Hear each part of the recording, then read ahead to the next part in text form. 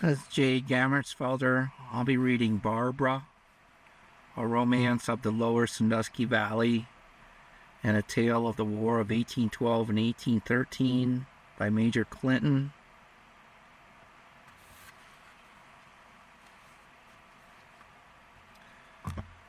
To my mother, who in my boyhood days dispelled many a gloomy hour with her stories of the early times in Ohio and the lower Sandusky Valley, and of the intrigues of the white man, and of the good and bad traits of the Indian.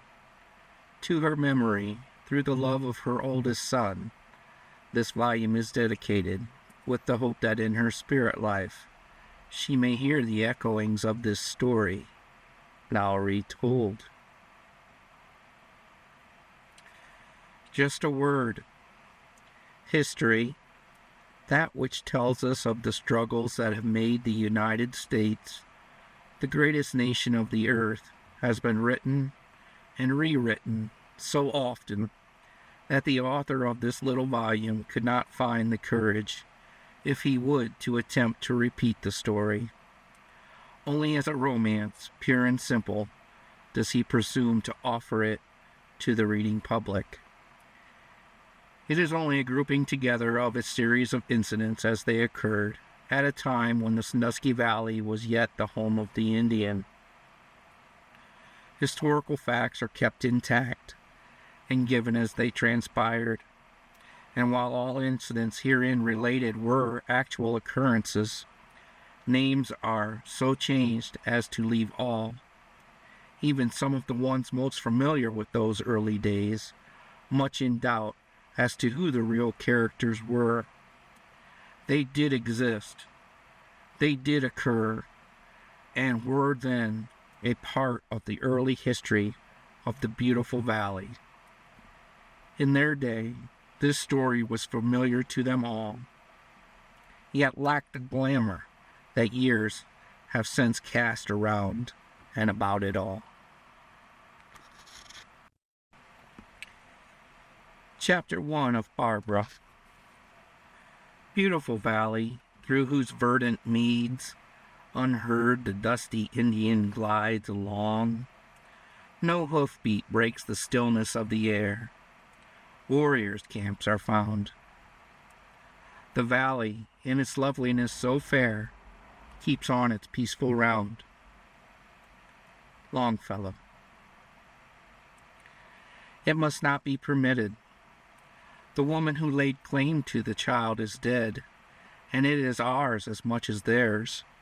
Why, if I had a home like yours, for instance, or if it were possible for me to do it, the child should never leave for such a life. But how can I? With you it's different. You have the best and most comfortable home here in the valley, and it is childless, notwithstanding your circumstances. Take the little one into your hearts, and in a few short years it will prove a blessing to you, and a joy and a comfort to the wife. It will brighten many an hour in your otherwise lonely lives, bring sunshine where shadows now linger, and give a life to the home it can in no other way acquire. I know you will never regret having done it.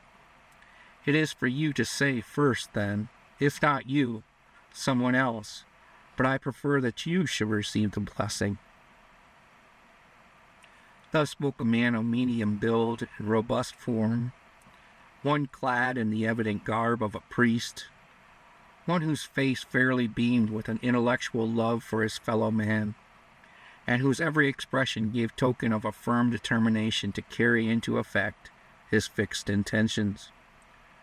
The one addressed had all the appearance of a man inured to the hardships of a frontier life, was dressed in a rough costume made for comfort and durability, and with little thought as to style or fit, all so familiar and befitting the pioneer. He was a large man, rough, rugged, and swarthy of complexion. In short, seemingly one of those great sinewy creatures who, knowing their wonderful muscular strength, are possessed of that other accompanying peculiarity of nature, whole-souled good humor that subdues and overcomes their physical powers and keeps them dormant and inactive until, by some overt act, they are brought into full and sudden action. Yes, it certainly would be a terrible sin to permit the child to go back with them. In fact, it would appear very much like a crime, especially when, by the words of the squaw, as well as by the general appearance of the little one itself, there can be no doubt but that it has been stolen. I shall hate to make up my mind to keep the child and then have them refuse, for that would mean trouble. And if we should get possession of it, and then in a few short months or years, after we had learned to love it, have to give it up again, that would be doubly hard. Yes, but suppose it were your child that had been spirited away, taken from you. You knew not how. Just think how you would feel if a kind of providence had made it possible for some good soul to rescue it, as it now seems possible for us to do, from a fate far worse than bondage, and they had failed to do it. Now suppose you rescue it, and in the months or years to come, it were made possible to restore it to the grief-stricken parents. Would not the reward be great enough to overcome all regrets at the parting? Besides, there is one who has said, "As ye have done it unto one of these, the least of my children, so have you done it unto me." I tell you, Beaumont, the reward would be too great to leave any regrets behind, no matter what the final outcome might be. "Well, I will try it," exclaimed the trapper, or whatever he might be, to whom the priest had spoken. "But suppose they should refuse to give her up? I have never crossed them, never dealt unfairly with them yet." "I think they will be willing, especially if we deal fair and open with them, as we always have. It was made evident to my mind from the talk of the squaw mother that the tribe cared very little what became of it, and that she, squaw as she was, had taken it when she first saw it, for the motherly love she had in her soul. Did she give you any clue to its birth, or to its parentage? Anything we might work on, or of the metal about its neck? Did she say any word that might possibly lead to a solution of the great wrong?" "She undoubtedly told me all she knew, but that was all so vague, nothing definite in it. No, she told me nothing, except what I have already related to you. But we must not permit the wrong to go on. May the Heavenly Father give us some power to prevent it. Well, you can have as much influence with them as anyone I know. If you will use your good offices, then, with what persuasions I may be able to offer, we may together succeed in getting them to leave her with us, for a time at least. Already the heart of the wife is completely wrapped up in the child, for I heard her calling it Little Golden Hair but a few moments ago.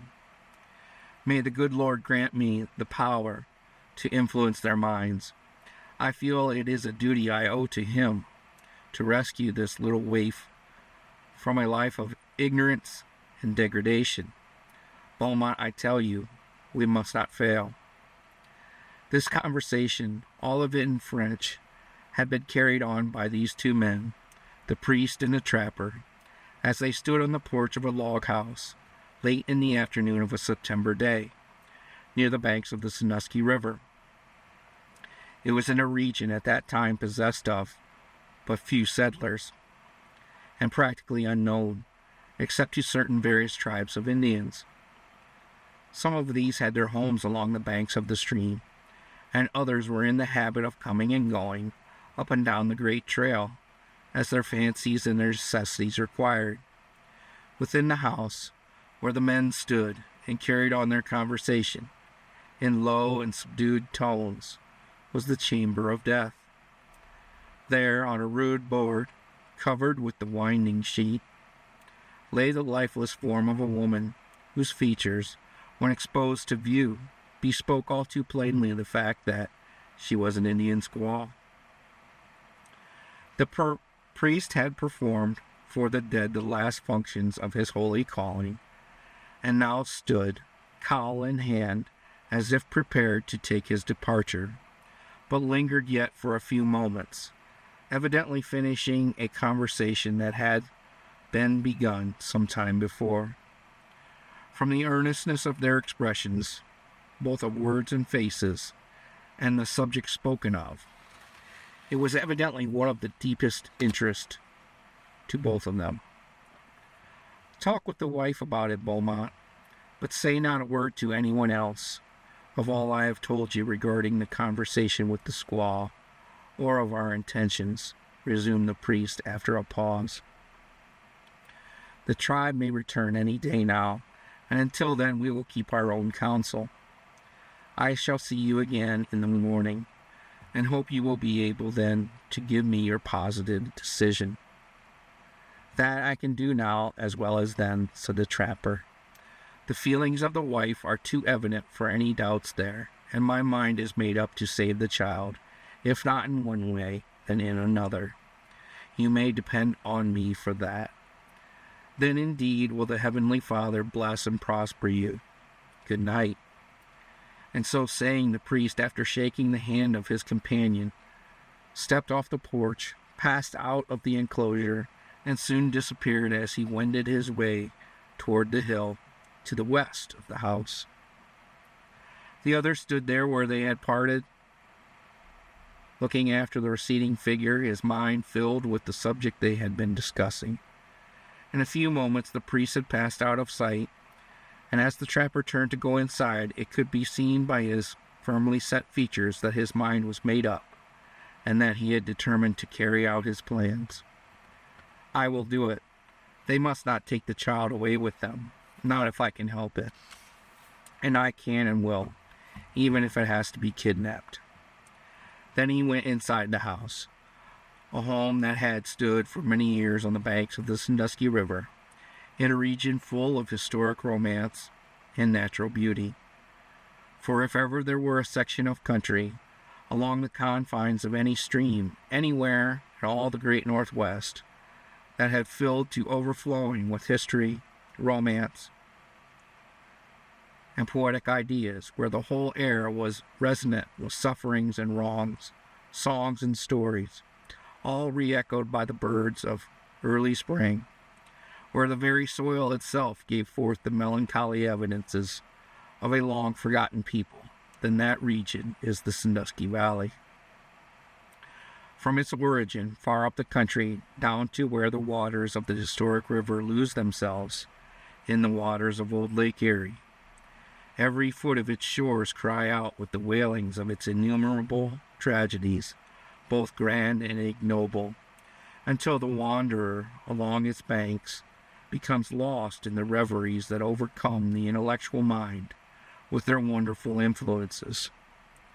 For ages yet to come, the poetic mind can find therein full scope for all its imaginings, while the historian and the lover of romance may still garner therefrom legends of life and love, in the tales of valorous deeds of noble men, both white and red, and in the patience, longings, and silent sufferings of tender-hearted women.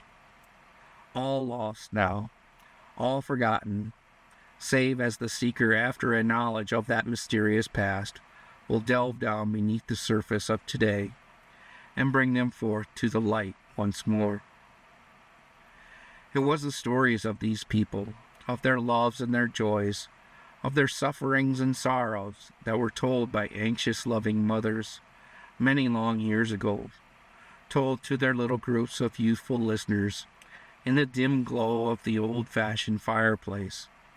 All strange legends that had been told to them by their mothers long years before, of a people that had lived here in the valley and had long since passed away. They were all the tales of the deeds and daring of the white man, or of the red man's treachery, and of his noble acts to those who had befriended him. stories of the white man's intrigues and the Indian's cunning, of war and peace, all intermingled and today forming the foundation for much of romantic history throughout the valley. From out of all these stories of the beautiful Sandusky Valley that were then poured into the attentive ears of the little family circle, none of them seemed more replete with the joys and sorrows of these long ago romances than those that had reference to that portion called Lower Sandusky, and where now rests and thrives that busy mart known as the city of Fremont, where today tread the feet of living multitudes, all unconscious of generations that have been there before them and have now gone their way forever. Whoever may have been the first to come here, and when, who can tell? Where they settled and how they lived, none may say today. That they were here, their mounds, their moldering bones, and their crumbling homes all too plainly told. Yet like Longfellow's shadows, they have vanished and have been lost forever.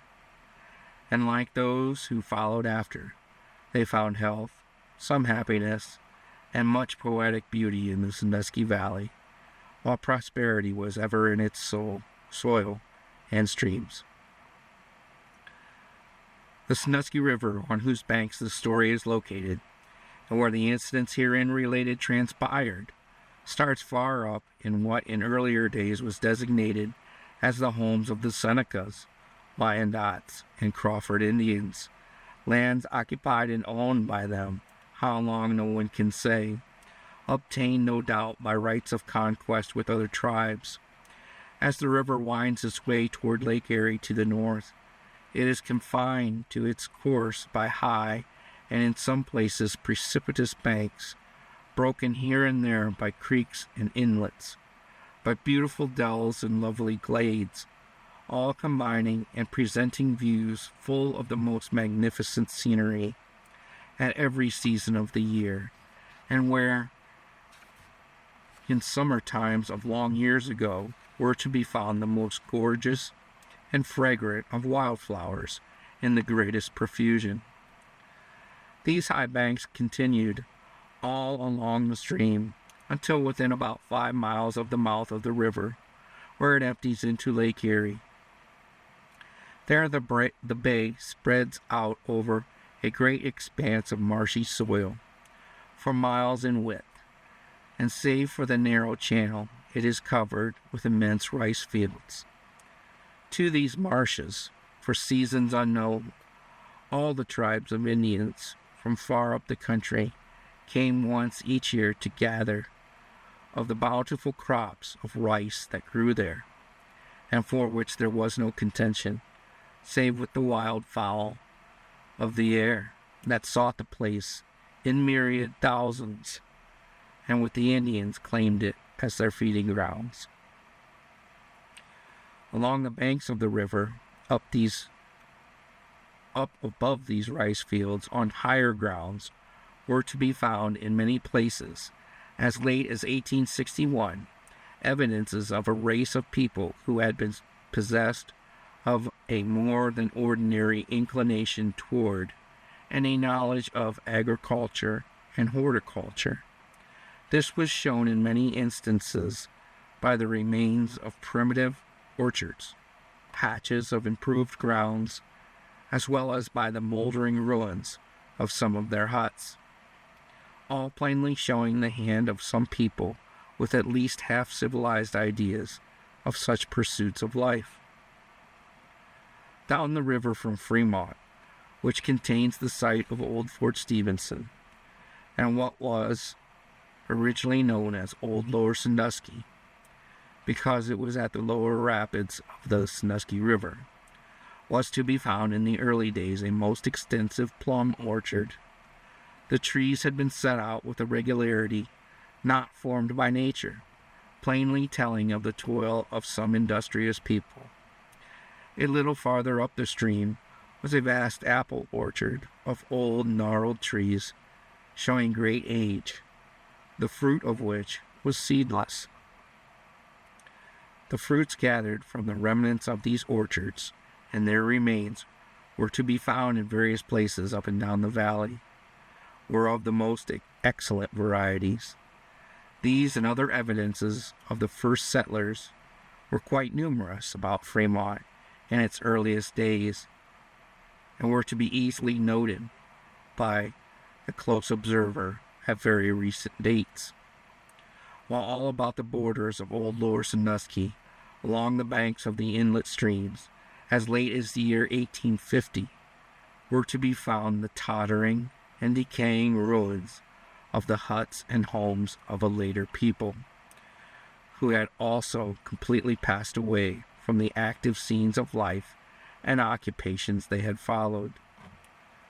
The river and all its inlet streams in those early days abounded with fish and game of all kinds, natural to the great inland lakes, while all along its source where marshes were formed over the lowlands by the spring freshets, and in every creek were to be found the otter, the mink, the muskrat, and many other fur-bearing animals.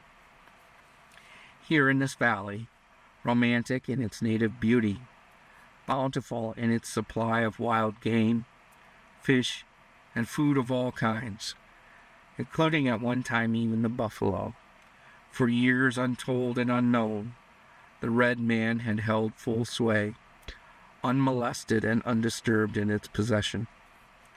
Up and down its banks these children of the forest had roamed at will, free and untrammeled.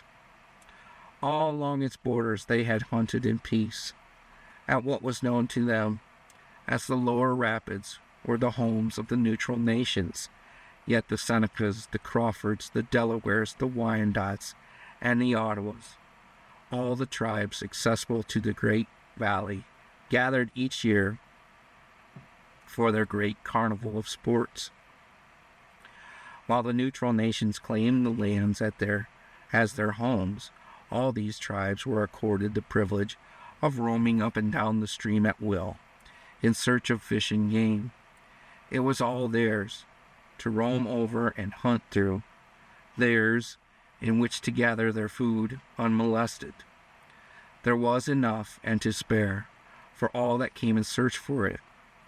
During all this time, if the white man sought them in peace, then in peace he was met.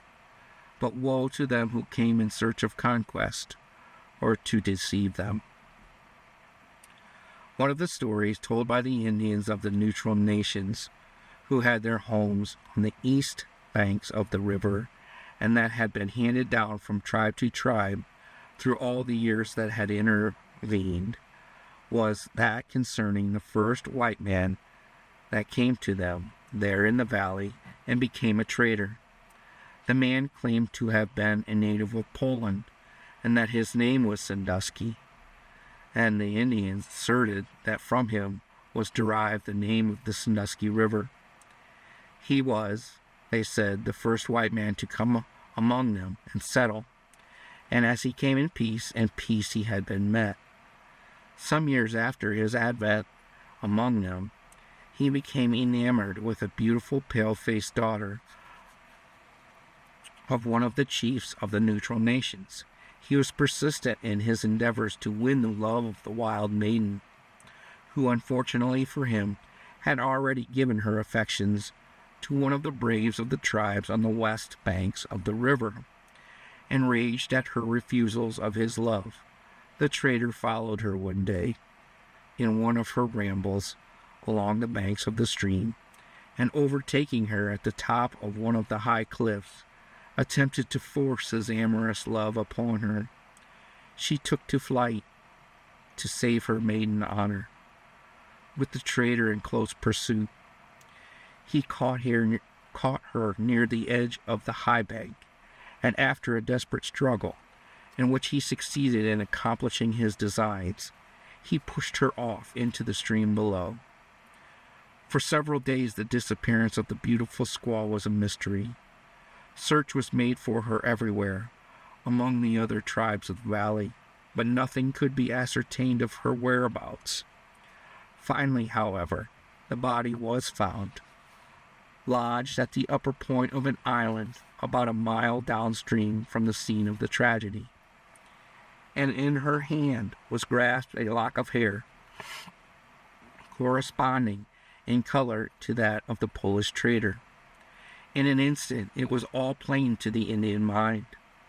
She had been thrown into the stream and drowned, as her apparel plainly showed, after a desperate struggle.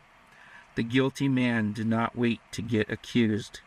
His conscience told him his life would be forfeited if he did, and he took to flight where no one knew.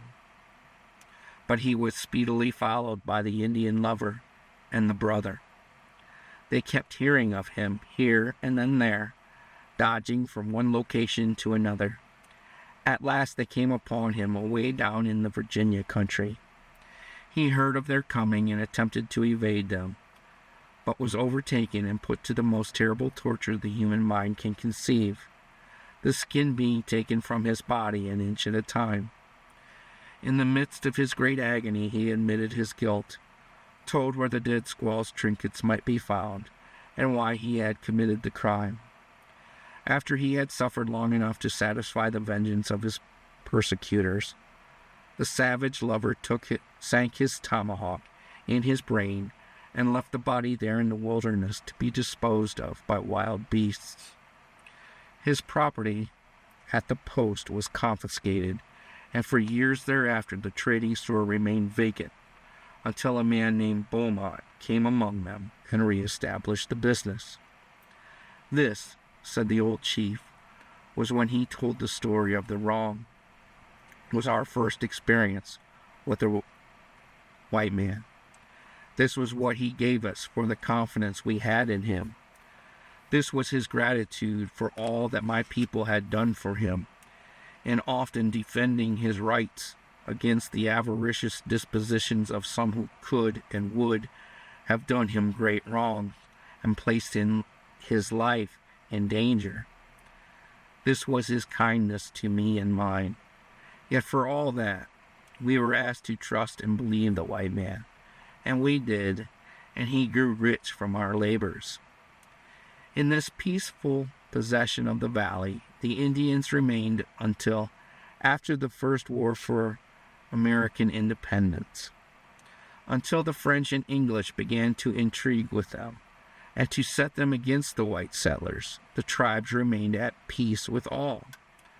Then, when the American government set about obtaining grants of lands through treaties with the Indians of the valley named, encouraged by the French and English, they began growing suspicious of the whites everywhere, and would no longer deal fairly or keep their compacts in good faith. Until then, the entire great Northwest had all been theirs, unquestioned. From the Mississippi all along the Great Lakes, it was their hunting grounds by right of possession. Their braves had, for time untold, gone out to the other tribes in peaceful conquest in search of the squaws that would keep their wigwams undisturbed by any intruder. The valleys and streams had resounded only with their own war cries, their plaintive songs and lullaby refrains had echoed and re-echoed from hilltop to hilltop, without the discordant note of the white man's voice or the sharp crack of his rifle. Then came conquests and strifes. The valley, that for centuries had been so peaceful and quiet, so full of Indian romances, so fraught with the songs and stories of the red man, was to be torn asunder by war, bitter and hateful, between the white man and the Indian. It was to be a conquest for territory, a crowding back of the original owners, and the putting on them a restraint they had never known before, and which they could not and would not understand. End of chapter 1.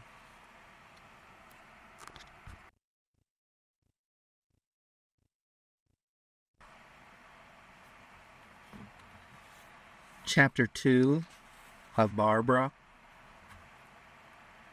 Then wept the warrior chief and bade them shear his hoary locks away, and one by one each heavy braid before the victor lay. Bryant. When Governor St. Clair set out in the summer of 1792 with an army of infantry, artillery, and mounted men, numbering something like 2,000 strong, and penetrated deep into the wilderness toward the great valleys of the Sandusky and Maumee rivers, it was with the intention of enforcing treaties that had been made only to be broken by the discontented warriors of the various tribes. He was met by an army greatly superior in numbers and in skilled warfare, and was sent flying back toward Kentucky in a most disastrous defeat. He was assailed by Indians full of woodscraft knowledge, cunning, and deceit, all well used to bloody conquest. And instead of winning a glorious victory, as he had anticipated, over an insignificant number of disorderly Indians, he met with one of the most distressing and humiliating defeats that marked the whole annals of the entire struggle, lasting over a period of nearly 20 years. This, too, notwithstanding the greater portion of all the tribes interested, had remained true to the compacts they had made with the government. It was the dissatisfied braves only that met and gave him battle. Only the more ambitious ones of the tribes named in the treaties, that objected to their homes and their hunting grounds being thus disturbed and invaded by the white settlers. St. Clair had gone out on his errand of warfare with all the brilliant hopes and possibilities of success in his favor. He had penetrated deep into the forest, some 70 miles from the base of his supplies, and was reaching the headwaters of the streams that ran toward the north and emptied into Lake Erie when he was met by this band of Indian warriors under the command of such famous chiefs as Little Turtle of the Miamis, Blue Jacket of the Shawnees, Pacongahelos of the Delaware, and the notorious white man Simon Girty. They had gathered about themselves all the discontented warriors of all the tribes interested in the grants made, and had determined, if possible, to drive back what, in their way of thinking, was an invading army. Confident of success, St. Clair started out more with the attitude and bearing of a conquering hero than a man unused to the subtle warfare of the savage. His victory was counted before it was won, and he took along with his army and baggage train almost 200 women and children, some of them the families of officers and soldiers, but in many instances nothing more than camp followers. What he intended doing with them in case of an attack and defeat had apparently never been considered. All this, too, in the face of the fact that he had no real or general knowledge of Indian warfare or Indian surprises, and he himself in feeble health. The natural consequences were that his camp was invaded one morning about an hour before daylight, and in spite of the valor of the officers and the courage of the soldiers, before he could realize the full extent of his great danger, about one half of his army was either killed, wounded, or taken prisoners, all within an hour after the fight was begun. Finally, seeing that the battle was against him at every point, that he was fast being surrounded, and that a general massacre would be the inevitable result if he continued much longer in the effort to stand his ground. The troops that were left were gathered for a determined charge for the rear. This of itself proved a success, but it was at a great loss. The troops, having at last fought their way through the Indian lines, at once took up a hasty retreat toward Fort Jefferson near Cincinnati. Artillery and supplies, the killed, wounded, and prisoners, all were left to the inhuman torture of the victorious savages, and the scene of slaughter that followed was one of the worst that had ever been put on record. Drunk with their victory, the Indians indulged in all the atrocities known to their brutish natures. Some of the wounded that had been left behind to meet their fate at the hands of the victors dragged themselves to the trees, embracing their bodies against them, fought to the bitter end. All were put to death after having suffered every torture that the savage mind could invent and inflict.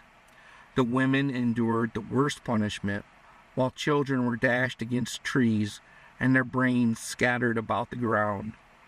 Taken as a whole, it was the most sickening disaster known in all the Indian warfare of that time, and took on all the nature of the strifes that had been told of as having occurred among themselves in their conquests on the dark and bloody grounds of Kentucky, when savage met savage, and in a war of extermination, and died to a man, none being left to tell the tale. The result of this terrible conflict and of such a sickening disaster can be better imagined than described. It swept over the country like a whirlwind, causing a cry for revenge to go up that would not be stilled. It created a determination for retaliation in hundreds of hearts that was wrought out in single-handed combat for many years to follow. In the homes that were made desolate by the loss of a father or a brother, in that great carnage of blood, vows were registered to seek a satisfaction in the taking of Indian lives, and for every one scored, a notch was cut in the gun stock or in the cabin door casing, and it was told that in some instances, when there was no longer room on the gun stock for more notches, they were marked with a file on the gun barrel. Other men, whose wives or little ones had been thus wantonly outraged and butchered, took solemn oaths before their Creator to devote the balance of their lives to the work of vengeance they themselves marked out. And from that on followed the redskin with a most bitter retaliation, never letting pass any opportunity to take a life. Besides all this, it gave the Indians everywhere confidence in their superiority, and emboldened them for further battles with the belief that they would eventually succeed in pushing the white man back. Thus the peace that had once and for so long prevailed in the Sandusky and Maumee valleys was now gone. Although the majority of the members of the tribes remained true to the government and their friendship to the whites, their moral support and sympathies were all with their own people. And after a time, the most of them were enrolled under the leadership of that old warrior, Tecumseh, who, for almost 20 years, kept up an incessant warfare throughout the Northwestern Territory, backed and encouraged by the French and English governments. General Wayne's campaign, which was inaugurated the year following the defeat of Sinclair's army, although not put in complete operation until the spring of 1794, proved much more successful. He had experience to start with, was a born fighter, then known as Mad Anthony Wayne, a title given him for his traits of character displayed during the Revolutionary War. For one thing, he was cautious in all his proceedings, and while conducting his campaign down the Maumee Valley, his movements were so slow and deliberate as to earn for him from the Indians he was contending against the sobriquet of the Black Snake. All along his march down the country from near Cincinnati until he had reached the battleground of the fallen timbers on the Maumee, he had scouts going up and down the Sandusky Valley, which region, while yet free from warfare in and around old Lower Sandusky, was filled with roving bands of Indians coming and going from the army with Little Turtle, and committing all sorts of depredations on the defenseless settlers. The main body of the Indians managed to lead Wayne and his forces down the Maumee and into the wilderness of that region, feeling undoubtedly that they would have him that much farther away from his base of supplies and much more to their own advantage. They hoped, too, eventually to trap him as they had Sinclair, but the farther they led him on, the more they became convinced that they had a different man to deal with. The scouts that he had kept out on his right and left prevented their getting around him and in his rear. He gradually forced them on down the valley, hoping each day that he would be able to bring them to battle the next. But not until they had reached their last vantage ground, where nature and the elements had apparently set up an impenetrable barricade for them at the fallen timbers, did they dare risk the gauge of battle with him, and then in opposition to the expressed advice of their chieftain, Little Turtle. It was there that Wayne administered to them a lesson in warfare such as they had never before received, and one that they never forgot in all the years of their continued struggles. This for a time subdued them and quelled their spirit for war, but it was apparently only for a season, and then Tecumseh, under the influence of his allies, the English, took up the struggle in another portion of the Northwest and continued on for years, warring through the campaigns in Illinois, Indiana, and Michigan, on up to the conflicts of 1811, 1812, and 1813, keeping up the strife until he scarcely had a brave left to engage in his battles against the whites, save as they were furnished him by his British emissaries from Canada, fighting always a losing fight, yet, in his stubbornness, and with the encouragement given him, struggling on.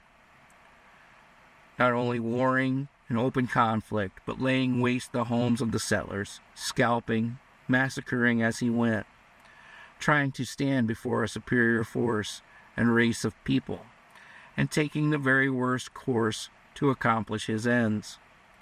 Right in his own mind, but misguided by the intrigues of the British Canadians, who yet clung to the hope that the Union of States might be destroyed, and that a part or all the great territory would yet be saved to the English crown.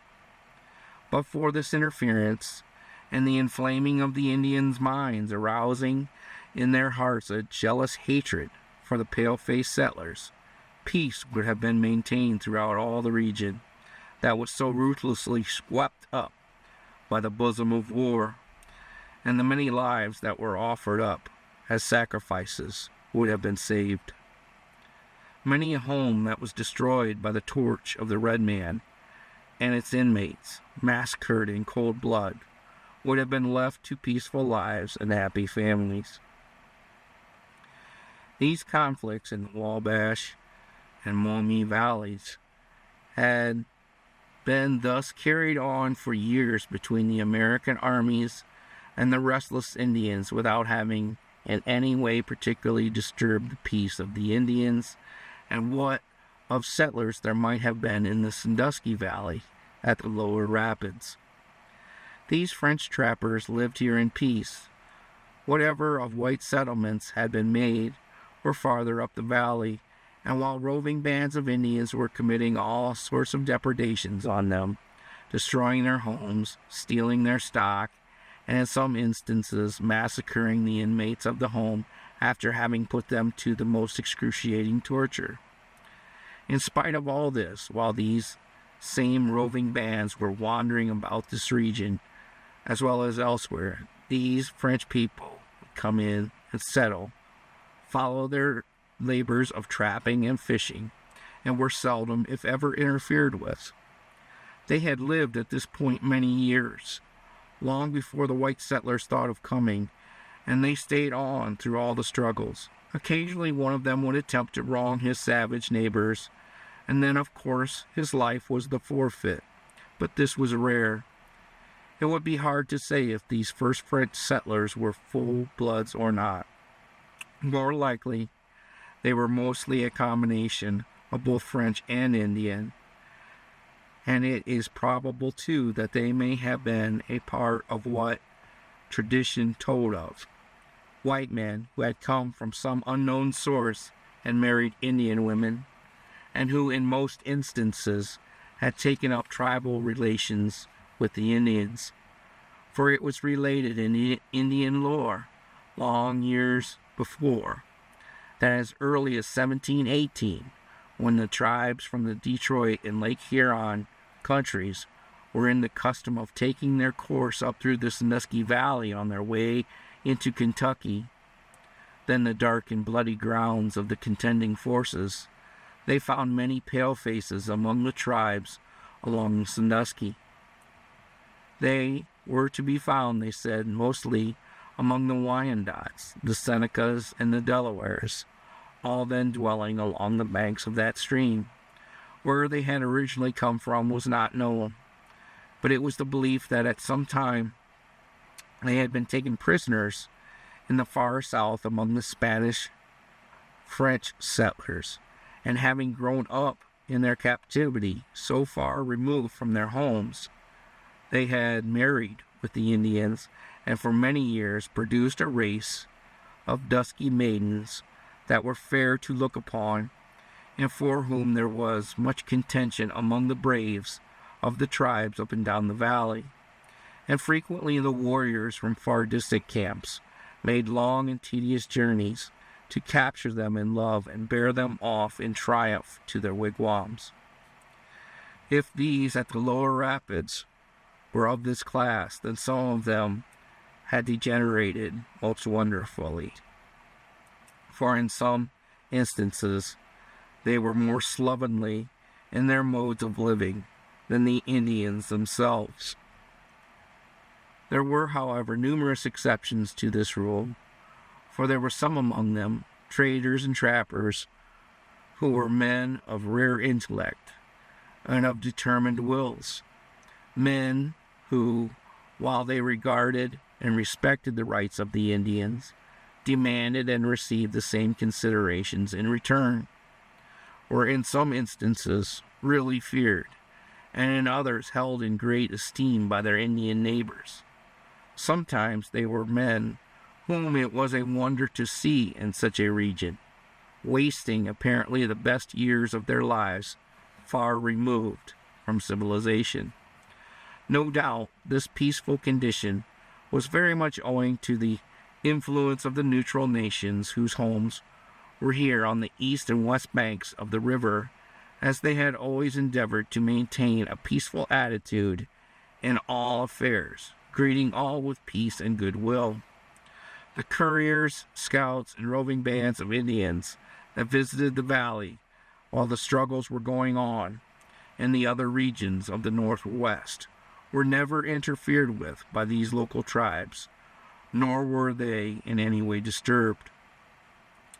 The two nations thus located always lived in peace, the one with the other. Originally of the Wyandots, they had located here long years before, just when none could say, but at least even before the European and Indian wars. And then when the Greenville Treaty was made by General Wayne, they were granted large reservations along the high banks of the river and had continued to abide in their old homes through all the troubles among the other tribes. At one time, their villages had been walled about, evidences of which remained for many years after they had left for the regions farther west. The two villages were governed separately, each one having a great chief of its own. The braves from the one village sought their squaw wives from the tribes of the other, but beyond this friendliness, they kept their own counsels. Then, after having lived thus in peace for many years, at last some misunderstanding arose between them, and those on the east banks drove their weaker neighbors from their reservations on the west banks. And just before the declaration of war between the United States and England in 1812, the one nation dispersed itself among the various tribes of the Northwest, many of them engaging in the struggle that soon followed. Thus, after having abided together in peace for years, hunting, fishing, trapping, gathering their crops of fruits, rice, and berries, almost as one people, all their friendly relations were destroyed, and a longing for revenge grew up between them that was never forgotten, but was worked out in silent warfare, one against the other. In spite of this, the tribes on the east bank, under the chief Black Wolf, continued their friendly relations with the settlers in the valley. Sometime after the date when Washington made his visit to the valley in 1745 and established the location for a fort on the west banks of the river, and after the Moravians, a religious sect, had been driven from the place by the Indians through some misunderstanding, about the year 1780, a Catholic mission had been established and was, at the time, in charge of a most worthy priest named Father Jacques. The mission house occupied a position on the hill on the west banks at a point near what in after years was known as the Pease Farm and Homestead. Just near it also stood the rude hut occupied by the priest. North of these, and on the brow of the hill, where it could have a perfect view and command of the river below, as it made several graceful curves from north to west, and then on, and then to the north again, and then swept on toward Lake Erie. For almost a mile in sight stood the old, dilapidated remains of a stockade fort and the log building occupied as a trader's store. The mission house was but a log structure, and all that marked it from the rest about it was the wooden cross that had been nailed to the peak of the roof on its east end. The mission house, the trading post, and whatever of the log homes that existed were all on the west banks of the river, while all the homes of the trappers were located along the banks of the two creeks mentioned. The home of Beaumont, the man in charge of the trading post, was south of the mission house and near the banks of the creek, then fed by the Glen Spring. How long he had lived here in the valley, no one knew, unless the Indians who had been here for more than a quarter of a century should tell. The 4 or 5 homes near his, with 2 or 3 on the banks of the creek north of the fort site, made up the sum total of the white settlers at this time, and numbered altogether not to exceed 20 or 30 white French people. But of all these buildings, the mission house included, no trace was to be found later than the year 1845. At that time, the location of some of them could be marked by the close observer.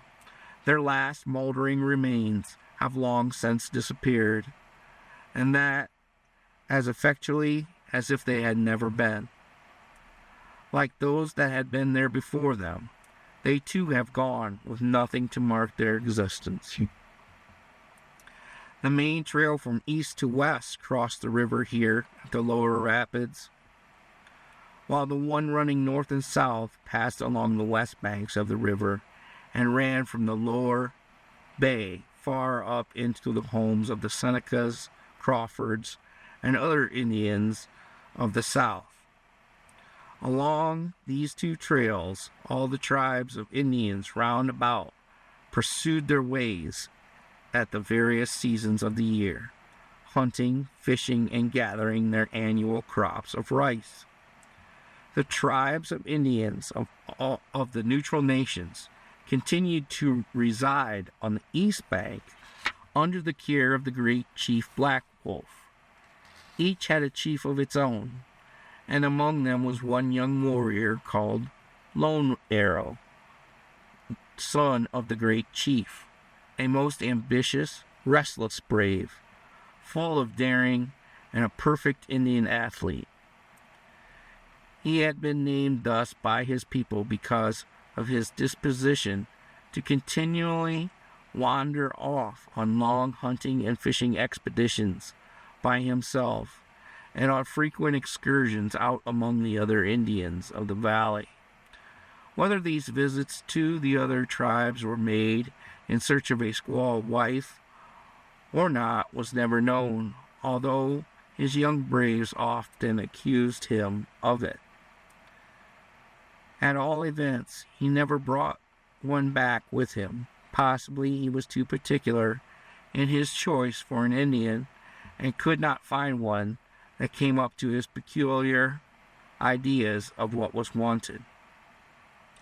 The result was that his frequent travels and excursions terminated in making him the best informed of all his people, and so thoroughly familiar with the region round about that he was able to penetrate the forest in any direction and reach any particular point or tribe anywhere in all the whole Northwest. Lone Arrow was yet quite a young brave when General Wayne and his army made their way down through the Maumee country in the summer of 1794.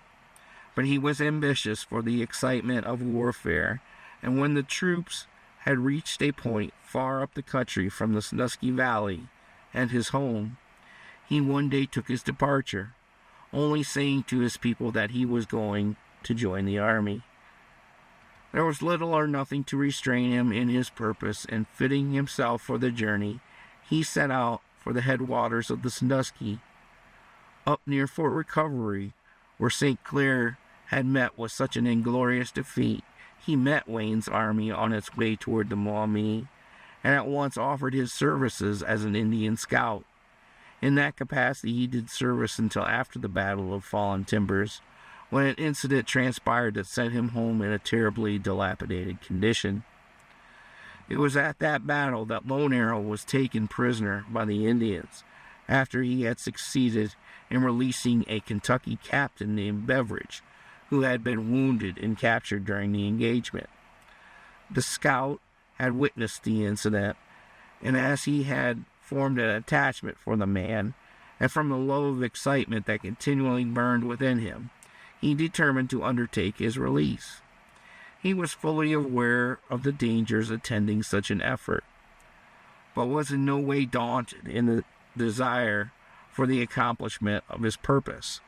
Availing himself of the toggery of one of the dead warriors of the Little Turtle tribes, he entered their camps after nightfall, and watching for the opportunity, released the prisoner. He had succeeded in conducting the captain safely out of the camp of the Indians, and they were well on their way to Wayne's lines when the prisoner was missed, and a dozen or so of the braves started in pursuit of them. To save the captain, who on account of his wound could travel but slowly, Lone Arrow lingered behind, bidding his companion to flee with all possible speed. The captain managed to escape and reach the army in safety. For a time the scout succeeded in baffling his pursuers and leading them away from following the captain. but finally he was captured and taken back to their camp. Once there, they proceeded to punish him for his work. He was set upon and beaten in a most fearful manner, was made to run the gauntlet and tortured in various ways. Finally, tiring of their labors in their work of punishment, all of which he endured with that stoicism so natural to the Indian, they bounded him and awaited another opportunity to put him in still greater torture. But they, Indians as they were, had a most cunning one to deal with, one as scheming and designing as themselves. They had pounded him up pretty badly, and they were possibly had little or no thought that he was in any condition to escape. So, binding him as they thought securely, they awaited another day to make a finish of him. But he gave them the slip. During the night, a light rain came on. The bands that held him became wet and slippery, and by much tugging and continual pulling, he caused them to stretch instead of shrinking, and finally released his hands. Then cautiously he worked the fastenings about his limbs and body loose. Instead of then quietly making his escape, as a white man would have done, he lingered to work out a little vengeance of his own. Securing the knife of a sleeping warrior, he started in to pay them for the torture they had inflicted on him. And in the midst of his bloody work, the camp was aroused, and he was compelled to take flight. He made his way toward the Maumee River. Reaching its banks, he plunged in and swam to the opposite shore, with a dozen or more in pursuit of him. Once over, he was not long in striking familiar ground, and finding the main trail, started for the Sandusky Valley. Long before daylight, he managed to throw his pursuers off his tracks by taking to the woods and following along the course of a small stream, wading in the water to cover his footsteps. After dragging his weary body through the wilderness all that day and night, he was found the next morning in almost dying condition near the mission house on the high banks of the Sandusky River. With the assistance of one of the trappers, the worthy priest had him carried to the home of the Beaumonts on Glen Creek. There he remained for some days, being doctored back to life by them and the priest. It was here, at this home, that a little child came to the notice of Lone Arrow, and toward which he had formed a great attachment. He called her Little White Flame, gave her a number of Indian trinkets, and when he recovered, said to the people that he would try and repay their kindness in taking care of her safety as she grew up to womanhood.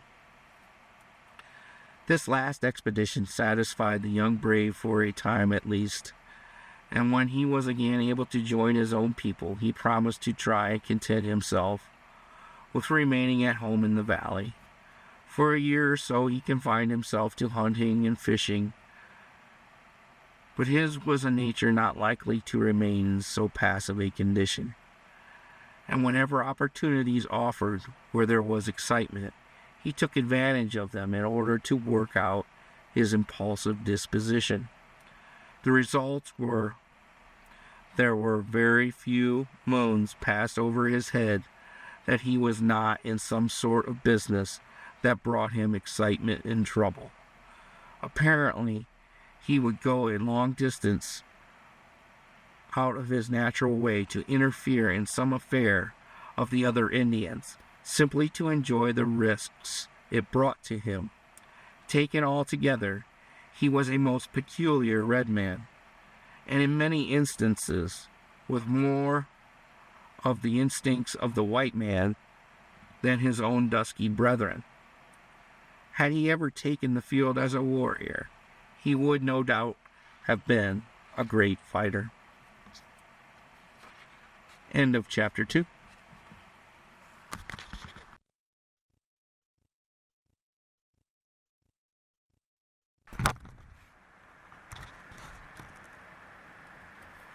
Chapter 3. Barbara. Maiden with the meek brown eyes, in whose orbs a shadow lies, like the dusk in evening skies. Thou whose locks outshine the sun, golden tresses wreathed in one, as the braided streamlets run. Longfellow. It is within the home of the Beaumonts that this story has in particular to deal. Hence a close description of it and its occupants, its people, seems quite necessary. Among all the few homes thereabout, along the course of Glen Creek, it was the largest, yet it was only a long and fairly high one-story structure with a somewhat high gabled roof.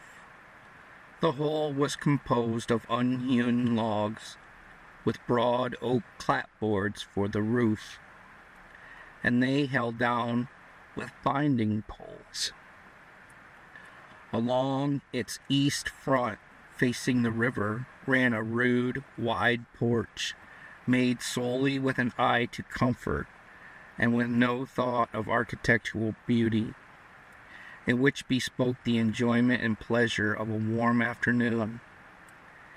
In the east center of the building was a door, leading into the hall that passed through from front to rear, and into a lean-to kitchen and dining room on the west side.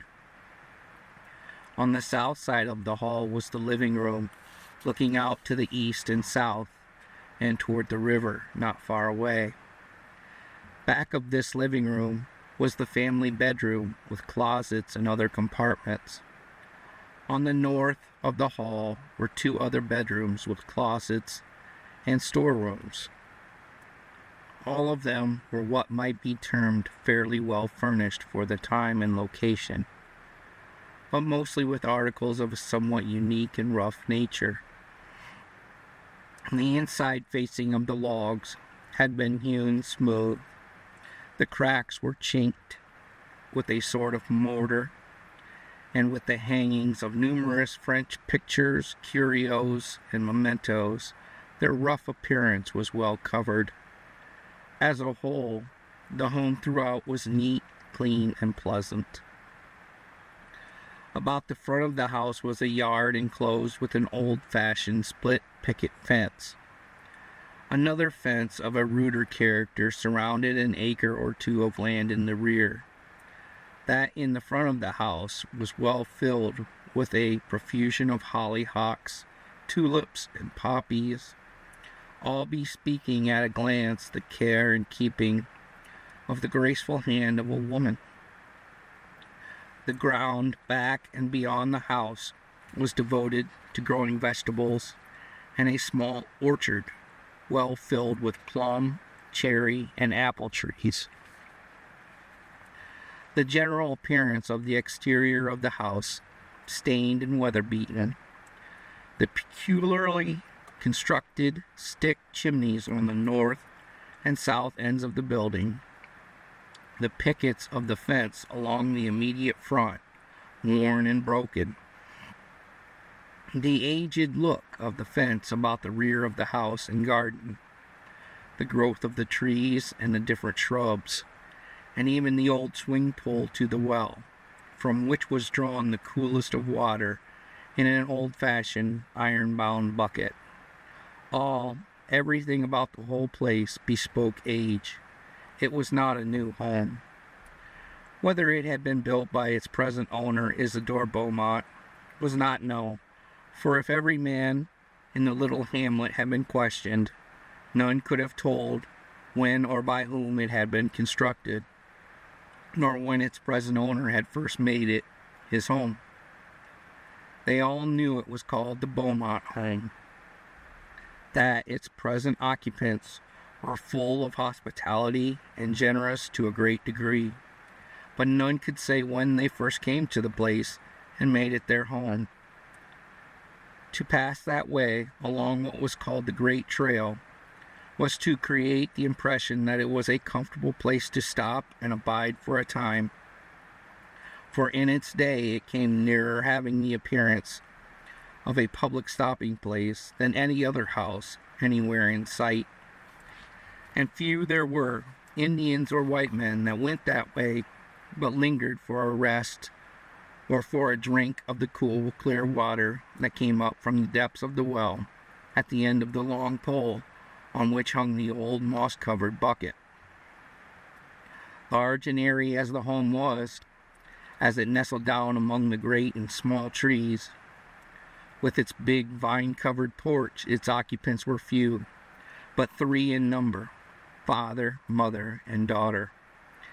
And although long years have passed since the last vestige of that home disappeared, neglect and decay doing their work well but slowly, yet as late as 1845 the moldering ruins of the house and evidences of the fruit trees and shrubs could be found by anyone who passed by, or along the north banks of Glen Creek, if he had taken the trouble to look for them not far below the hill, just southeast of the old Pease homestead.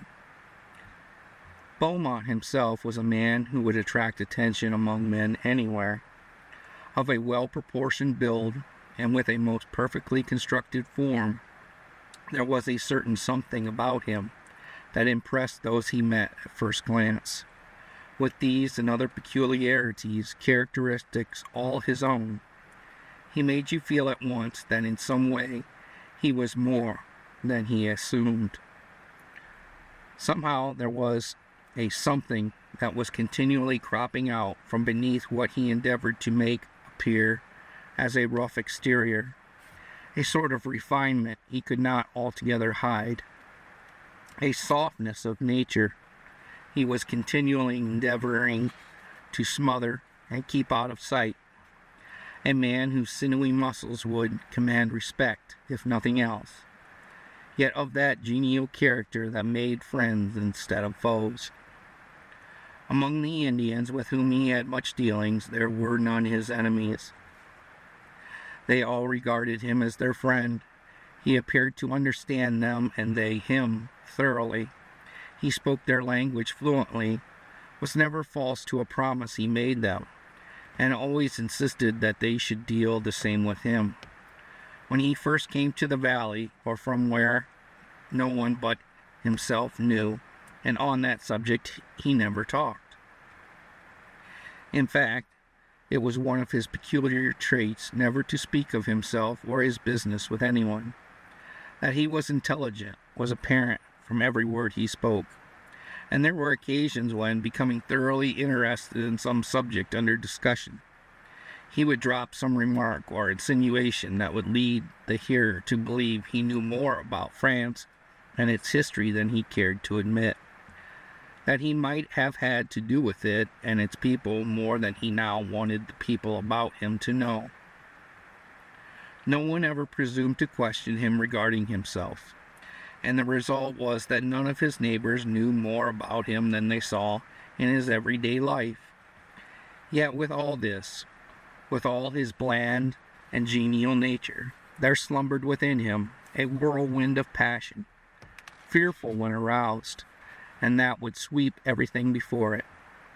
Still, in spite of this, in spite of his reticent disposition, he was an agreeable man to deal with, a social companion, while his home life was full of domestic happiness, for his loves were as strong as his powers, and his peculiarities were great and remarkable.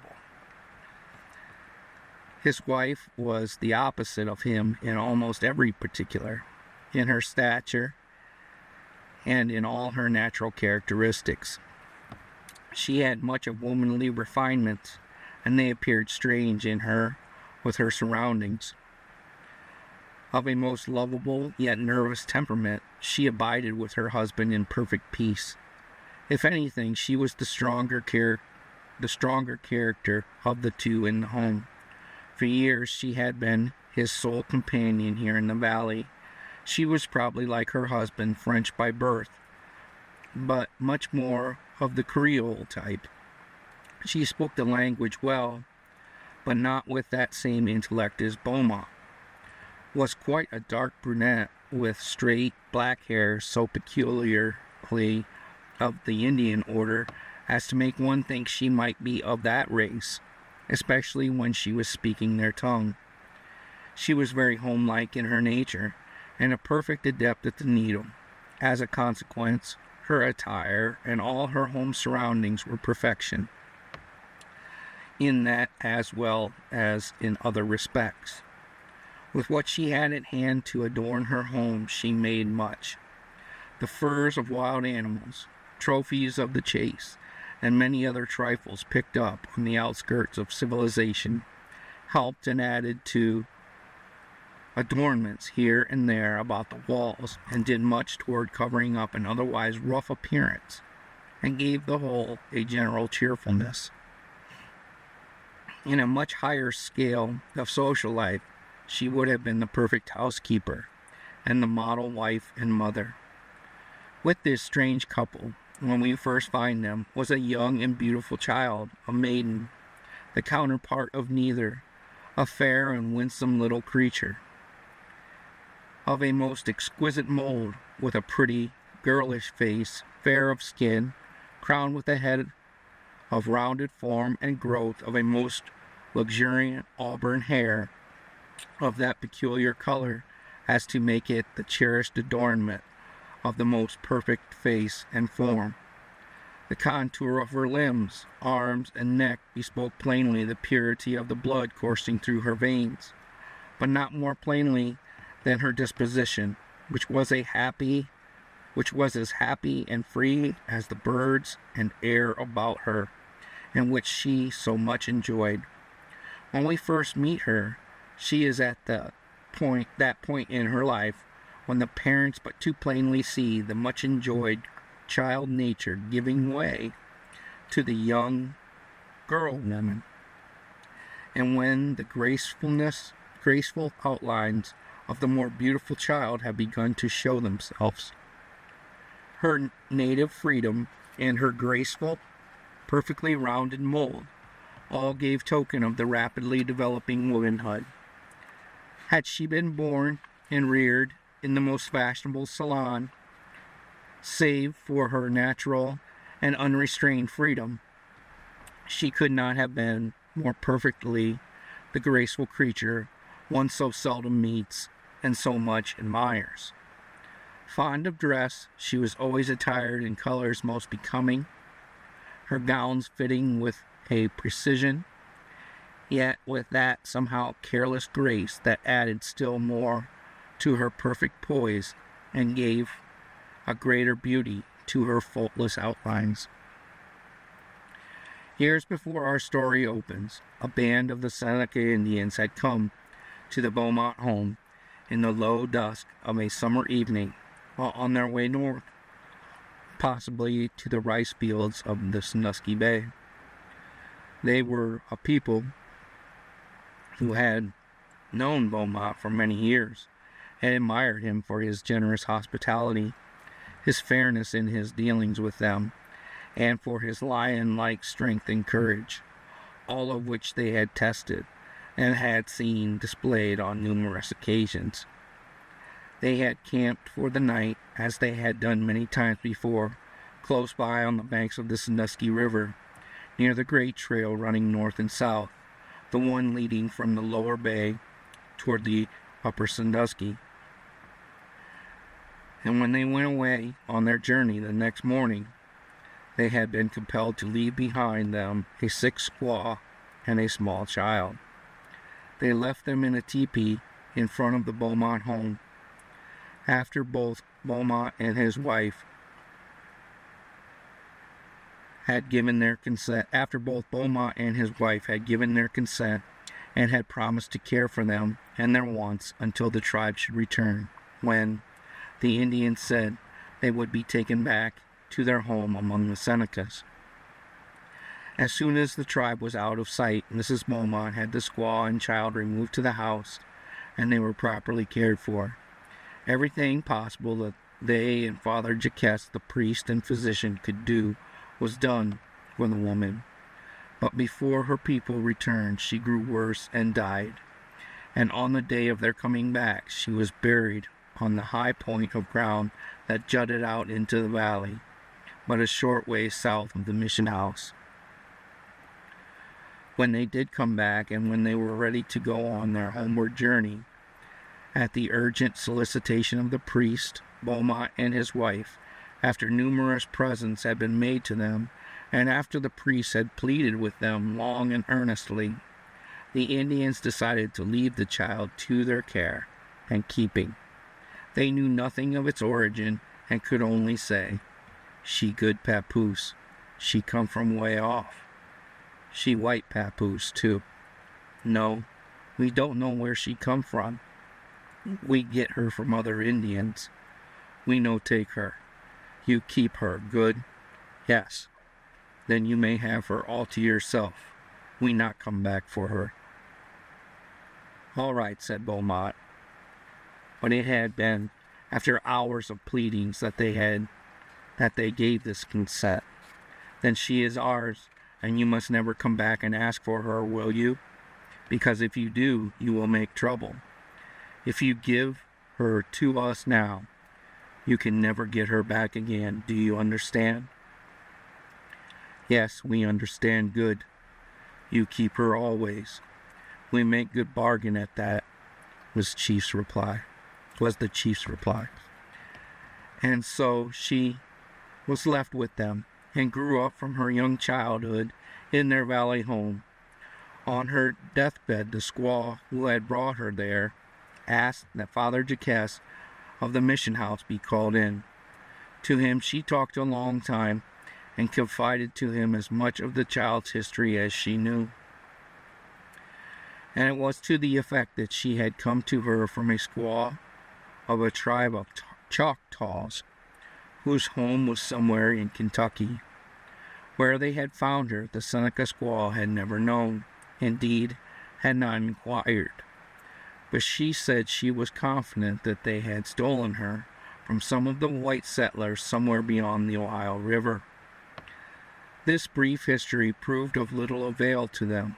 Such incidents were of frequent occurrence, and, as they had no way of sending word broadcast throughout the country, they kept their own counsel. The Reverend Father, however, while saying nothing to any of the settlers concerning the affair, never let slip an opportunity to secure information which he hoped might ultimately restore the little one to its natural parents. But it was all in vain. News from the outside world was slow in drifting down into that section of the valley, and he at last said to the Beaumonts, "You take her, and keep and love her as I know you would one of your own. Make her your daughter in every sense of the word, and she will grow up and bless you and make yours and her home a happy one. She will prove worthy of all you may do for her. And if she lives to grow to womanhood, you will both bless the day and the circumstances that brought her to you and your home." At last, after a few months, it was arranged between the Beaumonts and Father Jacques that she was to be their daughter, that her name should be Barbara Beaumont, and their home should be her home forever.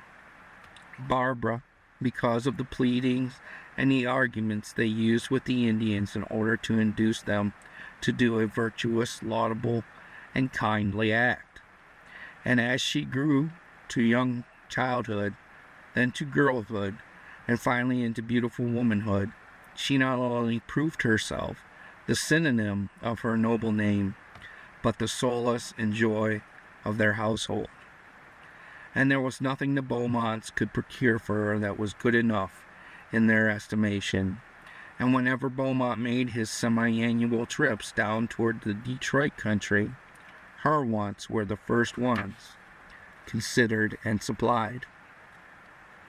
To the mother she proved a great comfort, as well as a companion, for she filled the home first with her childish noises, and afterward with her young girlhood fancies, all of them strange and most interesting to the foster parents. She did at times try the mother's patience with her rambling disposition, which developed as she grew older, and with her fondness for roaming up and down the river. These trips of hers made on the river appeared to have taken possession of her entire nature, and especially after she was made the owner of a birch bark canoe given to her by Lone Arrow when she was about 10 years old.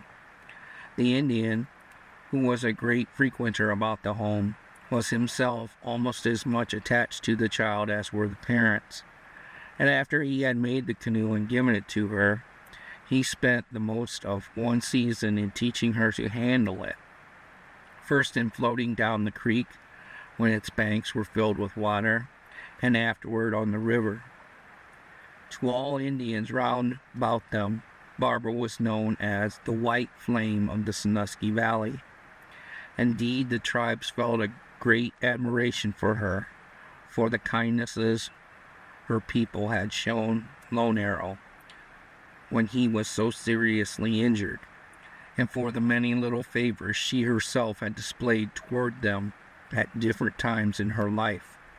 To them all in her childhood she was as familiar as their own papooses, and when they were about the Beaumont home, which was quite frequent, they called her their white papoose. She would in those days watch for their comings and goings with childish delight, and displayed a feeling of loneliness when some of them were not about. As she grew older, this in great measure wore away, but the Indians continued their friendship, if anything growing more fond of the maiden as the years passed. While Barbara always regarded them with feelings of warm friendship, she came to realize in some way that she was different from them, was not of them, nor of all those about her. While she did all that was possible to make the lives of her foster parents peaceful and happy, she continually longed to be by herself, and was never so satisfied, so really contented, as when she was alone and engaged with her own thoughts and imaginings. Of all the neighbors, and they were very few indeed, her most constant companion was Janice Dessart, whose parents' greatest boast was that they were descendants of the Louisiana strain of French-Spanish Creoles, and not of the Canadian type. Between these two girls there was an instinctive bond of friendship and an affiliation that made them almost constant companions and the most faithful of friends. Barbara loved her foster parents most dearly. She was much attached to Father Jacques, and always and at all times enjoyed the association of Janice. Yet, to tell the truth, was endowed with a nature that made her as lonely as if they did not exist, and sought solitude as a pleasure. She entered eagerly into the instructions given her by the Reverend Father, for the general knowledge of life it gave her, and for the information it furnished beyond the scope of her vision in the valley. Her kindness for the Indians came most natural, as it supplied her with something out of the ordinary, everyday routine of her life, and so broke up the ceaseless monotony of an ever-recurring sameness day after day. With the Indians, however, it produced a deeper consideration, a feeling that she was in some way just a little better than all the others about her, and created in their minds a desire to be ever watchful for her welfare, and to see that no accidents nor harm came to her in her wanderings up and down the banks of the river. And so it was that, with her peculiar disposition, during all the years of her young life, either with or without Janice, much of her time was spent roaming about in the nearby woods along the stream, or in rowing up and down between the banks of the beautiful Sandusky River. Her favorite resort in the heat of the summer days and in the cool of the afternoons had always been in the vicinity of what was then called by the Indians, and has ever since been known as, the Blue Banks. These were high cliffs of a bluish clay, through which the waters at some period of the world's existence had cut their way as they sought an outlet toward Lake Erie. There on the high hills she spent many, many hours in deep reveries over something she could never thoroughly satisfy herself about. Often she would sit in her canoe at the foot of the cliffs, close up in the shadows of the chaparral of bushes, adorning her moccasins with the many tricolored beads Beaumont had furnished her, or in the manufacture of some dainty article of her wearing apparel. She had no disposition for idleness, but wanted always to be busy with something. She frequently said it was easier to think when her hands were thus engaged.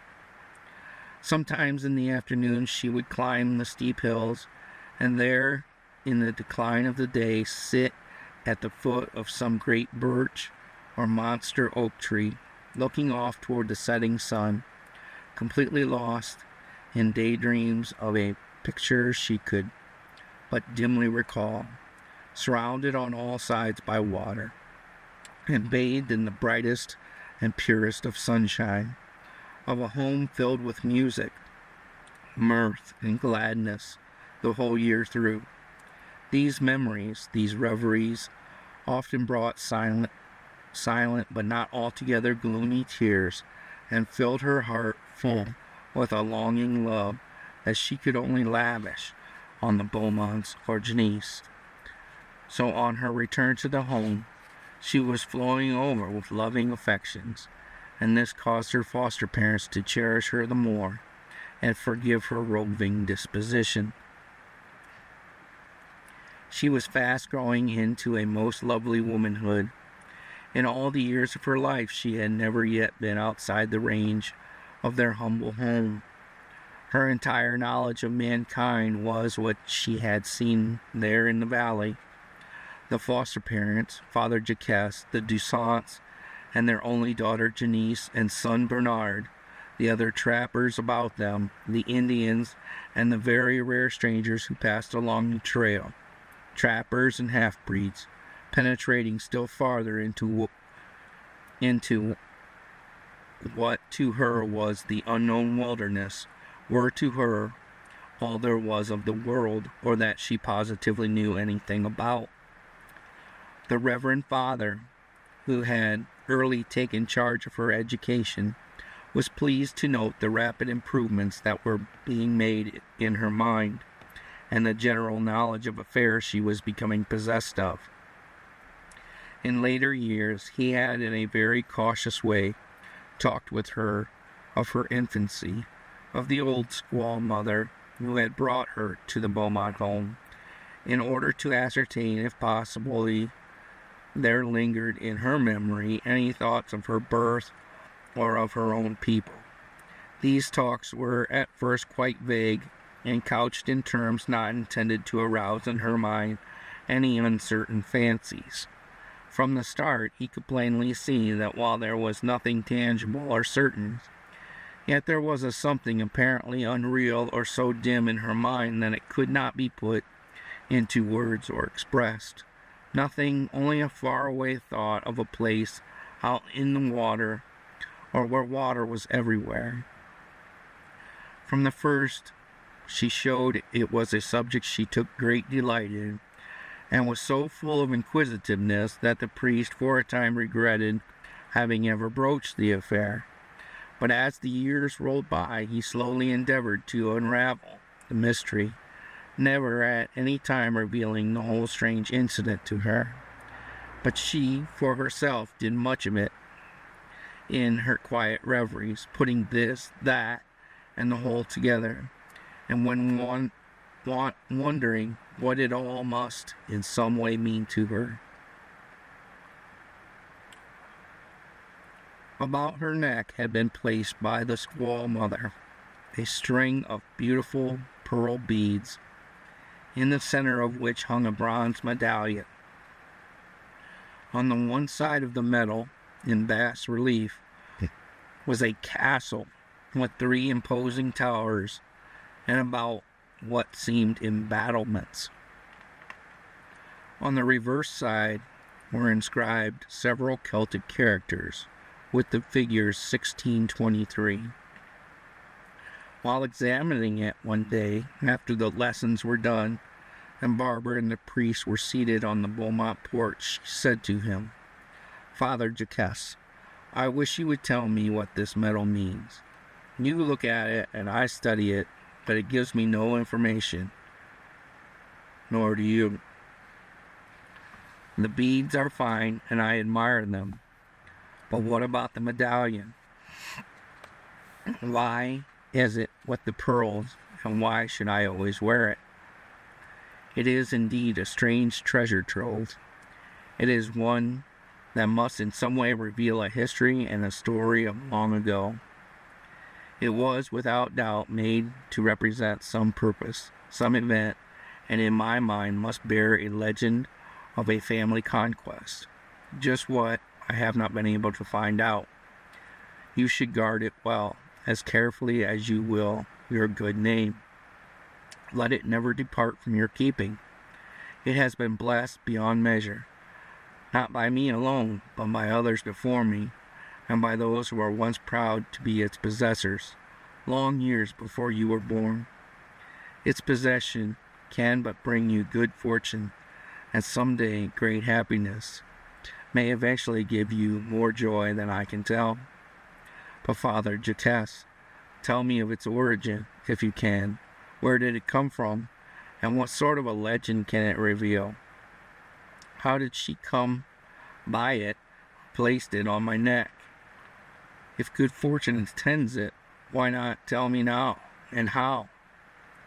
My dear child, the priest replied, that is beyond my power, to tell how good fortune may come, save by obeying God's laws, by trying to be pure and holy, is not given to us poor mortals. That its legend is one of honor, I have no doubt. How or why must be left for time to reveal to you. It must have been given to you by those who loved you dearly. It was, in my presence, placed about your neck by her who, when dying, blessed it and you. It was no doubt given you by someone as a legacy from an honored family, whom she did not know, of course. I was besought to teach you its value and bid you wear it always next to your heart. Whence it came was not revealed to me. Only see that you guard its safety well, and ever keep it in your possession. I would trust it to no one save those you love and whom you know love you, and only then when necessity compels you to. It is also strange to me that I cannot comprehend it, how it can have anything to do with my future life and happiness I cannot understand, but I shall do as you ask, and shall remember your instructions, hoping that it may some day reveal to me that which I so long to know. This talk made a deep impression on Barbara's mind, and it was much strengthened by an incident that occurred quite accidentally.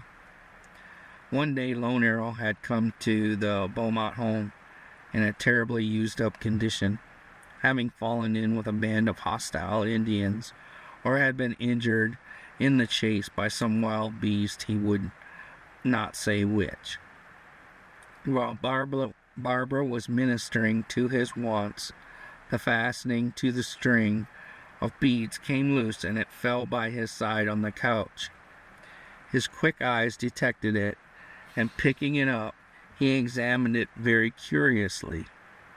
In a few seconds, having satisfied his curiosity, he handed it to Barbara, saying to her, "White Flame is good squaw, heap good to Indians. She brave too. This is heap pretty trinket. You keep. Don't lose it. It's mine, Lone Arrow. Do you know what it means?" "Ugh, no. Think I saw one like it once, way off." "Oh, Do you think you did? Can you tell me where? And do you know who had it? Oh, Lone Arrow, can you tell me anything about it? Don't know anything about it. Maybe I saw one, maybe not. Can't say now. It was so long ago. And that was all the information she could get from him. Just enough to arouse her curiosity. After that, she thought it more strangely wonderful than ever before and examined it more often. Indeed, she wasted hours in the endeavor to evolve some meaning from it, and all to no purpose whatever. It was in one of these moods that we find her one day in September in the year 1812. All through the morning, and now away into the afternoon, she had lingered about the blue banks on the opposite side of the river from her home. It was one of those occasions when she wanted to be by herself. She had taken her work with her, and with that and her musings had passed the time until now the shadows of the lingering day began to make long figures on land and water. Alternately, she had employed her time with work and in studying over that meadow. She had descended the banks an hour before, and seated in her canoe, had sang over her small store of French and Indian refrains, and at last was preparing to return to the home. She was just approaching a great clump of bushes that lined the water's edge at the foot of the high hills, and there she again hesitated in her reveries, holding on by one hand to the bushes. Finally, letting go of her hold of the willows, she took up the paddle and was about to give the canoe a shove out into the stream when, up above her, she heard first 1, 2, 3 shots. Then the wild, exultant yells of Indians. What could it mean? The shots might not mean much, but what about the yells? Who could they be? Not friendly Indians, surely. Possibly hostiles. When she first heard the shots, she took it to be some of Lone Arrow's people after game. But when the shouts immediately followed and rang out clear and shrill on the evening air, her heart stood still for the instant. Then, with a supreme effort, she put the paddle deep into the water, and with one push sent the canoe up into the cover of the bushes, hiding it and herself completely from view, and then waited. But she did not have long to wait nor wonder, when an incident happened that changed the whole tenor of her present and future life. An incident so strange and startling as to almost paralyze her with its wonderfulness. End of chapter 3.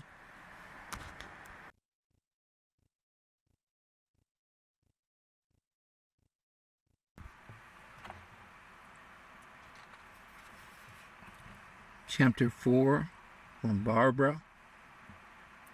I like a poem or a song, and a bit of history can't be wrong, with just a hint of mystery. Hadley. As governor of the great Northwest, General Harrison in 1811 passed through a most serious campaign in the valley of the Wabash, the final battle of which was fought and won at Tippecanoe. From that contest he obtained much valuable knowledge of Indian warfare, so that when he was commissioned a general and was given full command of all the forces to be used in all that region of the country, including the Sandusky and Maumee valleys, with absolute power to act as occasion and circumstance might require, it was with much tact and considerable knowledge that he set about his work in 1812 and 1813 of teaching the Indians under Tecumseh and the invading British soldiers under General Proctor some lessons in warfare that they had not before received. The defeat and surrender of Hull, whose actions have often been seriously criticized and censured, both by those in authority and as well by others who are in a position to make them familiar with all the conditions and circumstances, had once more created a boldness on the part of the Indians and their allies, the British. Consequently, when Harrison assumed his new command and took the field in person, it was with a full determination on his part of penetrating the Sandusky and Maumee valleys their entire lengths and driving from them every vestige of the enemy. With this object in view, and with the understanding that it was no easy task, that he had before him many long and weary marches and some severe battles, he once more started out to penetrate the wilderness toward the north. Early in August 1812, he was at Cincinnati in command of a large force of infantry, artillery, and mounted men, fully prepared to push his way down through the valley countries to the very head of Lake Erie if need be. A large portion of his troops were regulars with Ohio and Kentucky volunteers. Among the latter were 3 companies of mounted troopers under the command of Captains Roper, Bacon, and Clark. With one of the companies was a lieutenant named Beveridge, a fine specimen from the Bluegrass region, whose home was near Lexington, and whose father before him had been a soldier, a commissioned officer under General Wayne in the campaign of 1794. These mounted troops were nearly all vigorous young men, and proved to be of great value in the campaign that followed.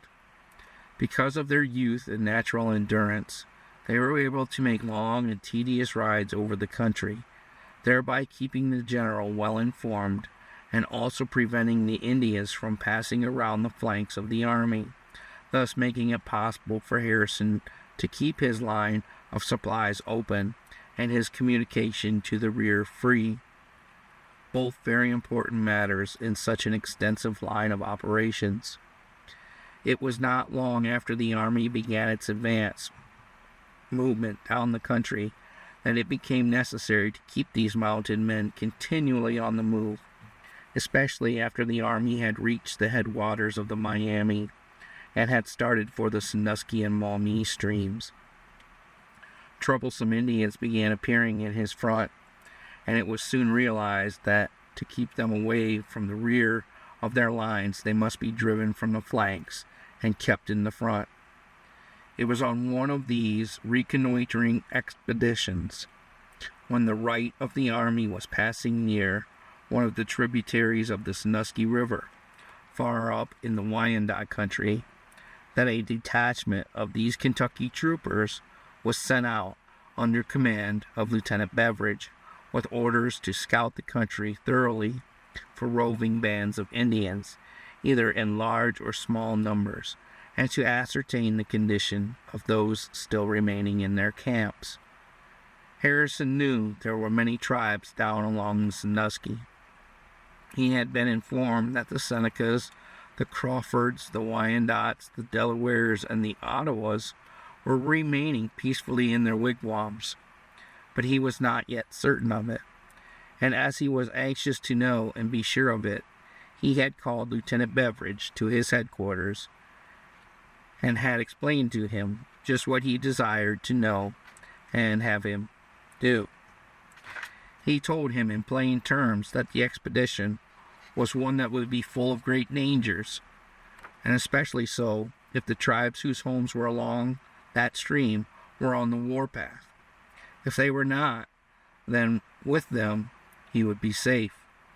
He explained to him also that somewhere down the valley were the neutral nation tribes, and if he should by any sort of chance fall in with them or any of the other peaceful Indians anywhere along the stream, he was to meet them in all friendliness and give them tokens, trinkets of friendship and peace from him, the general. And after having explained it all most thoroughly to the lieutenant, he said to him, "Now I would like to have you go on this expedition.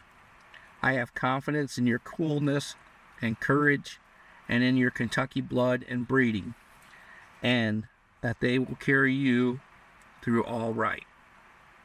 But I tell you frankly of the dangers you will incur in case the Indians in that direction are up in arms. If they are, you are to return as soon as possible after having obtained all the information you can as to their movements and numbers. If they are peaceful and you meet them with presents, you are safe so far as they are concerned, and you can proceed on down the valley." "General," replied young Beveridge, "I entered the army for this campaign expecting dangers and hardships, and I should prove false to myself if I were now ready and willing to accept them when they offer themselves in the line of my duty.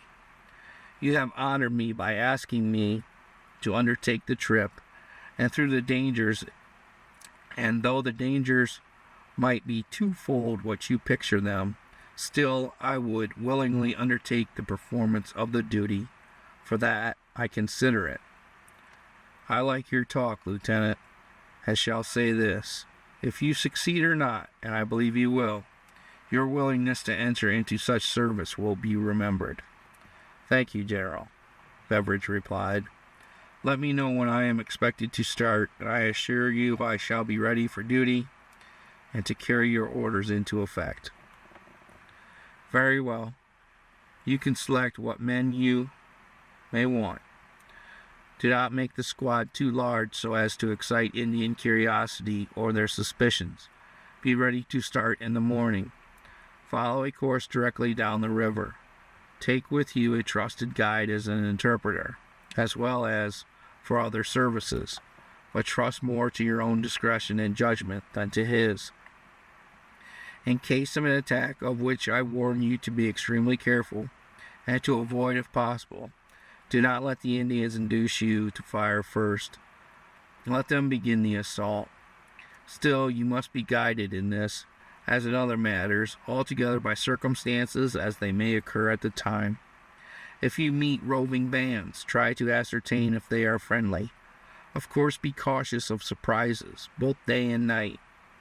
Above all, avoid being captured. Keep out of their hands in some way, if they should attack with numbers greater than your own." "Thank you, General.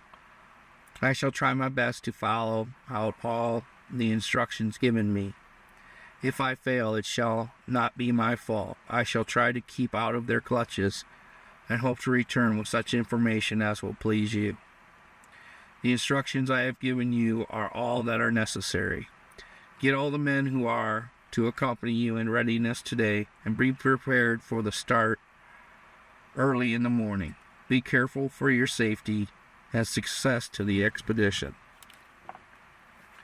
Shaking hands with the general, the lieutenant took his leave and spent the balance of the day in preparations and in selecting men whom he knew the best, as well as in securing good horses. With light, happy hearts, 8 of them set out in the morning of a most beautiful September day, full of hope and confidence. It was the most glorious season of the year, and their ride, as they proceeded along through the country, seemed more in the nature of a pleasant excursion than one connected with war movements. As they passed on down the stream, the valley opened up at almost every turn with new and unexpected scenery. Not only was it picturesque and peaceful, but it was gloriously grand. It was a new country, full of fascination and surprises. Game and fish were found in abundance, so that their wants were more than supplied, and all along the woods, the banks, and the streams seemed filled with romance and happy incidents. They found the Crawfords, the Delawares, and the Wyandots all in their camps in a peaceful disposition. Some of their ambitious braves had deserted their tribal relations for the time and were in arms with the contending Tecumseh. Through the guide, Lieutenant Beveridge expressed to the Indians in camp the good wishes and friendly feelings of General Harrison, and gave them a positive assurance that they would not in any way be disturbed. The pipe of peace was brought out and smoked, and any quantity of presents were distributed among the chiefs, braves, and squaws. Their peaceful attitude led the lieutenant to imagine that his whole trip was to be filled with pleasant greetings, and his duties to be accomplished with ease and comfort. From the tribes they had visited, much information was obtained, while considerable knowledge was acquired by their personal observations. Beveridge was highly elated with his success so far, but for the desire to meet the tribes of the neutral nations, or at least to be certain of their attitude, was ready to start on his return trip to the army. Especially was this so after he had met and talked with the Seneca Indians. But he decided, since everything had been so extremely pleasant, to push on down the stream toward what he was told was the lower rapids of the river, at or near where the neutral nations lived. He felt, from what the general had said to him about these people, that their attitude was of considerable importance, and since he was now so far on his way toward their homes, and as nothing had been met with that in any way interfered with their proceeding, it appeared only as a matter of a few more miles of ride to go on, and thus cover the whole territory laid out in the general's conversation and instructions. So, after having concluded their visit with the Senecas, they turned their faces again toward the north, and proceeding on down the banks of the river, full of hope and buoyed up with the thoughts that soon their journey would be at an end, and that they could return to camp full of information, and the further statement that there were no hostile Indians in the Sandusky Valley anywhere. Some 10 or 12 miles up the river from Old Lower Sandusky, the troopers sighted a band of Indians who were evidently at the time going north, the same as themselves. When first discovered, they were still a mile or two farther down the stream than the soldiers. The scout had thought he had seen a smoke curling up from one of the high banks early in the morning, and since then the troopers had been proceeding with great precaution, with a view, if possible, of ascertaining who they were and what their mission. Having thus far met only friendly Indians, they inferred these might be the same. On closer inspection, they saw the Indians were on horses, that there were some 20 of them, and no doubt a marauding party, more than likely from the Tecumseh forces. The troopers up to this time were of the opinion that they had not been seen by the Indians, and the lieutenant had about made up his mind to cross the stream and from the other side try to watch their movements. However, they were soon made aware of the fact that the Indians were deceiving them, for at the first opportunity the savages cut into their rear and began following them on down the river. Lieutenant Beveridge was sure then that they meant mischief, and when they later attempted to cut them off from the river, at the suggestion of the guide, he ordered a dash made for the banks, with the intention of making a crossing at all hazards. He remembered his instructions to avoid firing on Indians as long as it was possible to prevent doing so, and as the party greatly outnumbered his own, he considered discretion the better part of valor, for a time at least. When the troopers started for the river banks, the Indians made a rush for them and fired several shots. Then the lieutenant ordered his men to fire, and a general skirmish ensued. The troops slowly retreated on down the stream, watching for a favorable chance to make a ford, the Indians following and doing all they could to prevent their making the crossing. Beveridge now realized that all that could be done was to either continue retreating on down the river or make a bold dash and try to cut their way through the lines, and the latter he decided to try. At the moment he gave the order for a charge, the Indians, seeming to divine the movement, made a dash for the soldiers. The result was that before Beveridge was aware of it, he and one of his men were cut off from the balance of his command. They were slowly forced farther and farther away, while the remainder of the troopers were held at bay by the main body of the savages. All he could do was to keep up a running fight in an effort to reach the banks, hoping that finally he would see an opportunity to cross the stream and again take his way back on the other side. The Indians all the time endeavored to keep the lieutenant and his companion as far away from the banks as possible. At last, at what was called Ball's Ford, one soldier made a bold dash for the stream. And when near it, his horse was shot, and he was taken prisoner. The lieutenant turned in his saddle, and seeing the incident, for an instant thought to return to the corporal's rescue, but seeing he was greatly outnumbered, kept on his flight, firing as he went. Alone as he was now, he determined at the next opportunity to make a desperate dash and jump the banks at whatever of hazard it might be. Just at that moment he passed around the point of a low marshy piece of ground, and as the Indians were well in near the shore, and he well out, he saw an opportunity to reach the banks on the other side before they could. Putting spur to his now fast fagging horse, he made a dash toward the river. Feeling that he was within a few rods of it, he again turned in his saddle and sent another shot at the foremost savage, and had the satisfaction of knowing he had disabled at least one more before he would, in all probability, be made a prisoner or break his neck jumping over into the stream. Then, when he was almost certain of success, down went his horse. Freeing himself from the stirrups, turning and sending a last parting shot at one of his pursuers, he struck out on foot. The Indians, knowing the locality and the height of the banks, now felt sure of his capture.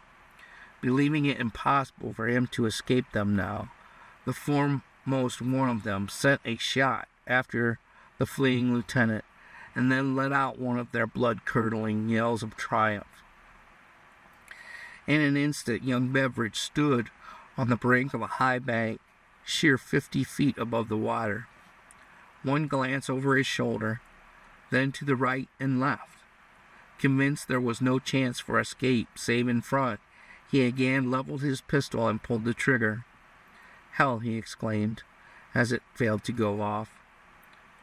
On came his pursuers. Not an instant has he to spare. It is now or not at all. In a flash he unbuckled his belt and let it and his sword drop to the ground. Then, without another second's hesitation, he sprung over the bank and disappeared as suddenly and completely as if he had been swallowed up by the earth.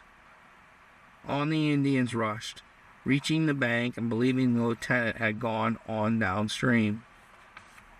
They took to the north, hoping now that he was afoot, soon to overtake him.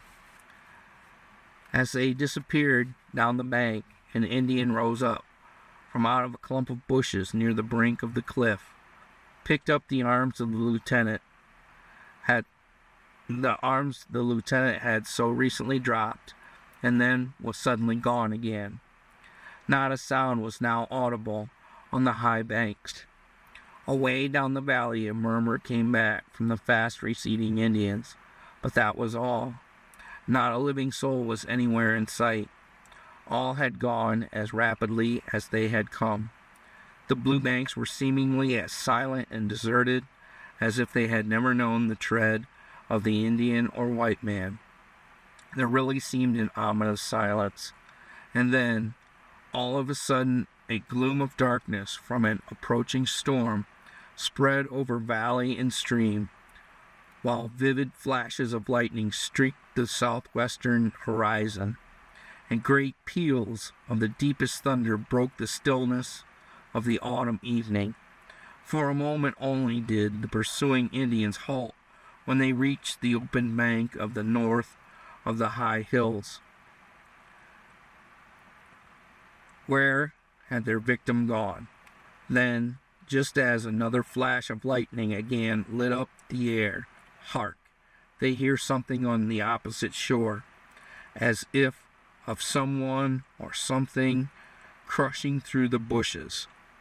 Another flash and peal of deafening thunder, and they saw, or thought they did, the form of a crouching figure, running rapidly down the other shore. It's the lieutenant. He has swam across, and they are off again in an excited chase.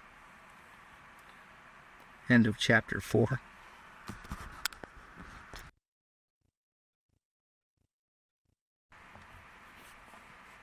Chapter 5 of Barbara. There are things of which I may not speak. There are dreams that cannot die. There are thoughts that make the strong heart weak, that bring a pallor to the cheek and a mist before the eye. Longfellow. A sudden jump, a flight through the air. Great God, would it never end? Then Lieutenant Beveridge struck, feet first, in the stream below, just beyond a heavy growth of bushes, at the foot of the cliffs from which he had sprung to escape the Indians. When he came to the surface, he clutched at something near him, which he thought was the end of a paddle. As he did so, and as he grasped it with his hands, he heard a low, sweet voice say, in a tremulous tone, "Hush, hold fast and keep still." The admonition was promptly obeyed, and on getting his breath and his eyes freed of the water, he heard the mutterings of the Indians far above, but could not see them, as he was hidden by the high banks and beneath the bushes. Gradually he worked his way along by means of whatever he had hold of until he was well under the chaparral, all the while feeling that someone, not an enemy, must have hold of the other end. Then when he had reached the edge of a canoe, he took one look into the still further cover of the willows and beheld his captor. Great heaven, could it possibly be a woman? Probably a white person, and as likely as not a squaw. He could not tell which, and if his life had been the forfeit, he would have done as he did, ask, "In heaven's name, who are you?" "Hush," was all the answer he heard, so soft and low, he could scarcely comprehend its meaning, and he was utterly at a loss as to what to do. But he saw a face and form that would entrance a man, even under such unfavorable circumstances as this one was. A face slightly bronzed, either by exposure or nature, yet showing the fresh bloom of youth. An arm bared almost to the shoulder and of perfect mold. A form, ye mortal gods, he thought, divine enough for an angel. And a flow of auburn hair, about a neck of which Diana herself would have been proud. He saw all this at a glance, then realizing all at once his imminent peril, as he had not before, his eyes began closing in spite of all his powers. He felt his hold on the paddle giving way. He was sinking. He knew it, but was unable to prevent it. Just then something grasped him under the arm. Then all became a blank, and as he sank out of sight, he heard the sweetest of voices say, as if it were a way off, "So low, so low." And when he came to, when next he was fully aware of himself, he was completely lost as to his surroundings and his whereabouts, and for that matter, as to what he had gone through. How long he had been thus oblivious to all occurrences he could not tell. Indeed, then, if he were really alive, he could not well say. Where he was, he could not make out. If it were day or night, he did not know.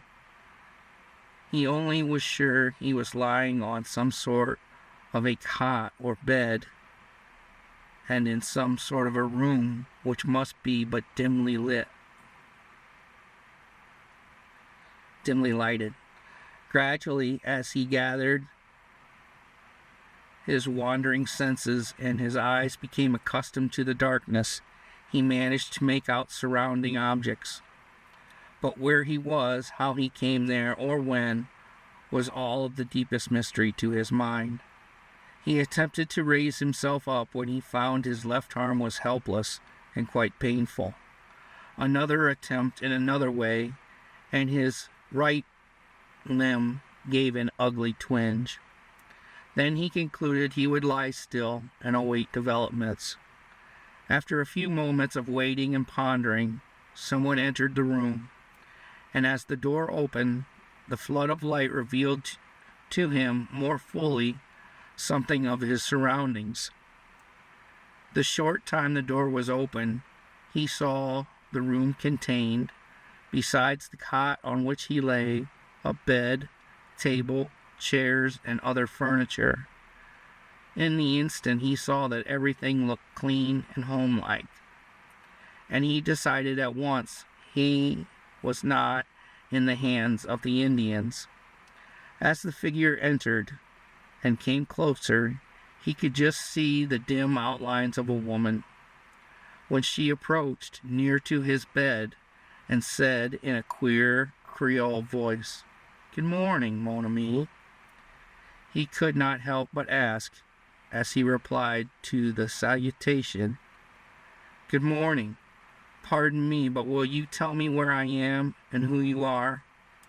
"You are with friends," was the reply, and it was said in a soft, tender voice, "You must try to keep still yet for a time. You were so badly hurt by your fall last night. Besides, you are wounded. Soon now you shall have some breakfast, and after that you will no doubt feel so much the better." But the young man's curiosity and desire for information were not yet satisfied, and again he asked, "But how did I get here? I have been dreaming or something, that I was drowned? But it certainly cannot be so, for all now appears so real." Yet so dazed was his mind that for a certainty he could not have told if he really were alive or not. "Oh no, it was not nearly so very bad as that, but I guess by what they have told me, you came very near it."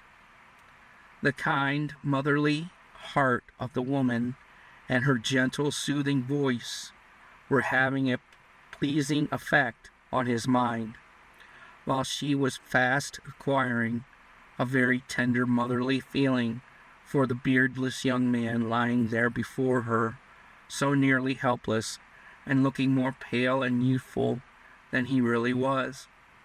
Just then, before Beveridge could formulate any further inquiries, there was a rap at the door, and to the mother's "Come in," it opened again, and Barbara entered.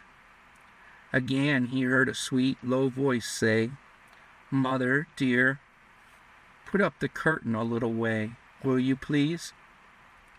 Then, when the light came in undisturbed, and as Barbara approached the cot with a tray in her hands, the whole event of the day before began to take form in his mind.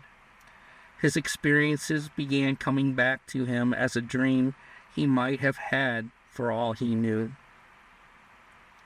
And he was so completely confused that when she addressed him with, "Good morning, mon ami," he had to try hard the second time before his tongue found its cunning.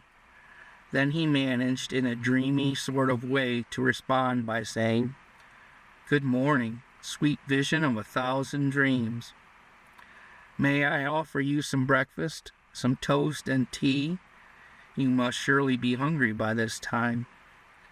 "May you?" said Beveridge, as if he were surprised at the request. "Yes, offer me anything, and I shall willingly take it. Only before I am consumed with wild curiosity, please tell me while you sit here and I eat, where I am, how I came here, and if you will you and your people are." "Ah, monsieur, one question at a time, or I shall surely forget a part of them," said the maiden. And then she proceeded to arrange the tray on the chair close beside him, and drawing another nearby, sat down. "To begin with, and now you must eat, if I am to talk," she said, as she noticed that the lieutenant was watching her and paying no attention to the breakfast. "In your hurry," she resumed, "to escape from a few Indians who for some reason were overly anxious to make your acquaintance, you must either have fallen or jumped off the blue banks, just below our home, on the other side of the river from here. I chanced to be near at the time, with my canoe, so near, in fact, that when I saw you coming down, I feared you would alight on my craft and ruin it. Then it was you whom I saw in the bushes," said Beveridge, unable to wait longer for her story, and as if the whole affair was being fully revealed to him. "Yes, and when you saw me and I you, it was a most wonderfully terrified expression that you had. When you came close to the canoe and beheld me beneath the bushes, you looked anything but pleased. In fact, you appeared to fear me as much as you had the Indians. In the meantime, while this conversation was going on, the mother had, with a deft hand, so arranged the almost helpless young man that he could assist himself to the edibles, and, after passing her hand over his forehead, to push back a fallen lock of his almost raven black hair, just as a mother would have done to her own son, she had gone out and left Barbara to tell her story undisturbed. As Barbara smiled at the thought of his fear of her, Beveridge looked up with his deep blue eyes wide open, and with a wondering and inquiring stare, caused her to say, "You will really have to excuse me if I smile now." Then there was no time to do so, as you kept me pretty busy for a few moments. But it did seem to me then and now that when you saw who it was had hold of the other end of the paddle, you just took on the most woeful, woebegone look, and were determined to prefer drowning to being rescued. Now, truly, say if it were not so." "No," said the lieutenant, after a brief hesitancy, and he smiled to see the happy expression come and go on the face of the young woman, so close beside him, and he hesitated as if he did not know just what reply he should make. Then he continued, "No, I hardly think it was from fear of you, at least. You see, I must have been surprised at finding such a deliverer in such an unexpected place and manner, and especially when she was so divinely fair. No, it was not fear, but I do believe it was a clear case of enchantment." "Ah, mon ami, that was very nicely said. But tell me, why did you not try to save yourself, instead of becoming so very heavy that I could scarcely get you into the boat? Was that all astonishment? You perhaps have never all of a sudden and unexpectedly dropped into the presence of the Queen of the Fairies. I have just once, and do you know, I must have been filled with doubt as to what my fate was to be for the intrusion. Well, please do not try the same thing again, for really, it was all I could do to keep you from going to the bottom of the river. How did I get here? If those hills are on the other side of the river, how came I here? What an inquisitive man you are. Indeed, you did not float over, for your great inclination was to sink. You certainly did not walk. Somehow I managed to get you into the boat, where you lay, oh so still, so very quiet that you made me afraid myself. Then, when it was certain the Indians were out of sight and sound, and while the electric storm was raging and the rain coming down in torrents, I ventured out from the cover of the bushes, crossed the river, and oh, what a relief it was to meet Father Beaumont at the mouth of the creek, waiting for my return. Really, you were too quiet to please anyone, and did not appear to care to extend our acquaintance very rapidly. Then, when Father was over his astonishment at seeing you lying in the bottom of my boat, he picked you up and carried you to our home, just as he has me oh so many times. And here you are. After a time, when Mother was over her fright, with the aid of Father Jacques, they succeeded in binding up your hurts and injuries, and they both say if you remain very quiet for a few days, you will have recovered, and be able to again rejoin your companions. Until then, within our rude home, you are a welcome guest. To our humble fare you will have to submit. Such as we have, give we unto thee, in true sincerity. All this while, as Barbara sat and talked, Beveridge lay as one in a trance, scarcely breathing, with fear that if he spoke or moved, he might thereby disturb her conversation. His gaze was fixed upon her fair young face. She had a most pleasing musical voice, which was added to very much by the smoothness of her French education. The intonations were perfect and full of an excellent expression. It not only surprised him, but he felt he could enjoy listening to her all day. When she did stop and noted his steady gaze, her eyes were at once downcast, as she wondered if she had been too communicative. To you, fair maiden, and to your bravery and the kindness of your people, I am indeed indebted for my life. But for you, I am sure I would not be here and able to express my gratitude. And although I should live 1,000 years, I shall not be able to repay you. All my life shall I remember you, and try in some way to requite the debt I owe you for my preservation. You must try not to get excited now that the affair is all over, said Barbara, for the lieutenant's speech was really full of fervency, to say the very least, as she feared that he might overexert himself in some way. She did not know how. And so she replied, try to remain as quiet as you can for a day or so, especially if you are anxious to recover. I know you must be desirous for the welfare of your companions, and to rejoin them. Your danger may not yet all be past, but we hope it is. For some time there have been roving bands of Indians about. They have been passing this way for some days.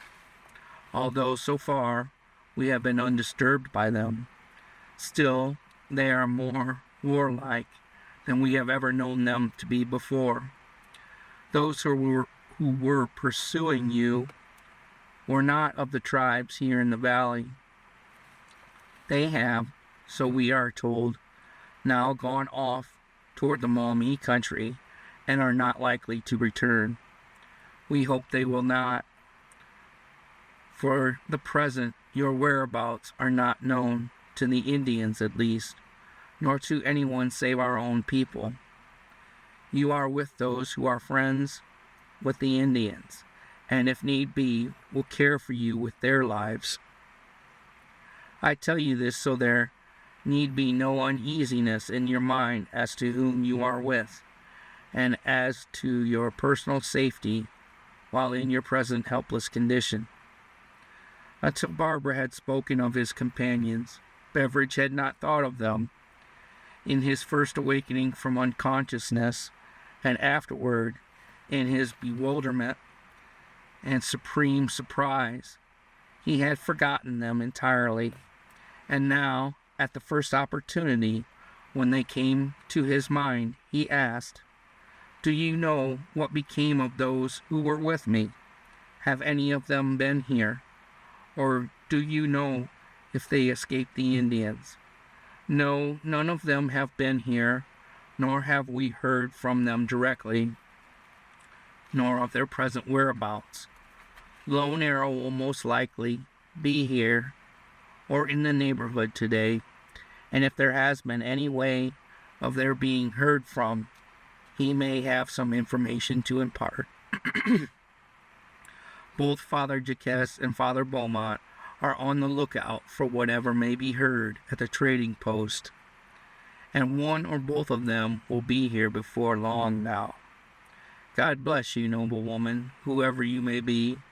To me you appear as a rescuing angel, sent by a kind providence to save me from positive death. As he said this, he took Barbara's hand, which lay on the edge of the couch, and in an instant, in true cavalier style, had carried it to his lips and pressed it with a kiss. A flush of lovely maidenhood mantled the shoulders, neck, and face of the surprised Barbara at the sudden act. Yet, while it was a surprise to her, it did not anger her. It was a gentlemanly act, one any man is justified in committing in true gallantry, as she felt it had in that spirit been enacted. For all that, it was a surprise. To her it was the first touch of a white man, and was as strange to her as her own nativity. It was more. It was a new revelation. It was the opening of a new life.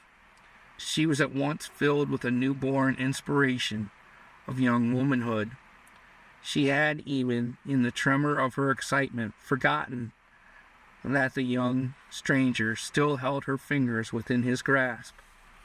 Slowly she withdrew them, hesitating to sever a bond of so much newfound pleasure. Gradually, even with a reluctance on his part as well as hers, they were released, and as she started to go, the blush yet resting on her cheeks, she said, "I must go now, for a time at least. Soon Father Beaumont will be here, and he will no doubt be able to entertain you with some sort of news of your companions. Until then, rest easy, and do not let any noises you may hear outside disturb you any more than possible. We shall try and keep everything as quiet as we can, and more than likely you can get a sleep that will do you much good." And, as she arose from her seat and started to leave the cot, she carelessly, like the mother had done, put her hand on his forehead and brushed back a lock of his hair. "Be assured we shall try in some way to get word to your friends." That touch upon his brow, like the tremor of her hand when he held it, had captured him completely. He was her captive, and she could lead him where she would. It was a simple act. The mother had done the same thing when adjusting the pillow under his head, but it had not affected him so. Barbara's touch had gone through him like an electric shock, and when she turned to go from the couch, he again reached out and caught her hand, and in the pleading tone and in deep earnestness said, You will come again soon, will you not? Yes, mother and I shall try not to let you grow too weary of your forced stay with us. Take a little rest now, if you can. It will help you to recover the sooner. And when Father Beaumont comes home, he may have some good news to impart. Then, lowering the curtain, she passed out of the room, closing the door behind her. As she did, it seemed to the lieutenant that the light of his soul had gone out with her. His heart was in a strange condition of expectancy. He was filled with a strong desire. He knew not what, nor why. The face, the sweet voice of Barbara had struck home, had entered his very being. What was she, he pondered, that she should thus so completely overcome him? True, she it was who had saved him from death. He knew that, and was so full of earnest gratitude he could not express his thoughts to her. So sincere, he did not know how to speak his thankfulness. But this other feeling, what of it? Could it be something beside his thankfulness? Beyond gratitude? There was another, he was sure. Then he asked himself, do I love her? And from sheer exhaustion, and in the midst of all his ponderings, he fell into a deep and refreshing sleep. And what of Barbara? She had gone into the room a young, and to all appearance, a thoughtless, happy girl. In that short hour she had passed through a strange transformation. She had dropped her girlish spirit, and in some way had taken on the thoughtful and more mature aspect of a noble woman. There before her, almost helpless, and in a very great measure dependent on her, lay the man she had rescued from death. But for that one strange incident that she was there at the foot of the cliff, he would, she knew too well, now be lying at the bottom of the river. She had saved him, had brought him to her home, to be cared for by herself and her people. All this until now, without a thought of his or her future. And now what? Think as she would, as she did, and the more she thought, the farther she was away from a solution. In the midst of these reveries, she had wandered from the house, down the creek bank that ran along in front of the house and emptied into the river below. She had seated herself beneath the broad spreading branches of the vine-covered beach, and had drifted away off into another and a newer daydream, one that had never before occupied her mind, and was so deeply absorbed that she had forgotten herself and all her surroundings. Who was he? Had she asked him? No, she believed not.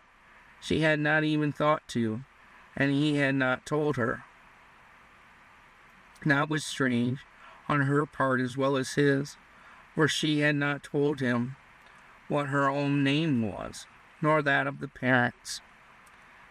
And now, when she came to think of it, she was anxious to know all about him, his name, of his home, and everything he could tell. Yes, she would ask him, if he himself did not speak, the next time she was with him. She was buried thus in deep thought when her one special friend, Janice, slipped up behind her and clasped her arm about her neck, gave her a girlish kiss upon the cheek. The touch brought Barbara to with a great start as Janice exclaimed, "Ah, ma chérie, Barbara, where have you been all the day? Twice before I have been looking for you, and nowhere could you be found. And so was Bernard on the lookout for you. Nor yet could he see you about. Were you so very busy, or have you been sick, ma chérie?" Thus she rattled on, her rich French voice and accent, and her loving nature completely upsetting Barbara and all her reveries, flooding her with inquiries and not giving her a chance to make a reply to half that she asked. Always had Barbara been glad of Janice's companionship, but at this particular time she would have preferred to have finished out her thoughts without interruption. But now that they were gone, scattered to the winds, she made room for her on the log beside her, pulled her down, and with an arm about her waist, they were very soon busy exchanging their small stock of information, such as young people always have in their possession. Finally, after having studied Barbara's face for several moments, Janice exclaimed, "Why, Barbara, dear, whatever is the matter with you? Your cheeks, they are so red, as if you had the fever, and you are very peculiar. You act all the time as if you did not hear the words I am speaking. Come, dear, are you sick, or what is the matter?" "No, my dear Janice, I am not sick. Rather, I am so happy this day that I feel like—" She was on the point of saying being left alone, when realizing how unfriendly that would sound, she continued, "Really, my dear Janice, I do not know what, but I am not sick. Yet somehow, if I tried the least bit, I should cry over nothing, but I am not going to." "But whatever happened? I never knew you to be in such a mood before, nor to say such things." "I know something has occurred. Come now," Janice continued after a short pause. "If you are happy, let me be happy with you. If you are ill, and that is what I fear is the trouble, tell me. You will soon make me unhappy if you do not." "Janice, dear, I am not sick. Do you really think I look like it?"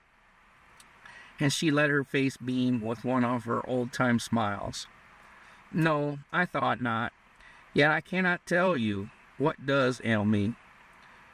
It is not that I do not still love you, my only dear friend. It is, why, really, Janice, I do not know what to say to you, only I feel in some way oh so happy." Putting her arm about Barbara's neck, and as fond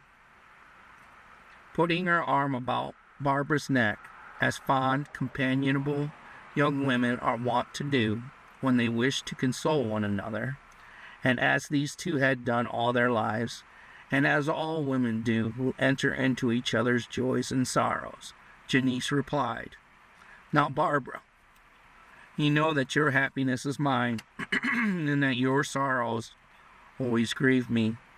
Let me now share as ever your thoughts, be they happy ones or otherwise. May I not possibly be able to make you still more happy by being so myself, and by being able to help you?" To these appeals of her lifelong friend, the heart of Barbara was too strongly touched not to reveal her secret, and so she proceeded to tell her of all the strange experiences of the past few hours that now appeared like weeks. It was so very singular that I should have been there at such a time, so much later than ever before. When I heard the shots away up on the hill, at first I took them to be some of Lone Arrow's people, and thought little of them, but they were followed soon after by the yells of triumph, and then my heart stood still with fear and wonder.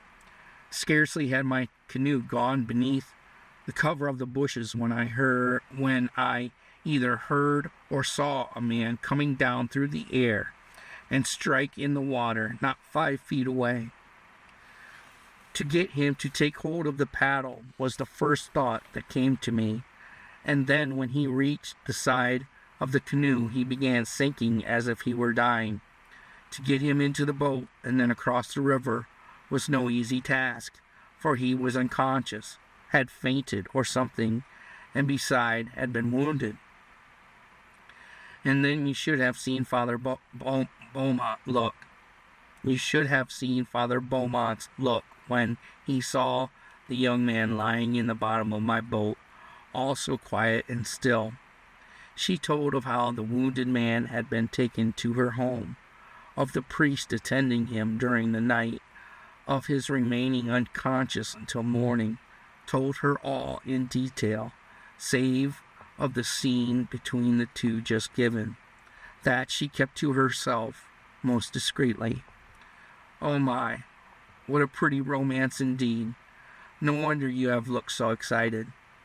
It is enough to make one want to laugh and cry both. Myself, why, I should not know how to act. And to think you were not going to tell me. Isn't it all so lovely? Say, Barbara, is he tall? Is he handsome? And a soldier? Come tell me, what is he like? And what is his name? It is all so wonderful. Finally, stopping more from exhaustion than to give a chance for a reply, when she did cease, Barbara said, I have not learned his name yet, indirectly to all the questions, echoing the thoughts that had so recently occupied her own mind. Nor do I even know where he comes from. If he is tall, or if he is handsome, I cannot say. All has been so strange and startling since his coming that I can hardly say what he is like. Well, said Janice in a tone of astonishment, for it was all most wonderful to her, and of so marvelous a nature she could scarcely comprehend it all. Well, she repeated again, as if yet not fully understanding the purport of the whole affair. It is most strange indeed, but I tell you, Barbara, he could not come to my home and remain there so long as he has at yours, without my knowing his name, and if he were tall or short, handsome or not. I am sure now, Barbara, that you have been too much excited for your own good, and that is what makes your cheeks so very red, much more so than usual. But who could help it? Why, I myself would be bubbling over with the strange excitement of the event. I would go telling it to all my friends, to everyone I met. Oh, I could not keep the secret. Possibly you would, said Barbara, not waiting for her to finish, but that is what we do not wish done just now. For do you not see, my dear, that might put the Indians on his track again. No, that would not do, would not be wise, surely. I had not stopped to think of that, only of the strange incident, of the undefinable pleasure of having a strange young man in the home, and one whose name you do not know, one whom you had never seen before, and to come in such a strange manner. Why, Barbara, I do not wonder at your being excited. When I come to think it all over, I am very sure I could not contain myself, not half as well as you have. Yes, said Barbara slowly, as she sat down again and let her thoughts run over the strange event. And then Janice began a string of inquiries, compelling Barbara to once more go through the whole affair, explaining it in all detail. And so the two talked on for an hour or more on the same topic. It was a wonderfully strange affair, surely. Who of them all had ever dreamed of such a thing? In all their quiet life there in the valley, some startling things had come to them, it was true, but nothing like this. Usually it was a humdrum existence, but here was a mystery deep enough to arouse the curiosity of any community. No wonder if Barbara's cheeks were flushed, and it was not strange if Janice too was full of excitement and questions, for she was ever overflowing with energy at all times, her warm French nature showing in every vein of her body. Dark of complexion, vivacious in the extreme, petite of form, and with a disposition made up of love and kindness, she was just the opposite in many things to that of her companion. The one would go wild over some incident, while the other wanted to sit down and consider and think of it. no doubt as much impressed by the circumstance, but affected in another way. They were still thus engaged in comments when Bernard, the brother of Janice, came upon them and broke into their retreat beneath the vine-covered tree. "Well," he exclaimed, as if in surprise, "I have found you at last. Everywhere I have been looking for you. Whom are you hiding from?" "Oh, from you," said Janice. "You have been doing the hunting and we the hiding."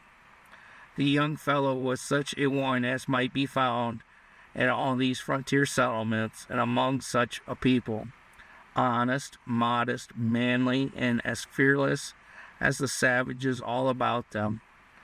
Unaccustomed to the companionship of women, even with his own sister, he was different and of a retired disposition. He admired Barbara and had often, in his abashed manner, sought her company, while she had for him that kindly feeling of friendship which must of necessity exist under their home circumstances and associations. Her esteem had never once thought of going any further. Affection for him had never once entered her mind. She liked him and his company well enough, for he was entertaining in a way, but she preferred him always when Janice was present also. Not so with Bernard. He admired Barbara and could not help showing it. Yet he was of that manly disposition which kept him from imposing himself on her.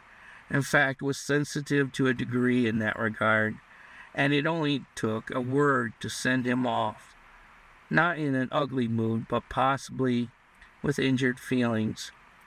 He was wise enough, as he grew older, to see and understand that beyond the bonds of a true friendship, she had little or no sentiment for him. He loved to talk with her, and sought and made opportunities to impart to her any and all information that came to him, giving it to her first, if possible.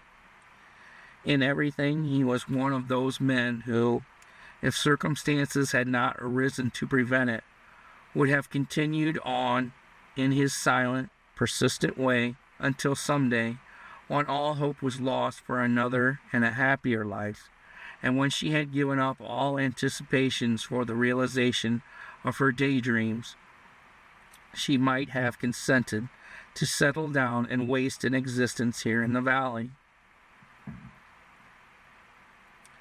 Barbara knew his nature well, so that now, when he came to them, she was sure he had something of news to impart, and she was quick to reply to Janice's little bit of repartee by saying to him, "No, Bernard, we were not hiding from anyone, not from you, I assure you.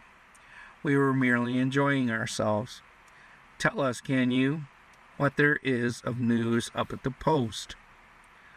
"Oh, there is lots of news this morning. They are telling of a man who jumped off the Blue Banks last night in order to escape some Indians who were pursuing him, and who some think was drowned, and others that he got away from them."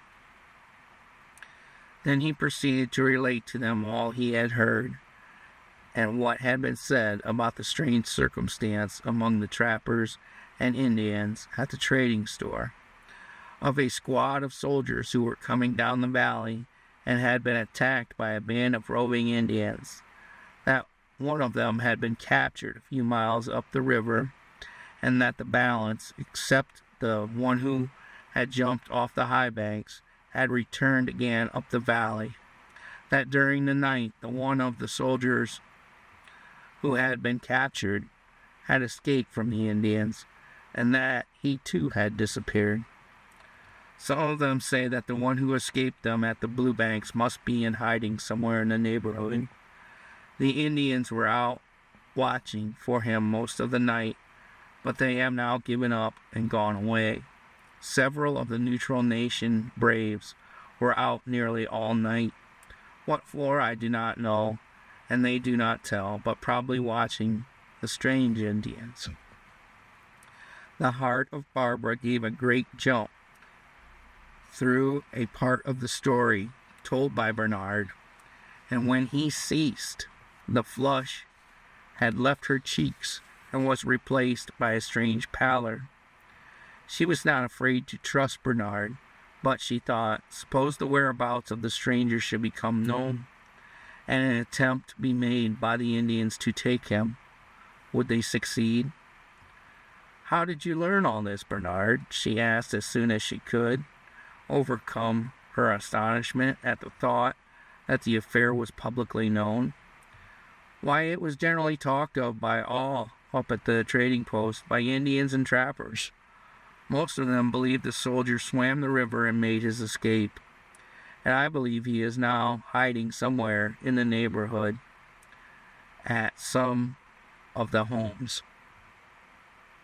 "Why, Bernard," exclaimed Barbara, "what if he were wounded and now lay dying somewhere, possibly not far away from us here?" said Janice. And she actually said it in that sort of a tone as if she meant what she was saying. Both Barbara and Bernard looked at her in astonishment, the one in surprise to hear her so express herself, and the other as if he ought to believe she knew more about the affair than he himself. "What else did you hear?" asked Barbara, more to relieve Bernard than to obtain other information. "Nothing besides what I have told you. Everybody is talking about it. Hadn't you girls heard anything of it?" he asked, for in some way he began to feel they were better informed than himself. They had not seemed nearly so much surprised as he thought they would be, or at least not in the way he had expected. "Yes," said Barbara, "we had heard a part of what you have told us, but not all of it. Have you heard anything else of the affair beside that you have told?" "Why, no, I have related all I know." "What else is there to know?" he asked in turn, thinking in his own mind that if the soldier were in hiding, they possibly knew something of it. And yet he thought again, how could they find out anything about it? And he asked again in something of a quandary, "What else is there to know?" "Oh, nothing that we can tell," answered Barbara. This more than ever impressed him with the notion that they were keeping a secret from him and to themselves, and he said in a sort of injured tone, "Girls, I can't tell you anything you do not already know. I believe you are both better informed than I am, and should not be surprised if you know where the soldier is hiding." "Why, Bernard," said Janice, "what makes you think that? If you believe he isn't hiding here anywhere, why do you not go looking for him? We will help you." "Oh, will you? Well, I do not think I shall spend my time that way just now, but I think I could find him if I searched very far." And he had not another word to say on the subject, and after a few moments he left them. As soon as he was gone, Barbara asked, "Janice, had he told you anything of this before we met?" "No, truly he had not. It is the first time I have seen him since early this morning." "It is strange indeed that anyone should know about it, unless the Indians themselves or Father Jacques or Father Beaumont have talked about it. It all happened so suddenly, and I am sure no one was around at the time." She did not know that Lone Arrow had been so near her, for it was he who had lain hidden in the bushes at the moment when Lieutenant Beveridge took his leap, even before that event had occurred. Nor did she know that his keen eyes had kept watch of her the most of that afternoon from out another clump of bushes, but a few rods away from her, on up the stream. If she had, it might have proven a solution of much of the affair to her just then. It would have explained to her why the pursuing Indians had gone on downstream instead of searching the banks along the foot of the cliffs, thus making it easy for her to escape with her intended prisoner. For when Lone Arrow had secured the arms the lieutenant had let drop, He slipped in the stream, swam quietly across, and managed to let the pursuing savages see him, and in the growing darkness of the gathering storm and in the cover of the bushes take him for the escaped soldier.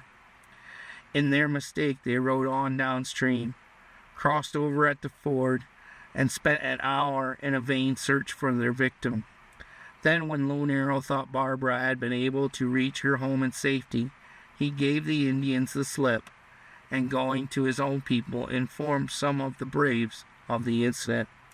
3 of them accompanied him back up the river, and during the night lay hidden in the tall grass and bushes near the Beaumont home, never giving up their vigils until the first early rays of morning. All through the forenoon, and even then, when Barbara and Janice sat chatting there beneath the shadow of the grapevine, their dusky forms might have been seen, flitting here and there on no particular errand, only that it was natural for them to roam at will, at all times, everywhere. Then, in the night, when Lone Arrow had stationed these braves of his own on the watch, and after feeling that for a time at least all was secure there, he had proceeded on up the river to where the invading Indians had gone into camp for the night, as he told his companions to watch their movements and to learn, if possible, what were their intentions. He hovered about their campfire most of the night, and when he returned late the next day, it was from an entirely different direction, and his Indian face wore a most peculiar expression of satisfaction. During the afternoon of that day, while the young braves were listlessly wandering up and down the banks of the stream, Lone Arrow was devoting his attention to the marauding party, trying to be sure they took the right road back toward the Maumee country, and to be certain they committed no further depredations. The one thing that pleased him the most, and that he smiled the broadest over, for an Indian seldom if ever does such a thing, was that they finally went away empty-handed, not even having in their possession the one prisoner they had taken up the valley the afternoon before. What had become of him no one appeared to know, and when the Indians themselves were asked by the trappers, they gave replies only in guttural sounds. Long afterward, when Lieutenant Beveridge had recovered and rejoined his troopers over on the banks of the Auglaize, he learned much about the affair that until then had remained a mystery to both him and Barbara. "Well," said Barbara, as a continuation of their conversation after Bernard had gone, "you will not reveal what I have told you of the soldier's whereabouts, will you, dear?" "Why, no, indeed, Barbara, not for anything in the world. Not a word to anyone will I speak of where he is. Trust me, as you always have. But I would like ever so much to see the man you have a prisoner at your home. Just a little peep to see how a strange young man, and a soldier at that, really looks. You should have the opportunity as soon as it is possible," said Barbara. "And I know he will prove interesting to you, too." They talked on for some moments after Bernard left them, and could have continued longer, but Barbara felt she ought to be at home to assist the mother, and besides, she felt a longing to be there that was strange to her.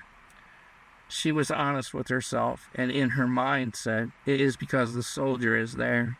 I am anxious to know his name and his life history." At last they arose from their seats and went together to the house, parting at the gate of the rough picket fence, parting as they had met, with a kiss and a promise on the part of Barbara that as soon as it was possible Janice should meet the stranger. "You must not think you can keep him all to yourself simply because you discovered him. I shall surely see him and shall do my best to capture him from you. For you know, my dear, everything is fair in love and war," said Janice as they parted. During the remainder of the day, Barbara was kept busy assisting the mother about the affairs of the home, For now, with the stranger in the house, there was no time for ramblings along the river. And to tell the truth, Barbara did not once think of what had for so many years been an almost daily occurrence and an afternoon enjoyment. Her thoughts were most thoroughly taken up with another subject. Occasionally she would tiptoe to the door of the room in which the lieutenant lay, and oh, so very softly she would lift the wooden latch, open it just a little, and listen.